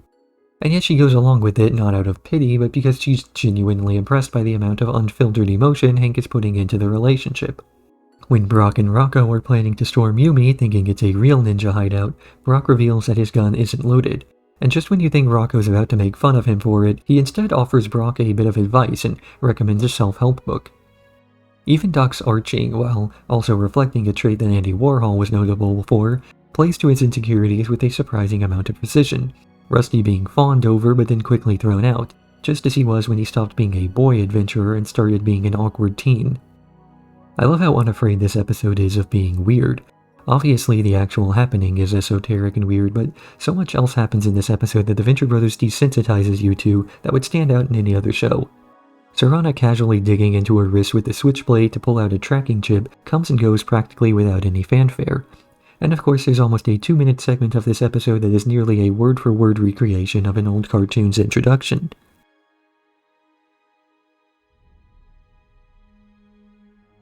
A party for Tarzan. Doc throws a lame party for a celebrity he thinks he's managed to befriend, only for nobody to show up to watch a lunar eclipse with him, aside from Billy and Pete. Across the way, members of the council have agreed that Doc is the Blue Morpho, and have planned to extrajudicially assassinate him. The Monarch and Gary agree to split up, with Gary dressing as the Blue Morpho and assassinating the next person on the list, while the Monarch goes out for an arching at the same time in order to up his rank and down suspicion. The episode begins and ends with the same scene, that of Dr. Mrs. Councilwoman firing a shot at Doc as he stands out on his balcony. Gary struggles with PTSD after accidentally killing Orangutan this season, with the guilt that he feels from the incident putting a through line to his arc through seasons 6 and 7. Gary has never responded well to death, with the death of 24 at the end of season 3 causing him to go on a training arc so no one else has to die due to his negligence. Despite being a cog in a machine that throws lives away like so many expendable insects, he still cares deeply about the people who stand to suffer the most from the exploitation, the way that only a person who has spent the most of his life in the middle of it all can. Interestingly, Gary still enjoys what he does, despite the clear negative effect it's had, and shows a surprising ability to compartmentalize the best aspect of henching from the worst. Perhaps it is his love of his career that makes him so fervent in his desire to save others from it. He loves to hench, and if he can just keep his contemporaries alive long enough to see the potential it has, they'll love it too. Like a person telling you to stick with their favorite TV show because it gets much better after the first season. The whole episode is told largely through voiceover narration, characters narrating backstory with their own personal twist on the events at the start of scenes. This, combined with the long panning shots during climactic moments, makes the episode feel as though it's paying homage to Martin Scorsese, soundtrack and all. Though this and the other references end up feeling a bit forced. The whole episode seems a bit obsessed with itself, one of the major plots centering around a real-world celebrity, and although you don't necessarily need to know them to get the joke, all the other references throughout make it feel like you're missing something if you aren't in on it. Between that, the coincidences that push the plot towards the finale, and the fake-out ending, this episode ends up being pretty lackluster. I know all those things are Venture Bros staples, but these aspects get overwhelming at the expense of the episode's humor and character building, not to mention the much heavier plot focus this season already has. In the end, A Party for Tarzan feels like a crowded, rushed episode that's obsessed with itself more than it is at telling a decent story. Some fantastic shot composition and well-prosed script make up for its faults a little bit, not quite enough to make this episode stand above any of the others in the season.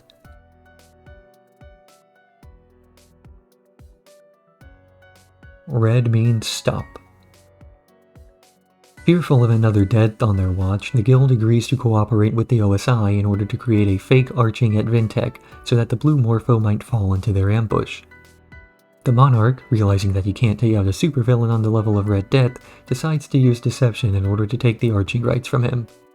He pretends to have kidnapped the Death family, only for the scheme to backfire on him and Red Death to track him down. But rather than vaporizing the Monarch, he takes the high road and talks it out with him, the two villains realizing that they have much more in common with each other than the Monarch once thought. Red Death voluntarily surrenders his right to arch Dr. Venture to the Monarch because he understands that hatred to some is more than a career choice. To some, it's about passion, about purpose. Red Death craves destruction and enjoys killing, exhibiting signs of physical discomfort when he's denied a kill. So he understands the frustration that's felt by the Monarch when he's denied his right to hate Venture. Red Death feels as though he was put on this earth to kill, just as the Monarch feels like it's his purpose to menace Venture. Having an older, mentorly character be the one to understand and facilitate this type of relationship makes sense. After all, it's extremely common that, once a person finds fulfillment in their life, the next thing for them to do is to assist others in finding their own fulfillment. When a person is happy, they want to share that. When they're unhappy, they spend more effort trying to convince others that they are. Red Means Stop is the final episode of Season 6, though it isn't as much of a finale as things like All That and Gargantua 2 or Operation Prom managed to be. The reason for this is due to some behind-the-scenes miscommunication that the showrunners would have more episodes in Season 6 than they got, causing the finale to feel underwhelming as they didn't have enough time to wrap up the overarching plot. The real finale of Season 6 is the first 3 episodes of Season 7, with the plotlines from Season 7 hopefully being wrapped up properly and the movie confirmed for HBO. Everything about this episode is so self-aware. There's a big deal made about the danger of the situation everyone's in, but it's hardly taken seriously, both in and out of the narrative. Rusty's more annoyed than anything, Hank and Dean are fine messing around with Watch and Ward, even Red Death is having a good time. Personally, I think that Hank being on the villain side of the volleyball game is a bit of foreshadowing. Not that Hank is going to be all evil, but that he'll end up in the GCI as a sort of Robin Hood-esque type.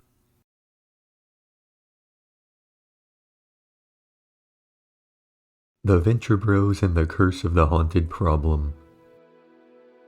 The Vintech building exhibits symptoms of a haunting, the systems within behaving in strange ways, damaging the psyche of every one of the Ventures save for Hank, who has been struggling to enhance his relationship with Serana under the watchful eyes of Rocco and White Whale.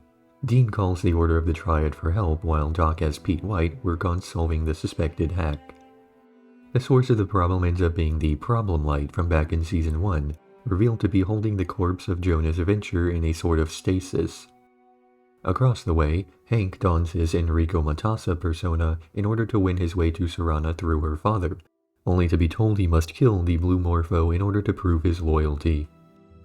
I've seen some baseless pessimism over the potential for a return to the Venture Brothers, complaining preemptively that the finale movie may be ruined by wokeness. While this is likely just the eternal whinging of Twitter users, I still feel the need to say this. The Venture Brothers has always been, quote-unquote, woke. The base concept of the show is an exploration of toxic masculinity, and the negative effects that these unrealistic expectations can have when placed onto young boys. The show has explorations of the way race and sexuality are portrayed due to conservative social policies, and how these portrayals have warped our perspectives of different groups, typically for worse. So to say that the show has become woke, or that it's in danger of doing so, is to imply that the central premise has gone over your head, and you're just here for the explosions. But despite all the ugliness that the Venture Bros holds a mirror to, there's still something overall good-natured about the show. It's saying that yes, these old cartoons were incredibly flawed, but we love them and recognize the role they've played in our culture. The first 3 episodes of Season 7 were initially planned on being a 3-part finale for Season 6 known as the Morphology? The Morpho Trilogy. Intended to wrap up the ongoing Blue Morpho story while expanding on the background and world in a satisfying way. The setup of the episode immediately captivates you, calling back to Season 1, where a machine caused seemingly supernatural incidents and Orpheus was called in to investigate. The rest of the episode goes deeply into many aspects of the past and how they've been pulled into the present, dropping references to so many earlier parts of the show in the process. I especially love the exorcism scene where many of the ghosts of Venture past come to haunt the cast. So many of them show off just how dark the family has always been. Overall, it's a good episode, held back by the burden of focusing so heavily on plot that we don't get much space for characterization between that and the world building. It's interesting, and the few moments of respite we get from the constant barrage of stakes manage to have some good humor, but ultimately, despite splitting the plot of this episode in 2, sharing developments with the next episode of the season, it still feels cramped. The Roar Call Affair. The Council discusses what to do about the Blue Morpho as the Guild is beginning to collapse under the fear of the villain killer. Red Death volunteers for the task of slaying him. He teams up with Dr. Mrs. Councilwoman 1 and Gary to storm an OSI dummy corp. Elsewhere, the Monarch in his Blue Morpho persona is captured by White Whale, who reveals that he knows his real identity and has been plotting revenge against him for years after the Monarch killed his brother, Dr. Dugong, back in Season 3. But before he can enact his revenge, the dummy corp raid finishes and Red Death enters with Dr. Dugong in tow, revealing he survived the incident due to his starfish DNA and has been in OSI hiding. Of course Dr. Dugong wasn't dead, the narrative still needed him.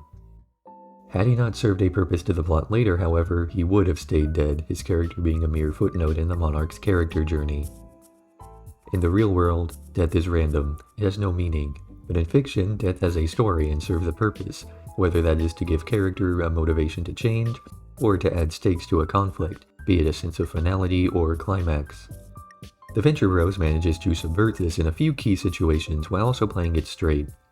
Major characters still only die when the narrative has served its purpose for them, but their actual cause of death is rarely something karmic or poetic. A character won't die in battle against somebody they have history with. They'll just get shot by a stray bullet, or they'll get killed for buckling their seatbelt. I've complained about heavily plot-driven episodes before, so I'll spare you me repeating my thoughts yet again. This episode manages to mitigate most of my complaints by keeping its pacing tight. As such, it manages to keep a steady flow of interest in what's going to happen next, and the writers withhold just enough information that some aura of mystery gets maintained, without giving the viewer too much time to figure out there's supposed to be a twist until it happens. Wide Whale being the brother of Dr. Dugong is a great callback to earlier seasons in a trilogy of episodes that's full of callbacks from Season 1 all the way up to Season 6. Calling back to so many different moments in the show's history can come off as a bit fan-servicey even in the best of circumstances. The Venture Bros isn't even immune to this, but because this is the last season of a show, it's not as much of an issue. The callbacks come across as a celebration of the series' history, rather than a simple look at that thing sort of throwaway joke.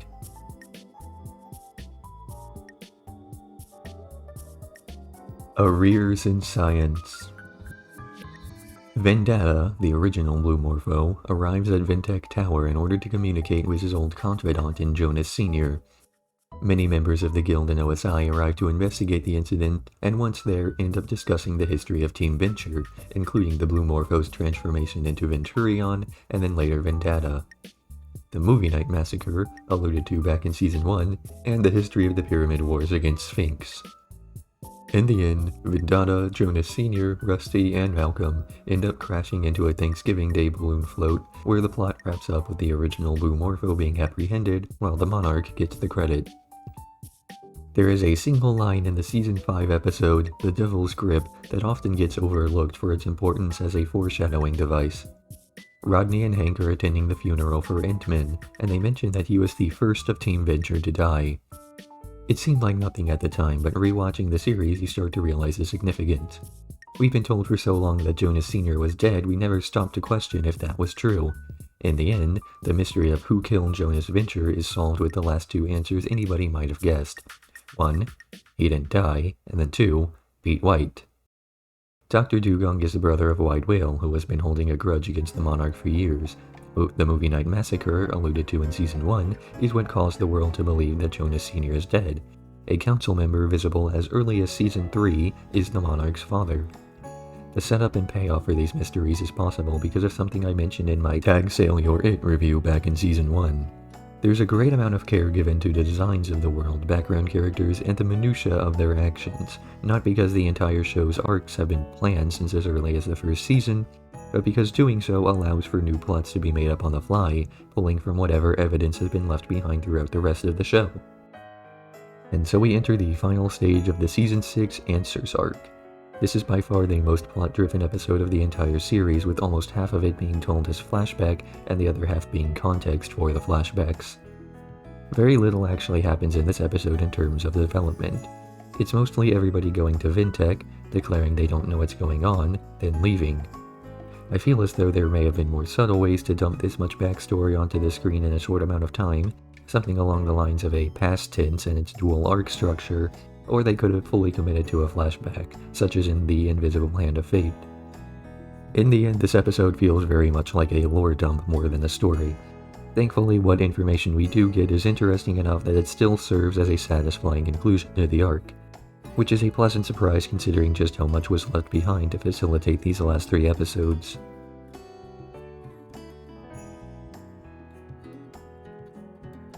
The High Cost of Loathing. After botching a surprise inspection that tanks his arching level, the Monarch attempts to get a loan, only to learn that his trust fund is overdrawn. His following attempt at robbing the bank is thwarted too, as New York is crawling with superheroes. Dr. Mrs. Councilwoman 1 motivates him to get back into arching lower-level villains to work his way up to Venture, and his first new job is to attack Dean's botany professor. But when it turns out that Dean's botany professor is actually the son of a high-ranking guild villain, the Monarch ends up over his head, only for the day to be saved by Dean, who simply bribes the Monarch to leave him alone. Who becomes a villain? Who out there really longs to be hated and reviled by the general populace, making their living from their ability to inspire such negativity? Years ago I would have considered this an interesting point to raise, but after spending more time on the internet it doesn't really seem so far-fetched that a person would be able to make a living off of making people mad. But even then, these people never label themselves as such. Even the villains of the real world consider themselves useful people. Truth-sayers, patriots, freethinkers, labels that fit the aspect of a positive idealist, merely pushing back against things that might stifle free speech or damage their country. But the villains in the Venture Bros are rarely portrayed in a realistic or sympathetic way. So many other series will try to justify their villains' actions. They're stealing money to pay for an operation. They're taking over the world to end hunger. They're reclaiming the American dream to put an end to pointless wars.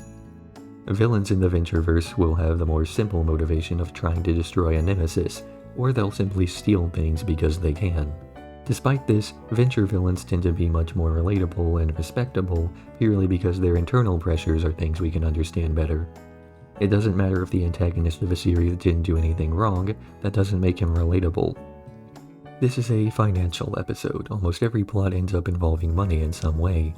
The Monarch is lamenting his lack of funds, Hank is lamenting his lack of allowance, Doc is hospitalized in an attempt to revitalize his company's finances, and Dean solves his issue with a checkbook. In the midst of these financial troubles, many characters open up about their insecurities and worries for the future. Hank's heart-to-heart with Doc occurs when both characters are in a vulnerable space. The Monarch's sense of failure largely comes from financial woes, and of course, the only reason Dean is able to stop the world he's rejecting from encroaching on his life is by using the money obtained from that life to stave it off. Not a lot happens in this episode, and the overall plots are very low stakes, a refreshing change from the dramatic trilogy we just came off of.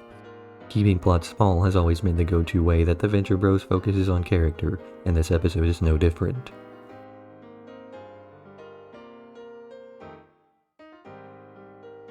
The Inamorata Consequence.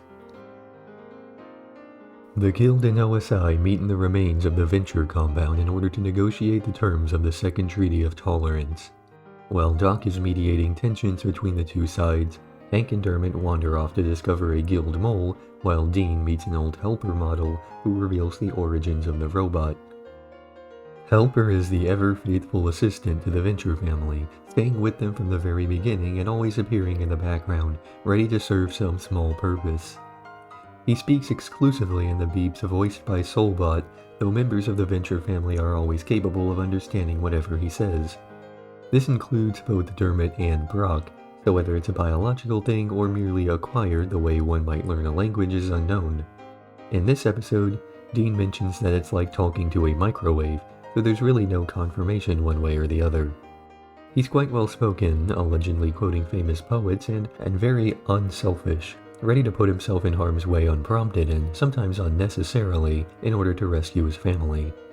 As with most parts of the Venture family, he was constructed by Jonas Venture only for the project to be abandoned at the first sign of failure or malfunction. But the issues that Helper has never stopped him from being considered part of the family. They rebuild him when he breaks, take him along to their new home, and of course, he's even capable of feeling emotions like jealousy and envy. This is an interesting episode in that it's extremely focused on the past, but only has a singular flashback sequence in it. Instead of telling us history, we're shown its consequences, and so the core of the episode is largely about moving on from our pasts. Doc agrees to the summit because he doesn't want to be shown up by his father. Dean tries to encourage Helper Model 2 to leave the water place, not letting himself be constrained by his fear of the atrocities of the past. And of course, the Treaty of Tolerance's second meeting is plagued by either side being too consumed by past mistrust to come to terms. Ironically, it's Doc Venture who chastises the Guild and OSI for refusing to grow up. He himself still clings heavily to the past, but it's not uncommon for people to recognize their own failures in others and offer surprisingly sound advice that they themselves cannot follow. There's probably some symbolism with Doc showing off that he's grown up from his past while visiting the charred remains of it, but I'm too smooth-brained to get too deeply into that. The pee-pee jokes in this episode run on a little longer than they are funny, but the episode still has a lot of good humor, such as Hank's insane rambling plan in the jacket room, and the casual way that Snoopy and Red Dragoon say, "I shall be your undoing." It kinda makes me wish we had more amiable relationships between pro and antagonists.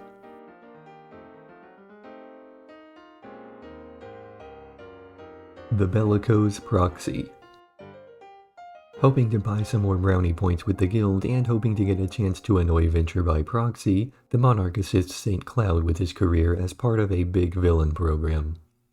Doc, realizing it's the Monarch who is going to be menacing his employees, decides that he's going to assist in their training as he views it as a personal attack. Unbeknownst to both groups, the guild is planning on sabotaging the arching so that the OSI will intervene, and a double agent of theirs will get the chance to talk to a girl he has a crush on. Dr. Z is a legacy member of the guild, one of the few original members of the Council of 13 to survive the Purge. He represents every aspect of the 1960s supervillain that has come to define the term, even to this day. As an embodiment of the Golden Age cliches, he's also uniquely gifted at seeing them coming, and as such, regularly manages to get the upper hand on those who play by the same rules, simply because he's been doing it longer and better. His story is very similar to that of the Monarch in that he made most of his infamy by menacing the same boy adventurer for years and years, with only the occasional excursion into general villainy. The two also share their mutual love of hate.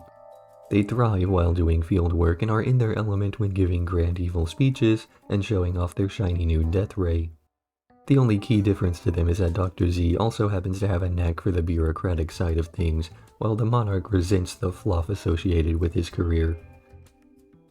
This is the most petty episode of the Venture Bros. Everything about it is pedantic and unnecessary, and I mean that in the most endearing way that I possibly can. The entire concept of a pampered level 1 arching serves nobody and accomplishes nothing.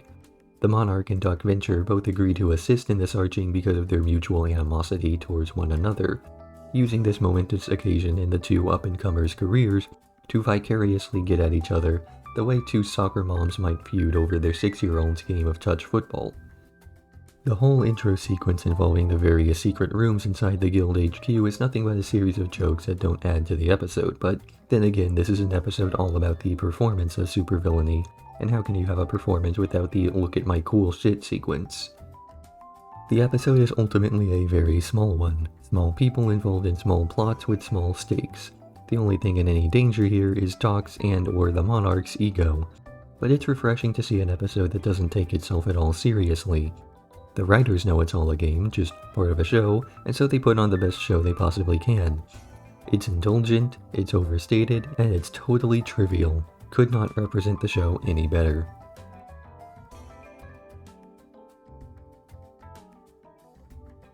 The Unicorn in Captivity. Vintech Speculative Engineering manages to perfect teleportation, a technology with the potential to completely disrupt the global power structure. The OSI demands that he scrap the project, which Venture refuses, so they resort to Plan B.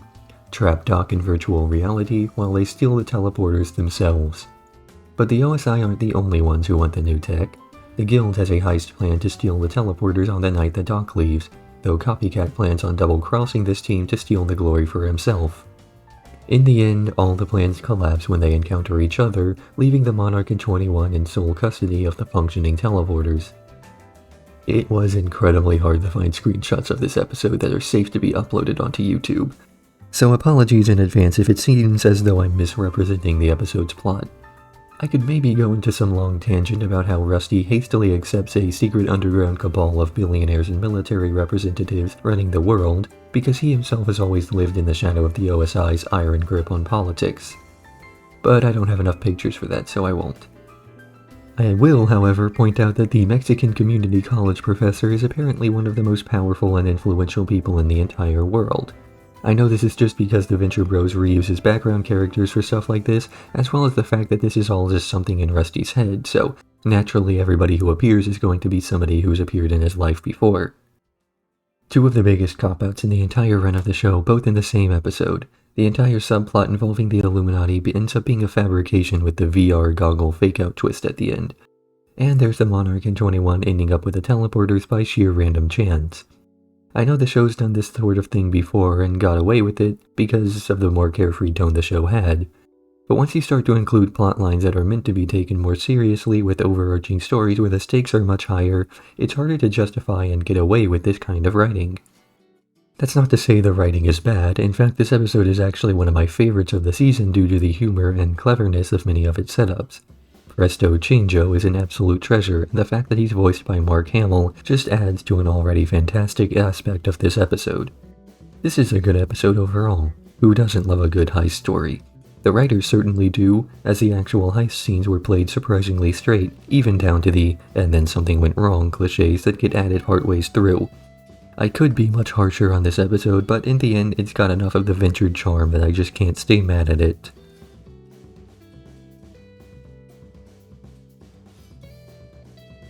The Terminus Mandate. Doc Venture plans on inviting a Black Widow to his wedding in order to seduce her, despite knowing full well that she has a reputation for killing all of her husbands after draining them financially. Brock decides to err on the side of caution, and their date goes horribly, though Doc survives. Meanwhile, the council learns that each member is not allowed to be an active villain while serving on the council, and so they all must arch their final arch, putting their careers to rest for good. The rest of the episode follows the individual members as they put their pasts behind them and come to terms with their own history.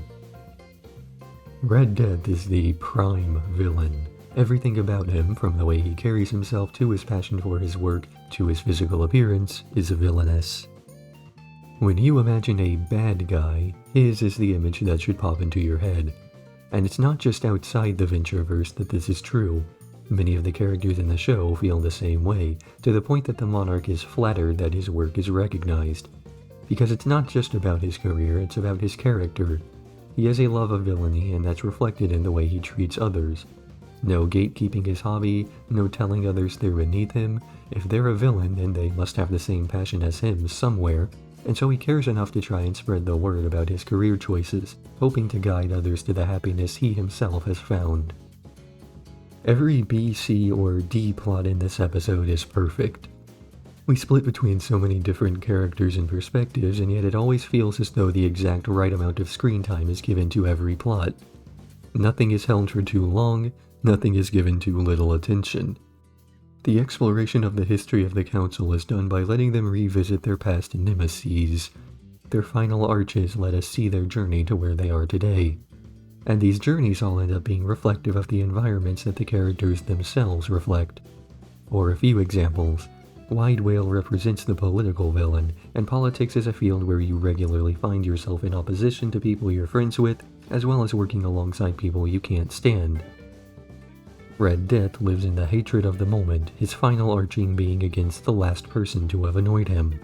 Phantom Limb is the gentleman, who will keep a lifelong rival, and his final arch is against somebody with whom he has a long history of malice. This episode not only has one of the best overall plot lines, but also has several of the best individual moments of the series. Red Death's history of villainy speech is one of the most iconic moments of the entire show. Dr. Z's flashback sequence even has stilted animation, reflecting the cut corners of the cash grab era of animation. This whole episode feels like a love letter to everything the Venture Bros is based on, and in a sense, to the show itself.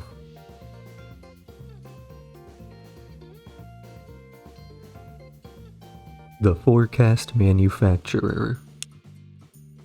An unseasonal blizzard has blocked out the light over New York City, assumed to be the result of an old-school weather machine. Doc Venture and Billy are sent to investigate. They learn that it was piloted by Guild Stranger S464, hoping to make his crush jealous. While the blizzard is raging, Hank braves the weather in order to contact Serana, only to pass out when he hits his head. He gets rescued by Scare Bear, who drops him off in Dean's dorm, where Hank discovers the two of them in the act. The Monarch is selected for a guild mission to infiltrate the Peril Partnership and assassinate one of their leaders, the Creep, while masquerading as defectors. In the end, the Monarch and Gary witness the Creep accidentally kill himself when they're distracted by Doc and Billy emerging from Grover Cleveland's presidential time machine, which baffles them as much as it baffles us. Malcolm and Thaddeus are blood relatives engaged in a decades-long feud over, well, we never really find out. If you'll bear with me a moment, I'd like to explain my personal theory as the last few major mysteries. Back during his Blue Morpho days, Jonas Venture quote-unquote assisted his friend with conception troubles, the implication being that he forcefully seduced Miss Fitzcarraldo. After the couple had twins, Don Fitzcarraldo stumbles upon information that leads him to believe Jonas Sr. lied about the arrangement. He orders a DNA test, but before the results can come back, Jonas Sr. sabotages their plane to crash above New Jersey. In typical Venture Bros fashion, I believe the DNA test would have come back defying expectations, and that the Fitzcarraldo twins are biologically descendants of the Blue Morpho and his wife. This would of course mean that Rusty was never truly a Venture, giving one final ironic twist to his life. That the man whose shadow he spent his entire life trying to escape from was never actually his father. And then, the reason that the Monarch hates Dr. Venture is the fact that he was left to fend for himself in the woods, while his twin brother was adopted by a rich super scientist who pampered him and took him all around the world. It's clear that the showrunners were trying to wrap up the season with this episode. We've been seeing the Peril partnership teased since early on in this season, and then the leader of the split branch gets killed off rather unceremoniously by an unsatisfying conclusion to a 6-season-long time travel setup. You can really tell that for the amount of circumstance around the creep, he was meant to be a much larger antagonist, but in the incarnation we got, his character seems to come out of nowhere, only to get killed off just as fast. Hank's obsessiveness manifests in a suicide mission to bother his girlfriend that ends up with him discovering that she's sleeping with Dean in another unsatisfying conclusion to a story arc that feels like it needed more time to be built up to. Dean and Serana kiss once in The High Cost of Loathing, and then 5 episodes later are suddenly closer than Hank and Serana are. A few of the jokes land, but many more of them seem to drag on longer than they should. In fact, a lot of the scenes here seem a bit longer than necessary, like the episode's runtime wasn't long enough and so they stretched out a couple of jokes to fill in the gaps. Gaps which just as easily could have been filled with more development for some of the rushed character plots.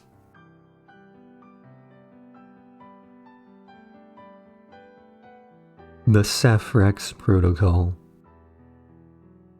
Dr. Venture is kidnapped by a group of guild strangers so that he might be used as a prop for the Monarch's tinning ceremony, a ceremony to celebrate and initiate the Monarch to the arching level of 10. Meanwhile, Dean apologizes for all the times he's wronged Hank, while the latter Venture boy is comatose. Hank, however, is having a coma dream alongside Phineas Phage and the Action Man, where he learns the identity of his mother. The guild strangers keep Brock occupied while the ceremony occurs, which details the trials and tribulations of Saphrax, the first supervillain. At the end of the ceremony, it's revealed that the Monarch and Rusty are in fact blood-related.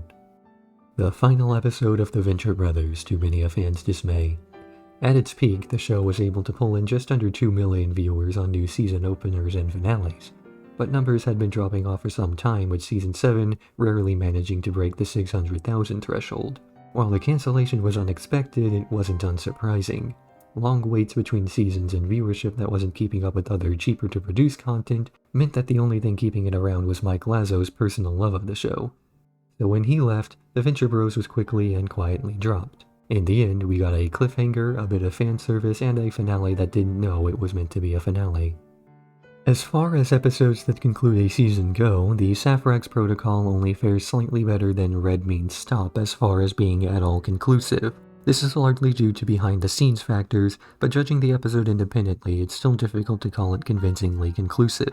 The Monarch has just started the climax of his career, what he's been building towards for the last 2 seasons if not his whole life.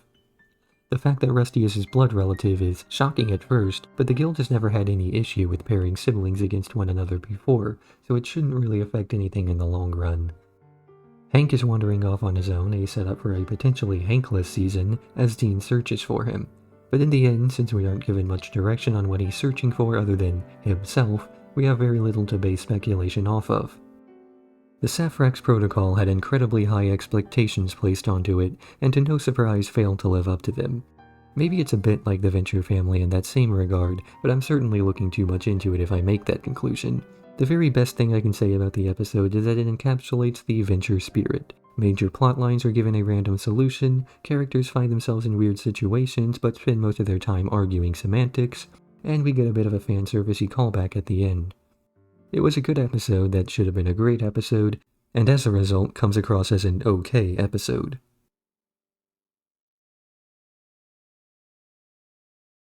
Hi. Thanks for sticking around this long. I know I've got a monotone voice, so it couldn't have been easy to listen to me drone on for this long.